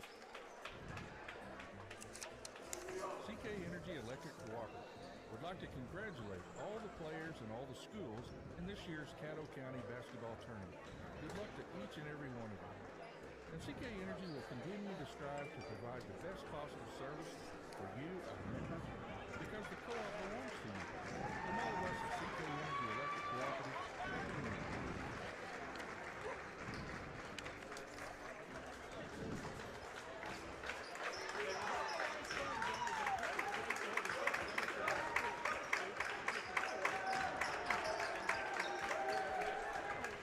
Every Monday night, entry is $10 first and there's a blind draw. 56-52, Don, under 4 minutes to go. I hope we can close it out. I feel a lot better that it's at Lloyd Noble. Yeah, me too. Allen Fieldhouse, you might as well just say. Yeah, good Forget effort, it. good No- try. no more whistles. You need any water? Tricia wants to know. I would take a water. That would be great.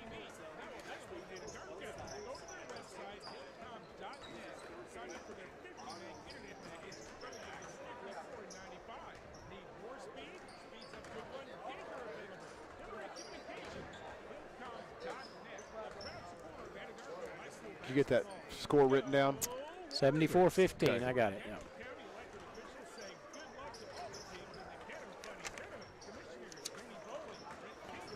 That reminds me, I need to text those to George.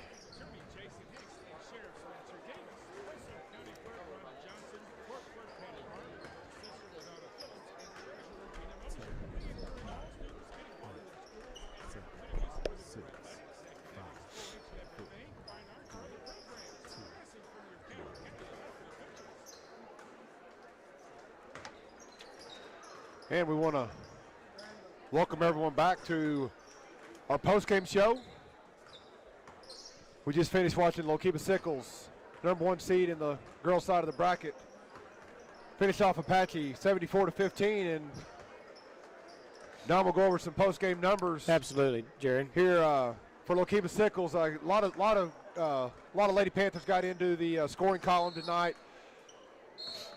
Stormy Pitford had 2 points. Camden Stocking had 10 points. Maggie Machaney had 2 points. Mallory Brown had 13 points. Ellie Willard had 15 points. Kinsley Locke had 3 points. Leading the scoring for the Lady Panthers was Abby Machaney. She had 17. Allie Harvey had 6. Maddie Barger had 2. And Briley Stocking finished out the scoring for the Lady Panthers with 4 points. For the Apache Lady Warriors, Missy Wilcox had 2 points. Tatum Hallingwater had 6 points. Chloe Pierce had 3 points. Abby Bell had 2 points. And Cameron Camardley also had 2 points for the Apache Lady Warriors. Kind of gets our girls bracket kind of set for Thursday and Friday night, Yes, Don. it does.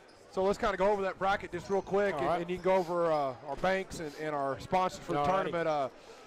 For Thursday, we'll start it off at 4 o'clock. We'll start off with the Carnegie Wildcats taking on the Hinton Lady Comets. The nightcap in the girls' game will feature the Boone Apache Warriors taking on the Mountain View Gotebo Tigers at 6:30. So, Don, that's going to be our girls' matchup. And then our Friday night, our semifinal Friday, our first game will feature the Bingaroni Bobcats at 4 o'clock taking on the Surreal Pirates. Then our final girls' matchup Friday at 6:30 will be the Lokiba Sickles Panthers and the Fort Cobb Broxton Mustangs. Looking forward to it. I'd like to thank our sponsors while the opportunity. Our post-game report was brought to you by Legacy Bank of Hinton and Binger and Shamrock Bank of Apache. Appreciate those fine institutions for helping us with our broadcast this week. Once again, we'd like to thank all of our sponsors for covering our broadcast all week. Certainly CK Energy, been the title sponsor for a number of years. Appreciate those folks helping us out so we could put these games on the radio. I'd like to thank the Caddo Kiowa Technology Center. 17 years they have been webcasting this event, and I know it's a great tool for folks around the world and around the country to see their kids and grandkids and nephews and nieces, friends and relatives play basketball here in the Caddo County Tournament. And we year after year we hear of get text messages from people around saying that they really appreciate the fact that they can at home watch the Caddo County Tournament with a high quality video and audio, maybe I should say video. Thank you. Of audio may not be so high quality, but the video of watching the teams compete in Anadarko, and they do a great job over there at the Caddo Kiowa Tech Center. J.R. Oswald's here along with Scott Wright, Jeremy Wright, Tricia Pierce. They're here every night, spend a lot of time here in Anadarko preparing and taking care of this event, and we certainly want to thank them for all their hard work. Matter of fact, a couple of them have just delivered us a bottle of water, so I tell you what, that's worth a lot. Yeah, it is. That is. And tell you what, Don, with nightcap coming up here, the Mountain View Gotebo Tigers ranked number 2. We didn't know last night. We knew they were 1 or 2. Found out today they're number 2 in Class B. They're 13-0. And again, we talk about, I mean, really how impressive that is, the fact that they made such a deep run in the playoffs. Football. Into football, they made such a deep run. They literally got football on Saturday, and then they're playing basketball right up that next week. They don't really have time to wait. They got to get going, and they've just kind of hit the ground running, and right off the bat won the Binger tournament. But they've had some key wins. They beat a really good Arapahoe team here in the second semester of beating Surreal. Mountain View looks like they got a good mixture of some height. They got some card play. They kind of got a little bit of everything. So really looking forward to seeing them.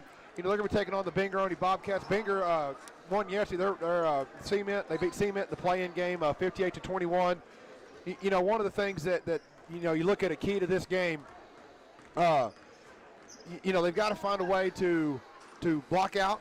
Right. Got to limit Mountain View Gotebo offense. You look at Mountain View Gotebo scores, very seldom will they get below 60 points. Right. They like to score. They got a lot of shooters. They got size. They got shooters. So Binger needs to slow the game down and try to dictate the pace of the play.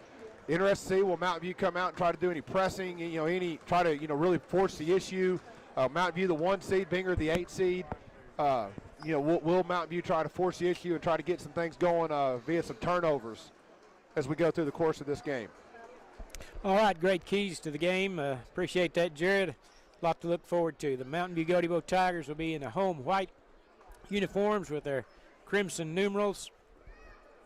Bingeroni in their road blue uniforms with red numerals. Once again, starters are not announced. We just get right with it. So try to pick those out as quick as we can. I can see Mountain View Gotebo Tigers is Aiden Kimberlin. He's 6'5". I look over there at their huddle, and he's towering over the rest of the guys over there. And so it'll be interesting to see how the Bobcats can match up with Mr. Kimberlin as we're about set to take the floor. Looks like for the Tigers, starting will be number 10, Rylan Belcher. Number 1 would be Jagger Worley. 00, Dalton Belcher. Number 30. 35 is 35 is Skylar Kimberlin. Number 30. Yeah, that would be Landon Hooper. Okay. And for the Bobcats, we got 23 is Jace Devon. Number 1. Hunter Allen. 23 is, I got him. And tap is controlled by the Tigers. Turnover immediately as Hooper tried to hit a cutter. Number 20, Carter Taylor, started for the Binger, had that turnover right there. He kind of snuffed that out. It looked like they were trying to score a layup right off the tap, and now they come out in a 1-3-1 trapping defense with Kimberlin at the top of the key. Such a weapon to put that size out there on top. Really makes it difficult to throw over the top. If you throw it over the top, you really got to lob it, and that allows that backside to rotate on those cross-court passes. Ball poked in the backboard by Kimberlin all the way down, and he's a two-hand slam. Start the ball game. That's not something I you can see honestly every day. say, Don, I've never had that feeling right there. That was just made that look so easy. Yeah, I kind of expected that one. Hey, Here, another he steal. might try it again. Here he comes, all the way down. This time's layup's no good, but he's fouled. Don, I tell you, that is just such an advantage. Yes. At Kimberlin's at least, what, you think 6'5", 6'6"? Oh, yeah, he's bound to be 6'5". With his wingspan, he's about 6'10". Uh-huh. And obviously he's got some ability out there on that point to wreak some havoc. Has 2 turnovers. Yeah, I remember Keontae Roberts. You remember, or not Yes. Keontae Roberts? He played, but this was back before his time. U.S. Grant, the guy played for, and he played a 1-2-2 zone, and he played the point of that zone in the state finals against Hammond.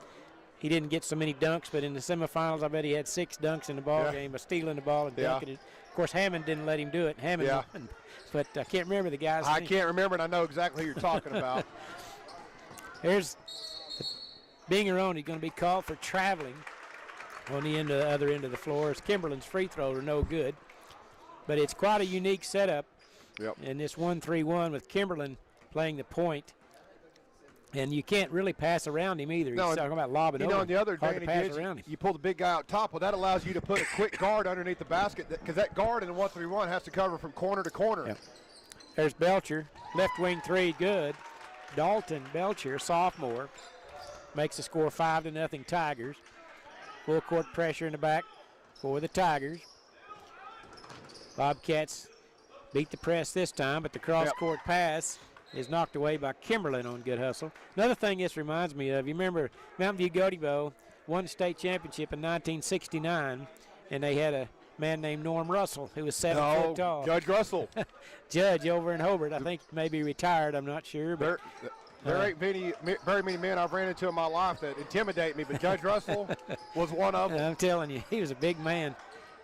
He was a Mountain View Gotebo legend, I suppose, as they won their one and only state title in 1969. He had a lot of good. He wasn't the only player on the team. He had some good players. Yeah. But anyway, the Tigers. This kind of reminds me of them with a guy this tall for the Tigers. Being from Lone Wolf, we matched up with Mountain View Gotebo a lot as I was growing up. Did you draw the assignment to guard? There was a guy named Quitone that was always pretty good when we played him. Belcher picks up a foul, and Dalton will be at the line shooting 2. The foul is going to be charged to Hunter Allen, his first personal. Played 2 minutes, and the Tigers lead it 5-0. Dalton has a 3-pointer, and Skylar Kimberlin has a 2-handed dunk. Free throw is good by Dalton. I believe those Dalton and Ryland, superintendent's boys, I believe, over there. Sam Belcher, the superintendent of Mountain View Gotebo Schools, and coached for a long time. I believe he was at Ampo. Ampo, yeah, he was. And then went over to Mountain View. And tell you what, he's really got the programs going in an upward direction over there. Boys programs have a lot of success, and we talked last night about how much Mountain View girls have improved this year with under the direction of Coach Kimberlin. Nice drive, but no good. Hunter Allen got to the rim really well, but shot wouldn't go. There's Jagger Worley, baseline 3 won't go. Good transition push there by Mountain View. Found the corner shot. Just get it to go down, but good transition basketball right there for Mountain View. That's a good-looking shot right there, and Worley will make a lot of those during the season. Baseline play.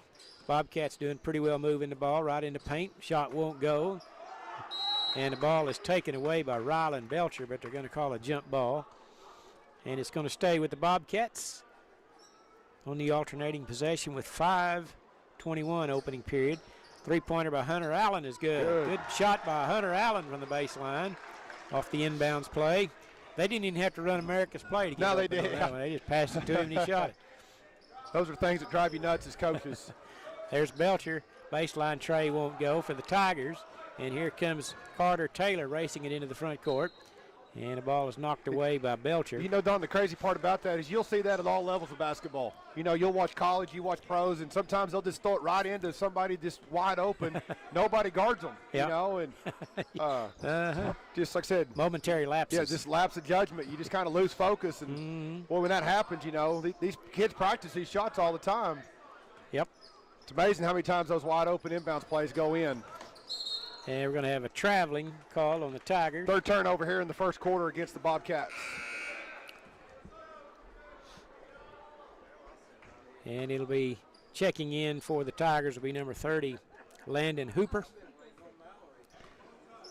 And he replaced one of the, let's see, Rylan Belcher, I believe. No, Rylan's still out there. And we're going to have a foul down low. That will be charged to number 14 Canyon Herman. Yeah, just a tough matchup in there. You know, such a size advantage for Kimberlin. You know, just about his only opportunity there was just try to take two hands and shove him out of the post. Inbounds pass to Kimberlin, and he lays it in for two as he came down the right side of the lane. They just lobbed it into him. Yeah, the Tigers are going to be a handful in this tournament and in the playoffs, obviously. Yes. They are a Class B school. They got a good ball team. Right wing three on the way, no good. Battle for the rebound. Loose on the floor, and it's out of bounds. Off of. I think it went off of number 10, Mountain View Dylan Belcher. Yep. Checking in for the Tigers will be number 5. That's Aiden Kimberlin. Going to replace Rylan Belcher.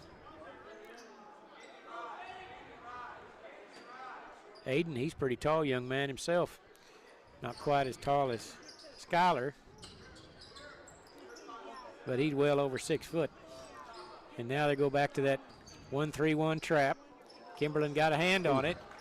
Over to Taylor. Gets in the paint. Little runner, good. Basket by Carter Taylor. And Coach Scales wants to take a timeout. We'll take a 30-second break. We'll be back after this short timeout. Down 3, Don. I know. What happened? Well. Kansas probably started making three-pointers.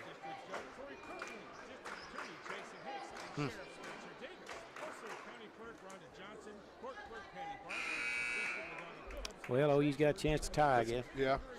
I think they fouled us. They're not going to let us get the three-pointer off, so we're going to the line to shoot free throws. Yeah, of course.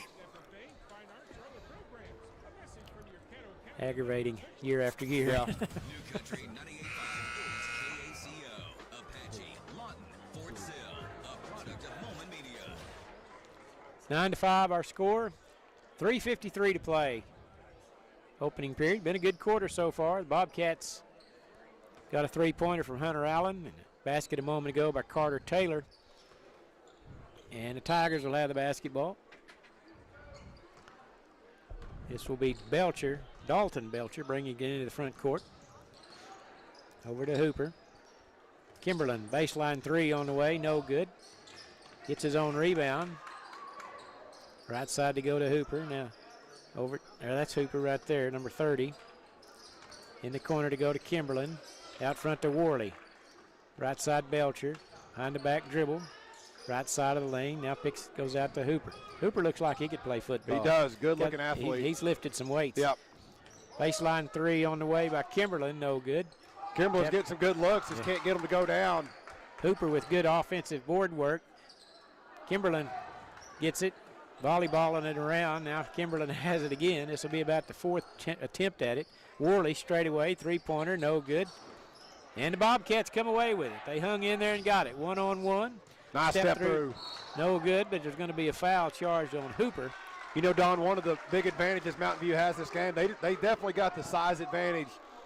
Binger's going to do a little bit better job of creating some contact on those rebounds. They're not going to be able to out-jump them. No. That last possession, you know, they're just kind of jumping with them. That's not going to work. They're going to have to get their body into them, get them backed out, get some contact to get that foul called. Free throw good. By number 20, Carter Taylor. That's 3 for him. He's playing well. Yeah, you're right. You can't. They tower over. They got size advantage, a significant one in most positions. You can't just stand there and tip it. Yeah, you're going to have to get your body into them and get them blocked out and really work to get that official to make that call. They get the ball down to the low post. They try to get it over to Hooper. Good defense by the Bobcats as they anticipated that. Nice job there by Jace Devon, just jumping to the ball and taking away that open cutter, getting the turnover. Bobcats with a chance to tie or take the lead right here. Bounce pass out to the center circle to Devon.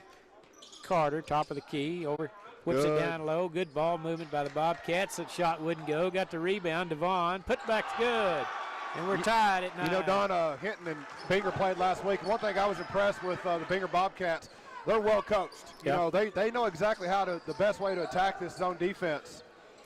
Kimberlin baseline 3 won't go. Long rebound by the Bobcats. You know, right now, Don, Binger's doing a good. They're making Mountain View take outside shots, and they're not going in. They're open looks. Yeah. They're just not going in.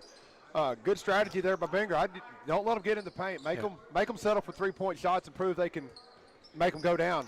There's a long diagonal pass intercepted by Kimberlin. And that's a pass you can't make from half-court line. You got to get that ball to the middle, then make that diagonal pass. Got to shorten that distance up. Belcher now in the paint. Little 10-footer, won't go. Hooper battling for the rebound, but it's controlled by the Bobcats. Good strong rebound there by Hunter Allen. If they don't turn the ball over here, they've been getting pretty good shots. Exactly. And he dribbles that one. They say it was knocked out of bounds by the Tigers. And that's what I'm talking about. You know, Binger, you can tell they're well coached. They've got a good plan. You know, they've got a guy in the middle. They've got guys on the baseline. You know, those are the areas you want to attack is 1-3-1. They got guys there. They just got to take care of the basketball and keep having good possessions. Landon Seacrest checked in for the first time for the Tigers. Yeah, if they don't turn the ball over right here against the point of this zone, they're getting some good looks. Yeah, so Devon cuts into the middle. And they have seen this before. The Mustangs play this type of defense. They don't have a 6'5" guy at the point, but you know, it's the same scheme basically. So you attack it the same way. There's a good pass. And Belcher fouled. You know, Don, we talked about it. Last time they tried to make that same pass, but he tried to make it from about 10 feet farther back, and that allowed that backside wing to rotate down and intercept it. That time, a little closer to the three-point line, a little more in a threatening position. Exactly. Cut that distance down, gets the pass through, and gets the foul called. At the line is Caldwell, and shot's no good. Chance to give the Bobcats a lead here with a minute to go in the first period. Second free throw is good, and the Bobcats are on top 10-9 for their first lead. Tigers came out, started up 7-0 right off the bat, but the Bobcats have battled back brilliantly here. Holding out front is Seacrest. Over to Belcher, penetrates in the paint, bunny hop move, little pull-up 6-footer, and he's going to be bumped on the forearm. Number 20. That's Carter Taylor. That's his. I think it's his first personal foul. Fourth team foul. And Rylan Belcher, senior quarterback, guard for the Tigers. First free throw, no good. 45 seconds to play. Opening period. Belcher has another. Made that one. We're tied at 10. You know, Don, that's first points for Mountain View in several minutes. Yeah, they scored 7 just lickety-split, and it's been a while since they've scored. Less than a minute to play. Tigers would see if they hold for one. Switch to a man-to-man defense this time down to Mountain View. In the corner they go. Now out front. I think they're going to hold for one. Devon holding out front. The big man Kimberlin out on him. Down to 17 seconds. Coach Raines giving instructions. Down to 10 seconds. Devon right down the middle of the lane. Stumbled, lost his footing. Tough luck there by the young man. Just kind of knee kind of buckled there. Just kind of feet, kind of gave out a little bit. 6 seconds to play. The Tigers are going to let it roll up to the half line. They need to come up and kind of make them pick it up. Now Belcher does at the half line. Left side shot no good. Put back no good by Seacrest, and it's no good. After one period of play, we're tied at 10. You're listening to Caddo County Basketball. New Country 98.5.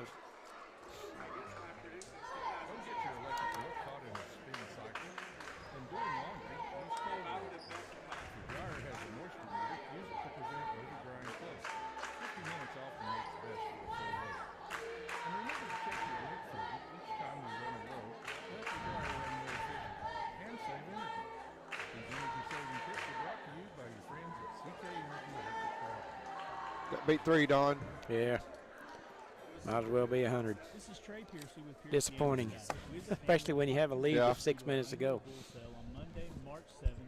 Just don't have the athletes. We'll be offering 85 registered Angus bulls, which include 30 2-year-old, 30 18-month-old, and 25 bulls, as well as special lots of registered request a cell bill, you can call me at 405-545-0985 or visit us on Facebook, Instagram, or our website, fierceanguscattle.com, where our family's goal is to add value to your operation. Really entertaining first quarter, Jared. We're all tied at 10 as the Tigers came out with a two-handed stuff to open the contest, end up with a 7-0 lead, and the Bobcats have battled back to tie at 10. You know, Don, I tell you what, we talked about this as one of the keys of the game. You look at Mountain View, they want to get up and down. They want to play fast. They want to score. Binger wants to slow it down. Right now, first quarter play, Binger's their pace of play has won the first quarter. Right. You know, they've not turned the ball over out of the half-court 1-3-1 press trap that Mountain View's employing. So first quarter, definite advantage so far to Binger here early in the first half. Tigers now with the basketball to start the second period. Dalton Belcher running the show for the Tigers. Right side to go to Worley. Bobcats in that zone. There the pass down to Kimberlin. He lays it in. Nice for screen. two. Good set there. Hooper screened the middle of that zone defense and allowed Kimberlin to curl around wide open. Nice pass and play right there. I'm sure that was a play designed during the quarter break by Coach Scales. Tell you what, Don, it's so advantage. You know, when coaches do that coming out like a start a quarter, start a half, you know, you want the momentum in your favor. Come out and run a good, strong set play. Yep. And they executed it to perfection. Yep. Odds are pretty good if you got a guy that with that size that can catch the ball and that close to the basket. He's going to score more times than not. That's for sure. Worley jumped out there, almost had a steal. It'd have been an easy lay-in for two if he could have got that one. But instead, he'll stay with the Bobcats. Hunter Allen with it. Belcher picks him up at the center line. Man-to-man, well, zone defense, it appears, by the Tigers. And now they're in a man, it looks like. Yep, they kind of switched. They kind of went back and forth. Last time they were in a zone, this time they're in a man. Devon recognized it. They kind of set up the offense here to see what they need to do. I think one thing, if I was Binger, I think I'd just clear. You kind of call timeout. I think one thing I would do here, because we talked about this yesterday. Devon, the big man for Binger, he runs the point. Right. I might go in a little four low offense. Put all four Bobcats down low. 30-second timeout so we can keep it here. But let Devon see if he can maybe take Kimberlin one-on-one. Maybe use his, Kimberlin a little bit taller, a little bit lankier. Usually maybe not quite as quick. Devon might have the ability to use that little quickness, a little first step, get by him. Maybe that might be might be an adjustment that Coach Raines might look to do right here. Interesting. I think that the timeout was taken because the Tigers were about as confused as I was on what the defense was. And I don't think he had to call a timeout to kind of set them straight. And I suspect now the Tigers might change. And I tell you what, when I coached, I hated nothing more than coaches that switch defenses because you just never could get set. So again, going back to their man-to-man, let's see what Binger does here. See how they want to attack it. Out front is Hunter Allen. You got the big man Kimberlin guarding Devon way out near the center circle. And you're right there. You would think that Devon would have a little bit of an advantage by the blow-by on the dribble if you could get a clear-out situation. Hunter Allen whips a bounce pass through the lane. I don't know if he knew he was throwing that to. Man, it was a great pass. Hunter Allen drains a long three. It worked well to his advantage. And the Bobcats back on top 13-12. Belcher snakes his way through the defense. Shot won't go. Rebound controlled by Carter Taylor. And here come the Bobcats. Up ahead to Hunter Allen. Dribbling against Belcher. And Ryland is going to pick up the foul. I believe that's number 2 on Ryland. Second personal foul on Ryland. He's going to be replaced by his brother Dalton, it appears. And also checking in is Seacrest, placing Hooper. Seacrest coming out, defending. There's a ball loose on the floor, picked up by Kimberlin. Big man takes it all the way down the floor. Layup's no good, but he's fouled. Kimberlin, for a big guy, does a really good job of running in the open court, Don. Yeah, handled the ball pretty good. Handled it right there. Took a little contact, got fouled. Opportunity here to shoot 2 free throws. He's 0 for 2 so far in the game. Got 6 points so far. Makes that one. Yeah, gets that first free throw to go in right here. And it appears Landon Hooper will replace him after this free throw if he makes it. He's at the scorer's table. We're tied at 13. 5:40 to play in the contest. Or first period, I should say. Both free throws good by Skylar Kimberlin, and he'll take a seat. Replaced by the senior Landon Hooper. Tigers on top by 1. Back to that press. Yeah, showing a little full, kind of extended out full court at that time. Binger breaks it pretty easily right there. Yeah, Hunter Allen now handling. They come out to try to trap him. Still handling the ball on the right side. Guarded by Belcher along the baseline. Bounce pass down low to Caldwell. And we're going to have a tie-up. And it's going to stay with the Tigers, I think. Tell you what, when the ball's loose on the floor, it looks like Mountain View's going after a fumble. Yeah. They really jump on the pile. You don't think they probably do that drill every now and then? I suspect they do it, yeah. Doesn't every football team. We did it at Lone Wolf. We There's did. A long three-pointer off the heel of the basket. Rebound Jagger Worley. Nice That's cut. Hooper cutting down the middle of the lane. Strong move, lays it in for 2. Nice basket cut there by Landon Hooper. Cut right to the block, got open, and got to finish it up with the 2-point shot. 3-point lead for the Tigers. Bobcats into the front court, but they're trapped there at the half line, and they're going to call a jump ball. And it's going to be turned over to the Tigers. Coach Raines thought maybe they got a lot of the forearm there on the tie-up. You know, that's just the one spot right there you don't want to catch it. Yep. You got 4 defenders. You got the baseline, the half, or the side out of bounds, and the half line, along with those 2 Mountain View defenders. Yeah, they invite you to pass it right there. That's why it's open. There's Belcher. 14-foot pull-up Nice jumper shot. along the baseline is good. And that's 3 for Ryland. And it's an 8-point lead all of a sudden for the Tigers. And that press seems a little bit more intense all of a sudden. They're kind of picking up the intensity a little bit. Into the front court, Devon gets by the defenders. Hands it off. Swing it around the perimeter. Hunter Allen, left wing 3, no good. Hits along the baseline. It's saved. Good hustle by the Bobcats, and then Devon knocks it off of Hooper's leg and out of bounds. Good alert played by the Bobcats to save the ball. And Skylar Kimberlin will check in, replacing Hooper. So far, Coach Scales has substituted pretty liberally here in the opening half. Devon trying to find somebody open under the basket. Finally gets it to Hunter Allen. Kicks it out front to Carter Taylor. Now Devon has it back. Kimberlin on him. Over to Carter Taylor in the paint. And the shot is no good. Right under the basket by Ethan Caldwell. Tough luck there. Kimberlin to Kimberlin.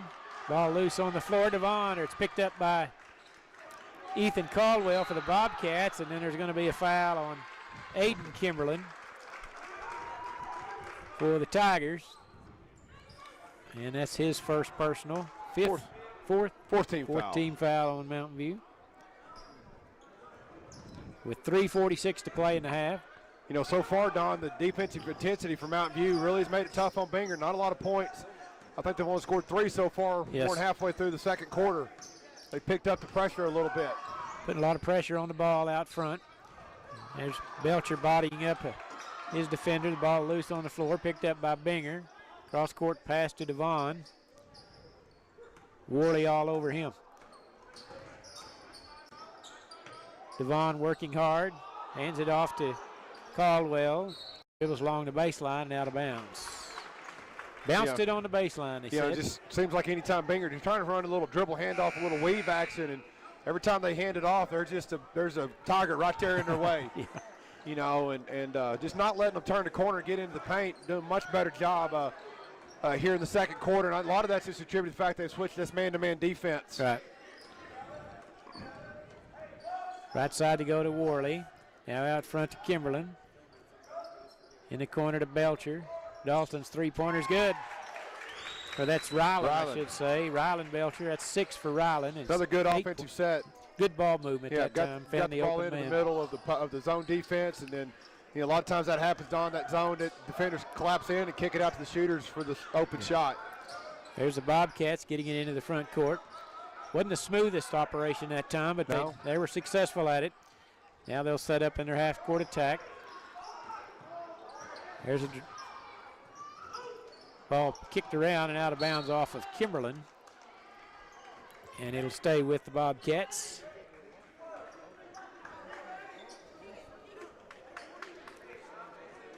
Inbounding will be Carter Taylor for the Bobcats with Belcher right in his grill. Boy, that's almost a technical foul there. He swatted at it as he's holding it out of bounds.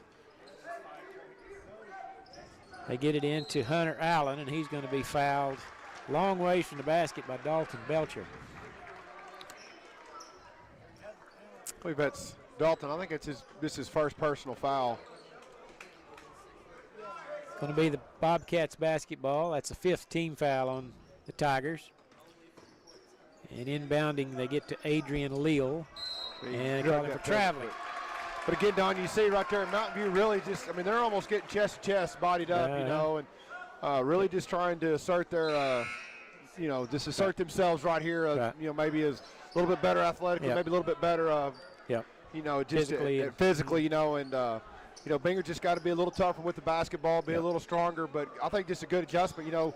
Mountain View likes to run that zone defense, but so far the man has really been the difference so far in the second quarter. Yeah, they really put pressure on the ball, and it forces Binger's offense doesn't flow very well, and against that defense. There's a foul, 21, Mason Severin foul by Kimberlin from behind as they lobbed it into him. Bounce pass, inbound play right in front of the basket. Dalton Belcher lays right it there. in I for mean, two. the Bobcats were so worried about another lob play to Kimberlin that they just let Belcher wide open under the basket. Yep. When you have weapons and options, that's what happens. Devon has it. 1:49 to play. Second period. Hunter Allen dribbling out front, going against Jagger Worley. Gets it over to Carter Taylor. He's holding. To Leal. Hunter Allen now. Bobcats need to get a good shot here. Their offense hadn't looked real smooth in the last 3 or 4 minutes. Really struggling here with this man defense that Mountain View's employing. Hunter Allen goes against Worley, and Worley blocks it from behind and out of bounds. You know, Don, just kind of a testament to that is I believe right now that Mountain View's outscored Binger 13-3 this quarter. Right.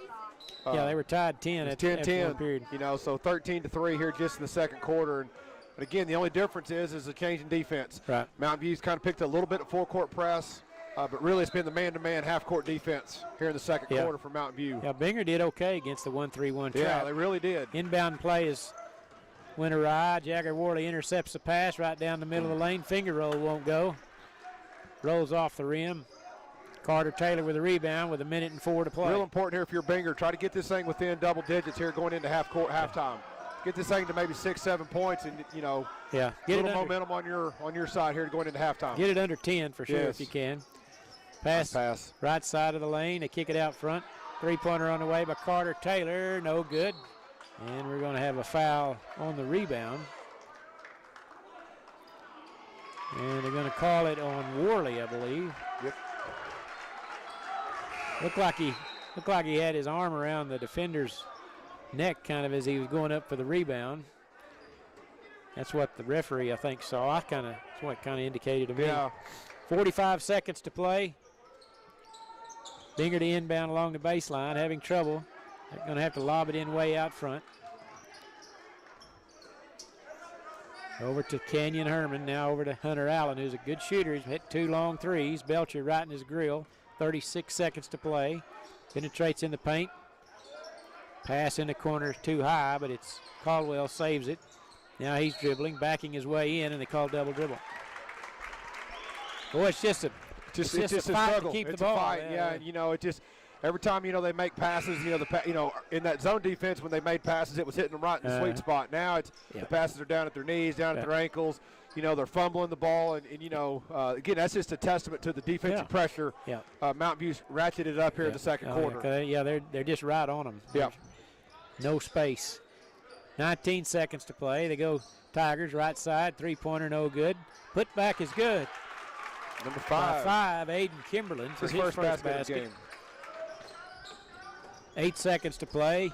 In half-court shot by the Tigers. A little early, but put back no good at the turnaround shot, no good. They took 3 desperation shots. I kind of looked up here and I thought, man, is the clock not working? Did it stop? I mean, they got 4 chances there and couldn't get them to go down. Your halftime score, Mountain View Gotebo 25, Bingeroni 13. We'll take a timeout. When we come back, we'll have our halftime report. You're listening to New Country 98.5.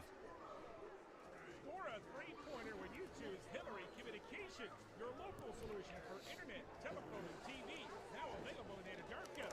Go to their website, hillcom.net, and sign up for their 50-meg internet package starting at just $54.95. Need more speed? Speeds up to 1 gig are available. Hillary Communications, hillcom.net. Proud supporter of Anadarko High School basketball. Go Warriors! Your Caddo County officials say good luck to all the teams in the Caddo.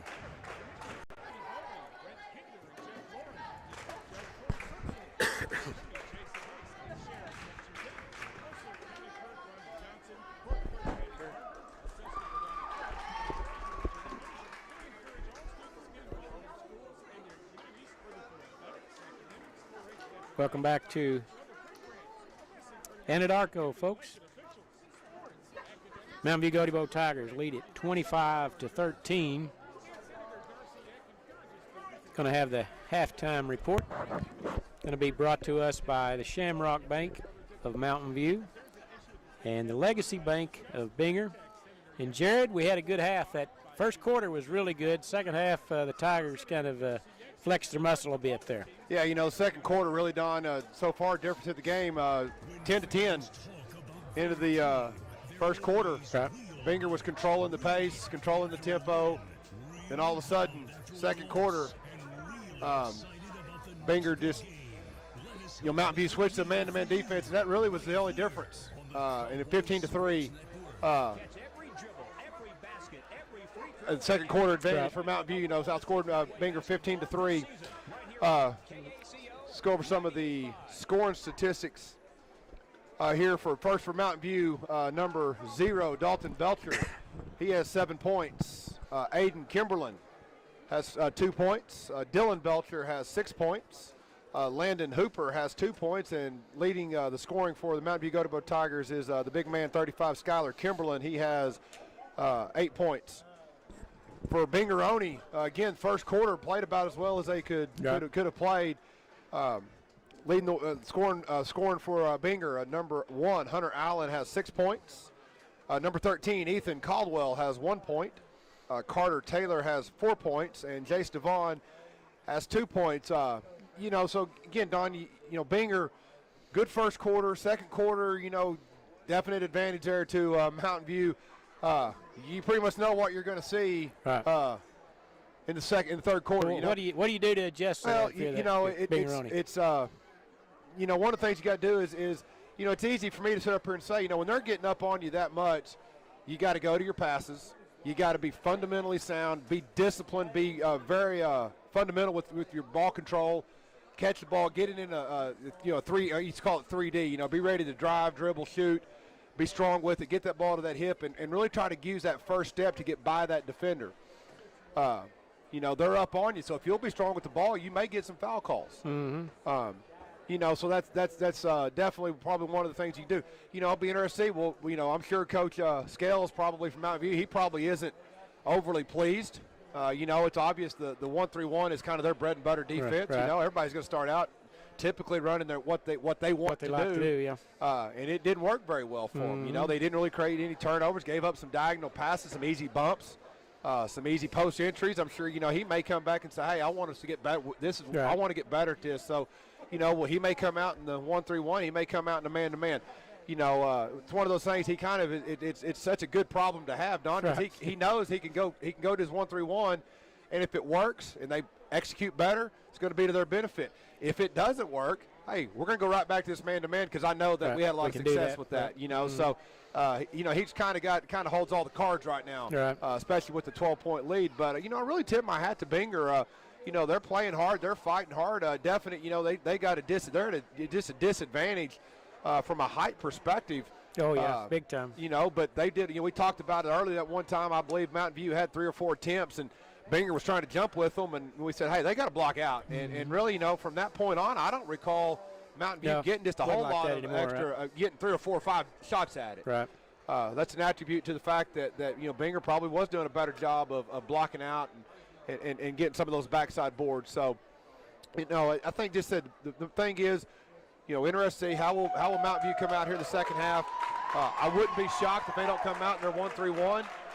And if Binger, if they're still struggling with it, hey, then, just go back to your man-to-man and pick them up a little full court and cause some havoc that way. Right. Binger, hey, getting your man offense, there's not a lot I think they can run offensively. It's just really as much pressure as they're putting on the guards. They can't hold the ball long enough to try to run a set. Right. So now you just got to run offense. Right. And the difference in that is a set is you're running this, you want the ball to go to this place, and I go to this spot. That's not probably going to work right now. Mm-hmm. Offense means you just kind of spread out and you just try to go make a basketball play. Right. And that's what Binger's got to try to find a way to get done here in the second half. All right, thank you very much, Jared. Thanks to our Shamrock Bank of Mountain View and the Legacy Bank of Binger. Let's take a 2-minute timeout. When we come back, we'll have second half action. You're listening to Caddo County Basketball, New Country 98.5.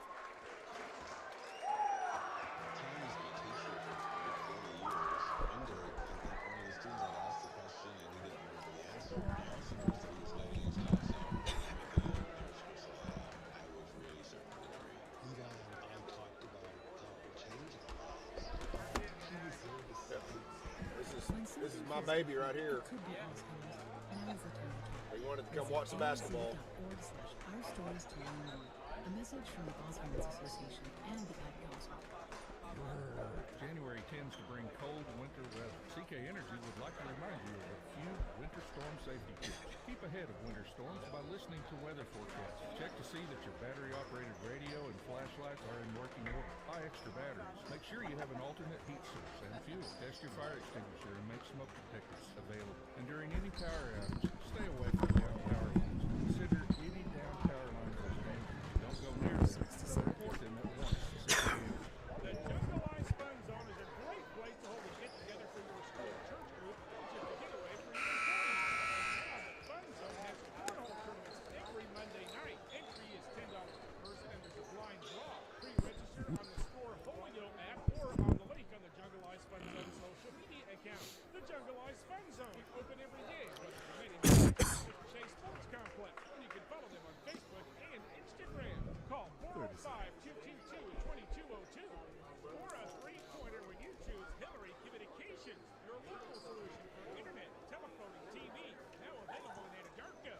Go to their website, hillcom.net, and sign up for their 50-meg internet package starting at just $54.95. Need more speed? Speeds up to 1 gigabit.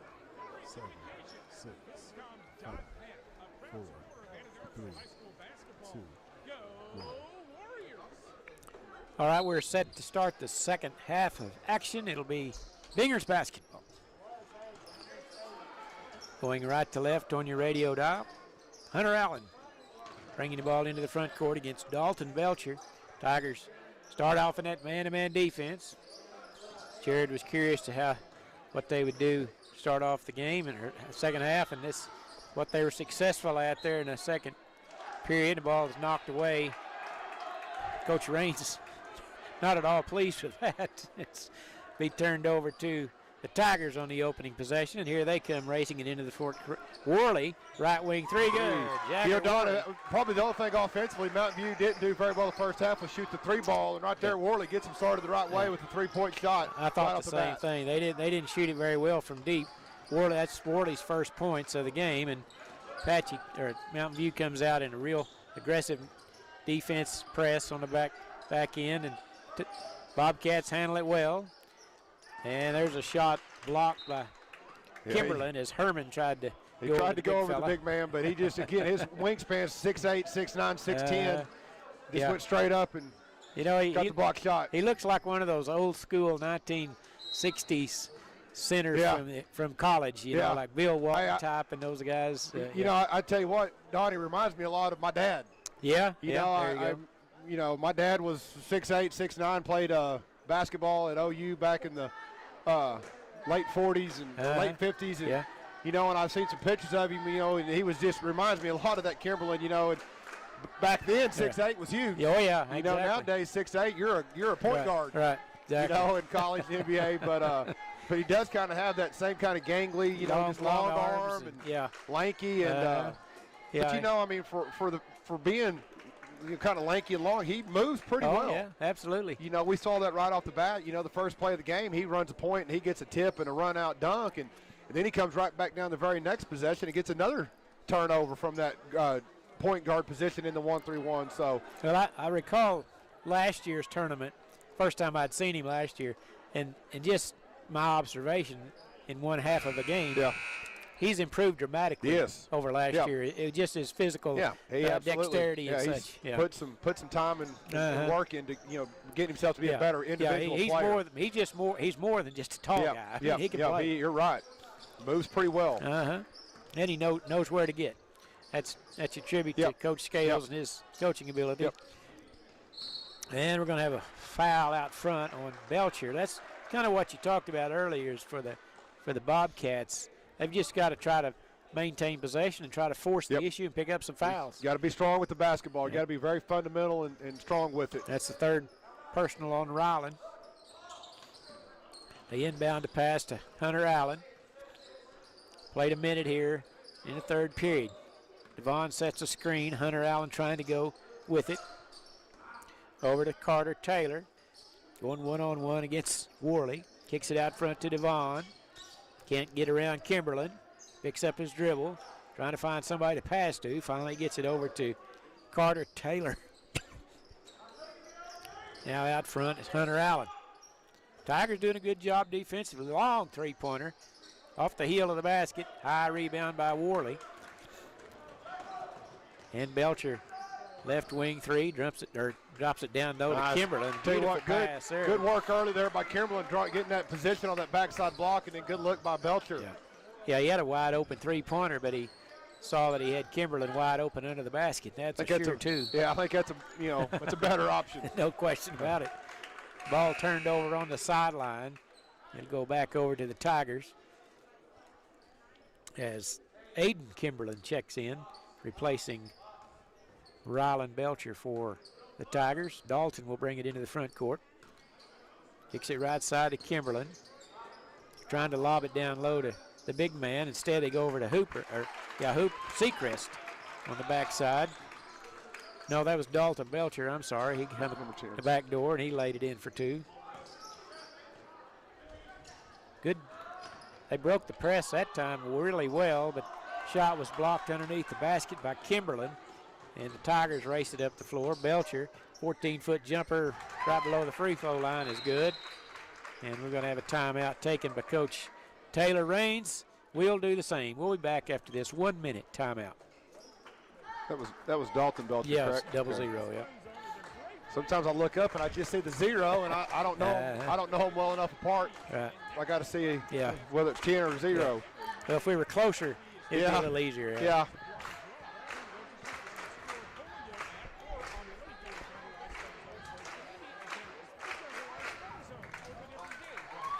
Have any idea if Taco Bell will still be open when this game's over?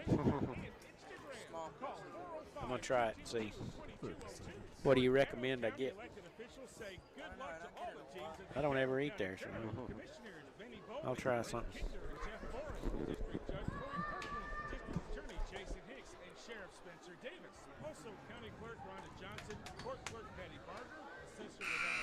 We don't have a lot of options in Fort Cobb. Ski Boy? It's probably closed by now. Yeah.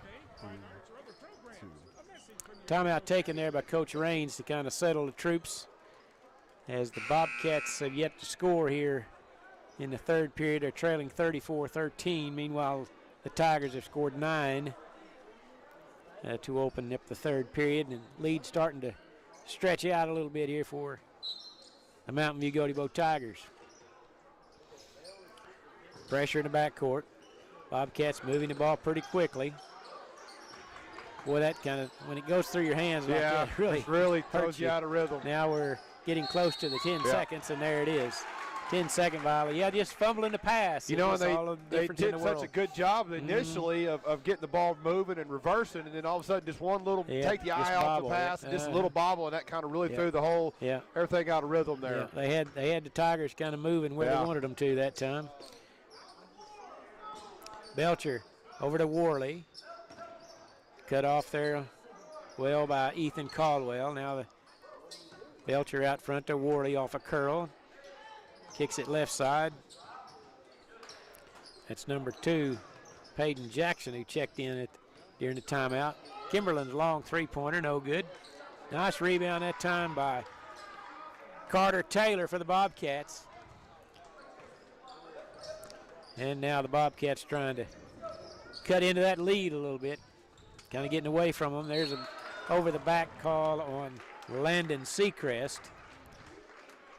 Tigers have played a lot of players today. They've got they've got several eight guys, I guess they've been playing. Several in there right now. Some new ones that haven't played, until right here in the third quarter. Getting them some good experience. They'll have win this ball game. They won't play again until Friday. Their normal Tuesday, Friday schedule. But you still like to get in a tournament. You got to kind of rest your legs, so you know you're going to have a game on Saturday as well. Tournament that they all want to win. That's a very coveted trophy. Leal on the left side of the lane, and he's going to be called for traveling. Picked up his pivot foot. 4:13 to play in the third period. Into the front court comes Belcher. Of course, this is a Caddo County tournament, and Tigers reside in Kiowa County, just over the line west of. They make up the second half of Caddo, Kiowa. There you go. That's right. Tip up is good by number 5, Aiden Kimberlin. 36-13. Yeah, I'm happy that they're in the Caddo County tournament. They're a good addition to this field every year. And there's back and forth action, and it's going to go out of bounds. Don, I kind of remember a period of time there where Mountain View wasn't in it, but Hydro was in it. Yeah, that's right. So we've kind of had a little fluctuation there with some of our teams. Yeah, Hydro played in it for 4 or 5 years back in the 2000s. Yeah. Boy, they're good now. I'll tell you. They got a good boys and girls team. They got quite a program going. No, they were a period of time there. They were both ranked number 1. I know their boys got beat a couple times. I'm not sure if they're still highly ranked in the top 5. Yeah. Long pass up ahead to Kimberlin. Gathers it, lays it in for 2. Good play. 2 straight baskets for Kimberlin. From a long pass up the floor. Hydro's a nice little town. Yep. Neighboring Weatherford. Right on I-40. Good location, kind of like Hinton, right on I-40, just off I-40. Bounce off the glass, no good. I ate at one of your local restaurants the other night at your tournament. Shot by Belcher, good. Good play by Dylan. That was Ryland, I believe. Ryland, I'm sorry. Can't read my own writing. Ryland and Dalton. Bobcats beat the press easily this time. They bump it off the glass for 2, and they finally get on the scoreboard here in the third period, as that was scored by number 14, Canyon Herman, for his first basket of the day. Jagger Worley, or that's Kimberlin, deep in the corner, no good. Belcher on the backside rebound. Forces one up, got his own rebound, put back good off the glass. Don, you can see right there how smart of a player Ryland Belcher is. Just kind of used his elbow and body to kind of create a little separation on that post move. Yep. Did it without fouling, too. They break the press, and shot no good. Battle for the rebound. Kimberlin comes away with it. Up ahead to Worley, gets by Devon, steps around him, lays it in for 2. Boy, that was smooth. Jagger Worley with 5 points. Getting to be kind of like a pickup game now here. Yeah, little helter-skelter, which again, that favors Mountain View. There's a bump off the glass by Hunter Allen. That's 8 for Hunter. And it's 44-17 with 1:38 to play in the contest. Mountain View, they've been playing really hard, aggressive defense. You kind of can see they're got a few subs in the game. Maybe they're getting a little bit tired. We got 3 substitutes fixing to come in from Mountain View, because that's pretty easy baskets that they've given up on the last 3 trips. Worley's three-pointer won't go. Kimberlin with a rebound. That's Aiden Kimberlin. Kicks it out front. Three-pointer by Peyton Jackson. It won't fly. Loose on the floor, and it's picked up by the Bobcats. Oh, what a cross-court pass there. Saved by the Bobcats. Just about a half step behind him. Hunter Allen's three-pointer, no good. Jagger Worley with a rebound. Minute to play here in the third. Worley lost possession of it. It rolled Smart over play to Kimberly. He didn't by want to pick Worley it up. not to pick that up. Wasn't a violation. If he would have been, had he picked it up. Smart play. He just let it roll over to his teammate. Three-pointer by Belcher. That's Ryland deep in the corner. He's had a good night. He has. He's really kind of just methodically had a strong night. Yeah. I was just kind of thinking he really hasn't done a whole lot, but you look down at the scorebook and he really is playing a heck of a good basketball game. That tells you he's a good basketball player. There's a nice blue by Carter Taylor for 2. Good strong finish. Yeah, Belcher's that way every time I've seen him. He doesn't do Not a lot flashy, but yeah. he'll have 12, 14 points every night. Yep, just a good basketball player. Yep. 17 seconds to play. He'll try a left wing 3, short. Rebound Bobcats. Sure, him and his brother have spent many a nights watching lots of basketball film with Dad.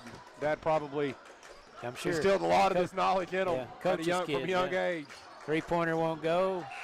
Battle for the rebound, and that will do it. After 3 quarters of play, the Mountain View Gotebo Tigers 47, Bingeroni 19.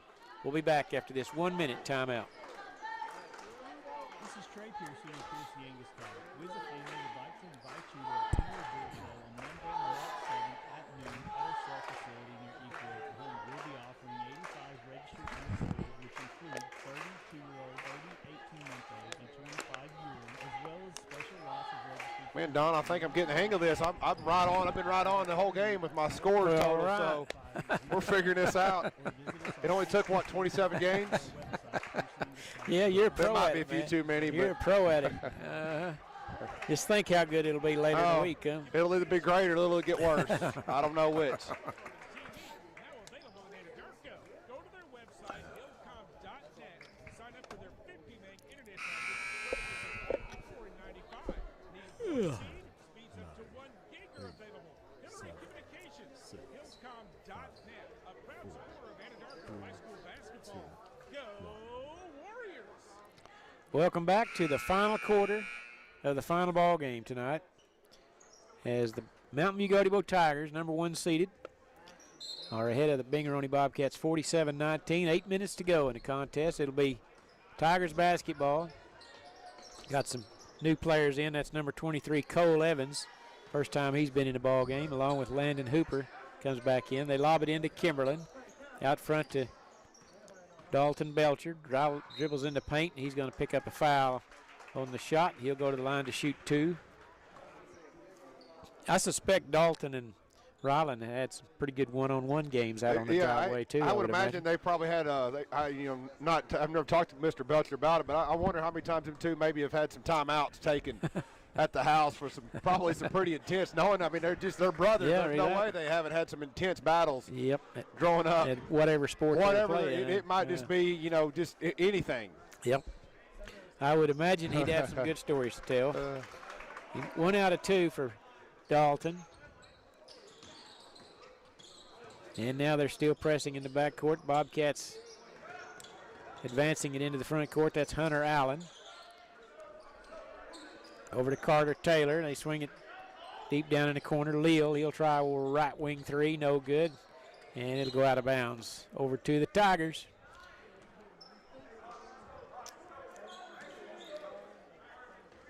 Tell you what, I don't know who the football coach is over at Mountain View, but I tell you these. I think it's Jeff Coakley, I think. Okay, these guys have been in the weight room. Yeah, Kimberlin, they're good. right wing 3, good. Yeah, they good-looking kids. They all muscular. Hooper, we talked about how good he looked, but all of them, you can tell they put some time and effort into making themselves better physically. Yeah, Seacrest, I know he's a good football player. They got him trapped at the half line, but they get out of it. Three-pointer on the way, no good from Carter Taylor, and it goes out of bounds over to the Tigers with 6:50 to play in the contest.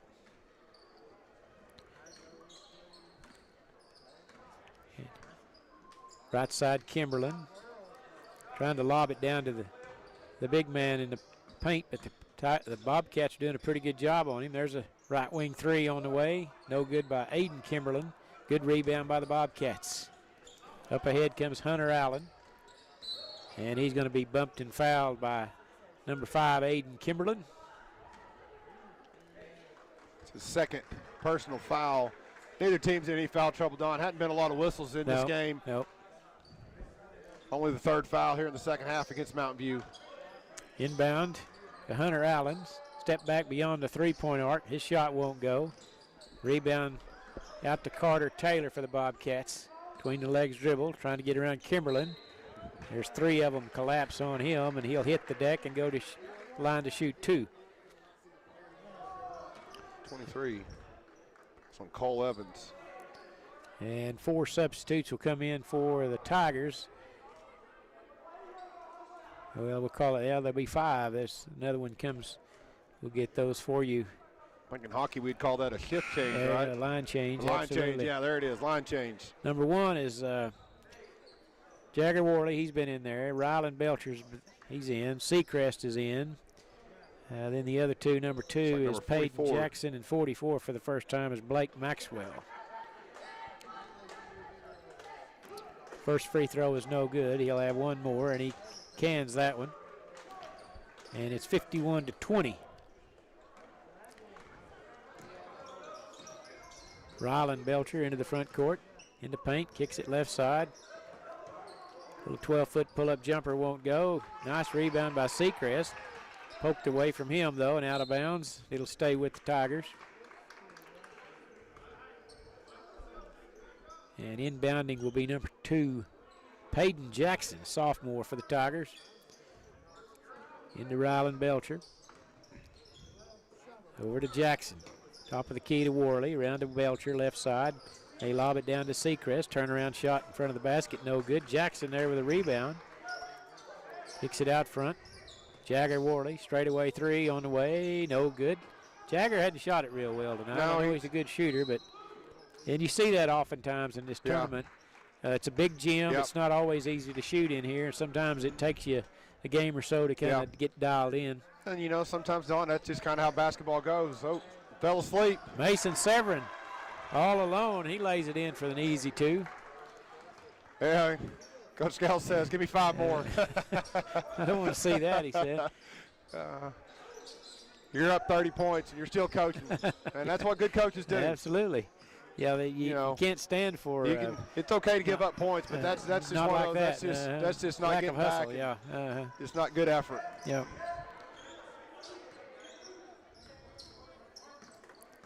There's a drive down the middle of the lane by Carter Taylor, and he lays it in for 2 with the left hand. 51-24 score. Worley. Crossover dribble, lost the possession of it. Bobcats picks it up. Into the front court comes Carter Taylor, weaving through traffic, off the glass, no good. Got his own rebound, turnaround jumper, good. Carter Taylor, 2 baskets in a row for the Bobcats. You know, and like I said, you still want to play basketball right here in Mountain View. Giving up a couple easy just putbacks and letting Taylor kind of get to the rim at will right here. And we're going to have a whistle and a foul on the Bobcats.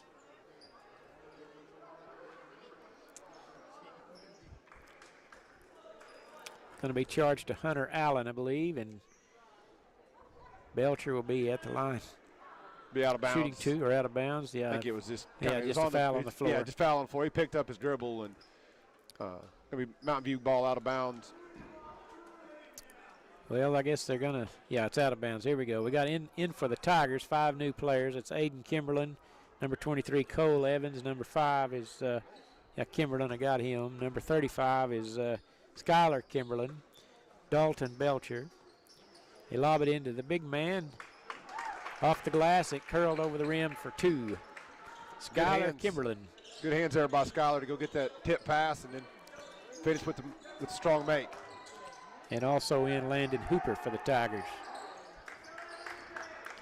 There's Ethan Caldwell. Ball knocked out of bounds off of the Bobcats. Turned over to the Tigers. Halfway through the 4th period. In the corner they go to Cole Evans. Into Kimberlin. Shot in front of the basket's good. Skylar Kimberlin. 4 quick points for Kimberlin.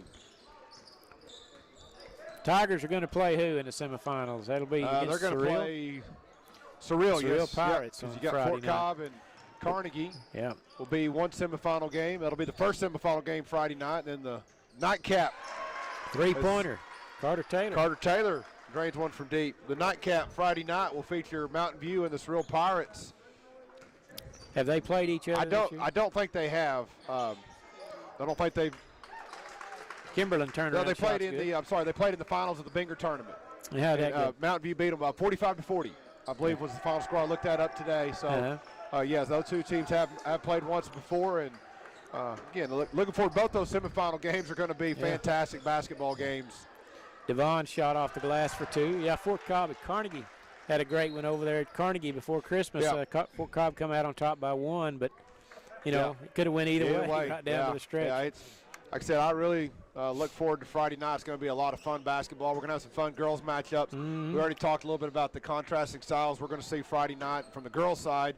From the boys' side, we're just going to see some great basketball. Oh yeah, it's going to be a lot of fun. You know, Mountain View's Surreal. They're both going to want to get up and down and go. And Hooper's 17-footer good from the right side. Nobody come out to guard him. He said, "I'll take that." Well, the first, he second basket of the game. His other basket was a little bump. That first shot, he's kind of hit from outside a little bit. So showing a little range right there. Yeah. There's a 3-pointer. Nice good shot by the Bobcats. See if we can get number a number 20. There. That's 20. Carter Taylor. It's two trays on the night for Carter. He's got 10 points here in the fourth quarter. There's Kimberlin. Severin guarding him. They kick it out front to Trip Lee. Kimberlin now, left-handed shot's good. You know, such a good job there by Kimberlin. You know, he got the initial post entry, didn't really have anything. Part of the reason he didn't is that defender was right behind him, kicked it out. Then he used his body, got that defender on his left side, caught the pass on the right side and went right over his right shoulder with the left hand. Just a good job there of post offense there for Kimberlin. Again, a lot of that just boils down to practice and coaching. Yep. Got good footwork. I'm sure he spent a lot of time on his footwork. Yep. Pass intercepted by Blake Maxwell.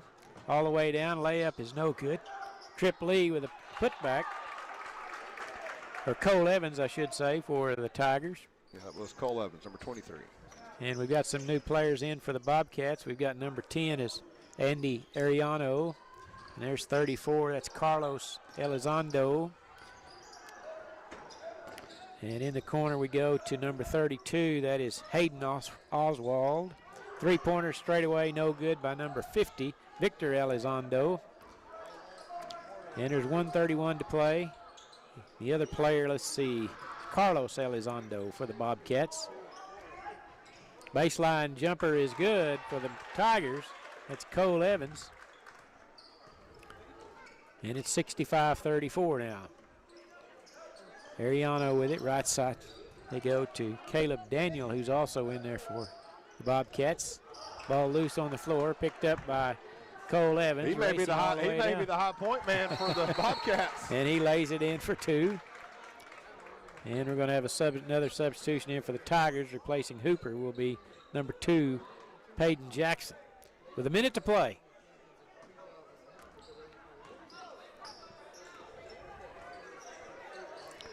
Stay tuned. There's a turnaround shot, no good. Stay tuned immediately after the ball game. We'll have our post-game report.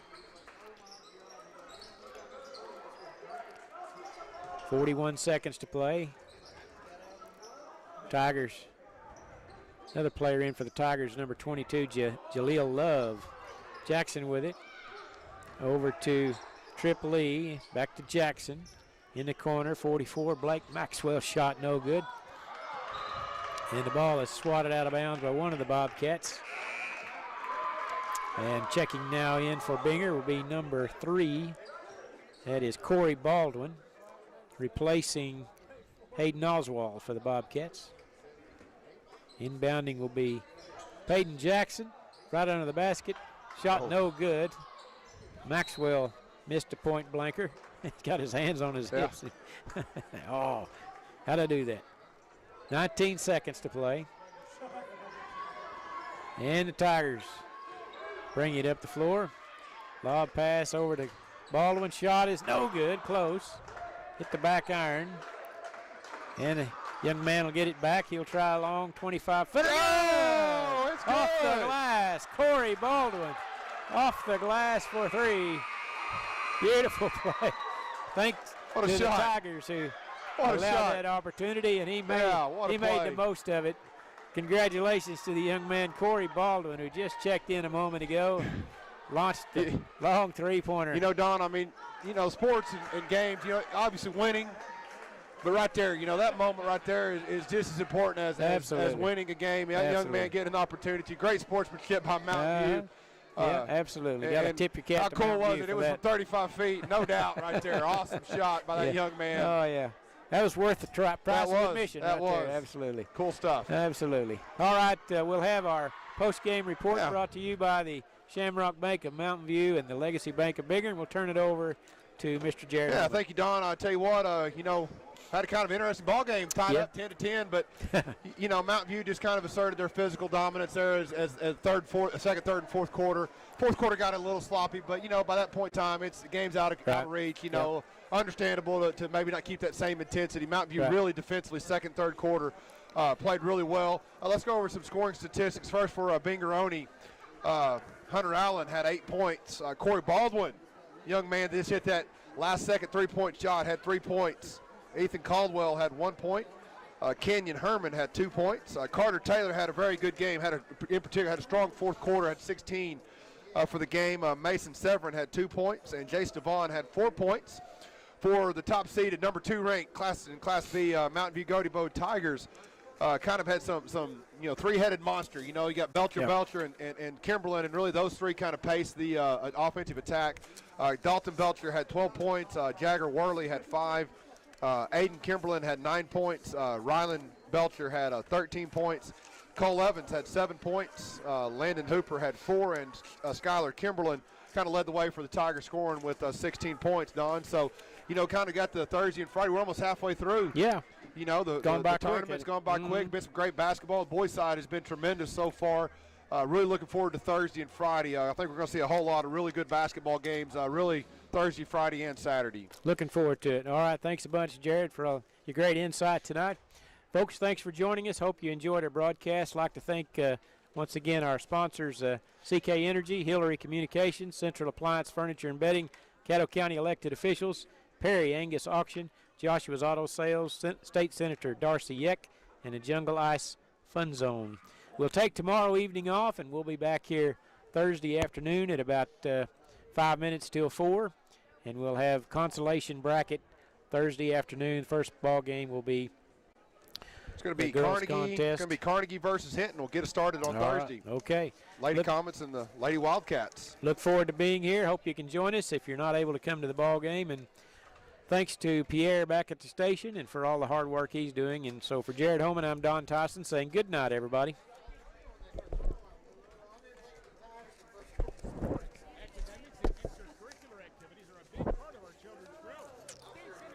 All right, John. Have a good night. Okay, thank you. We'll see you Thursday. Okay, goodbye.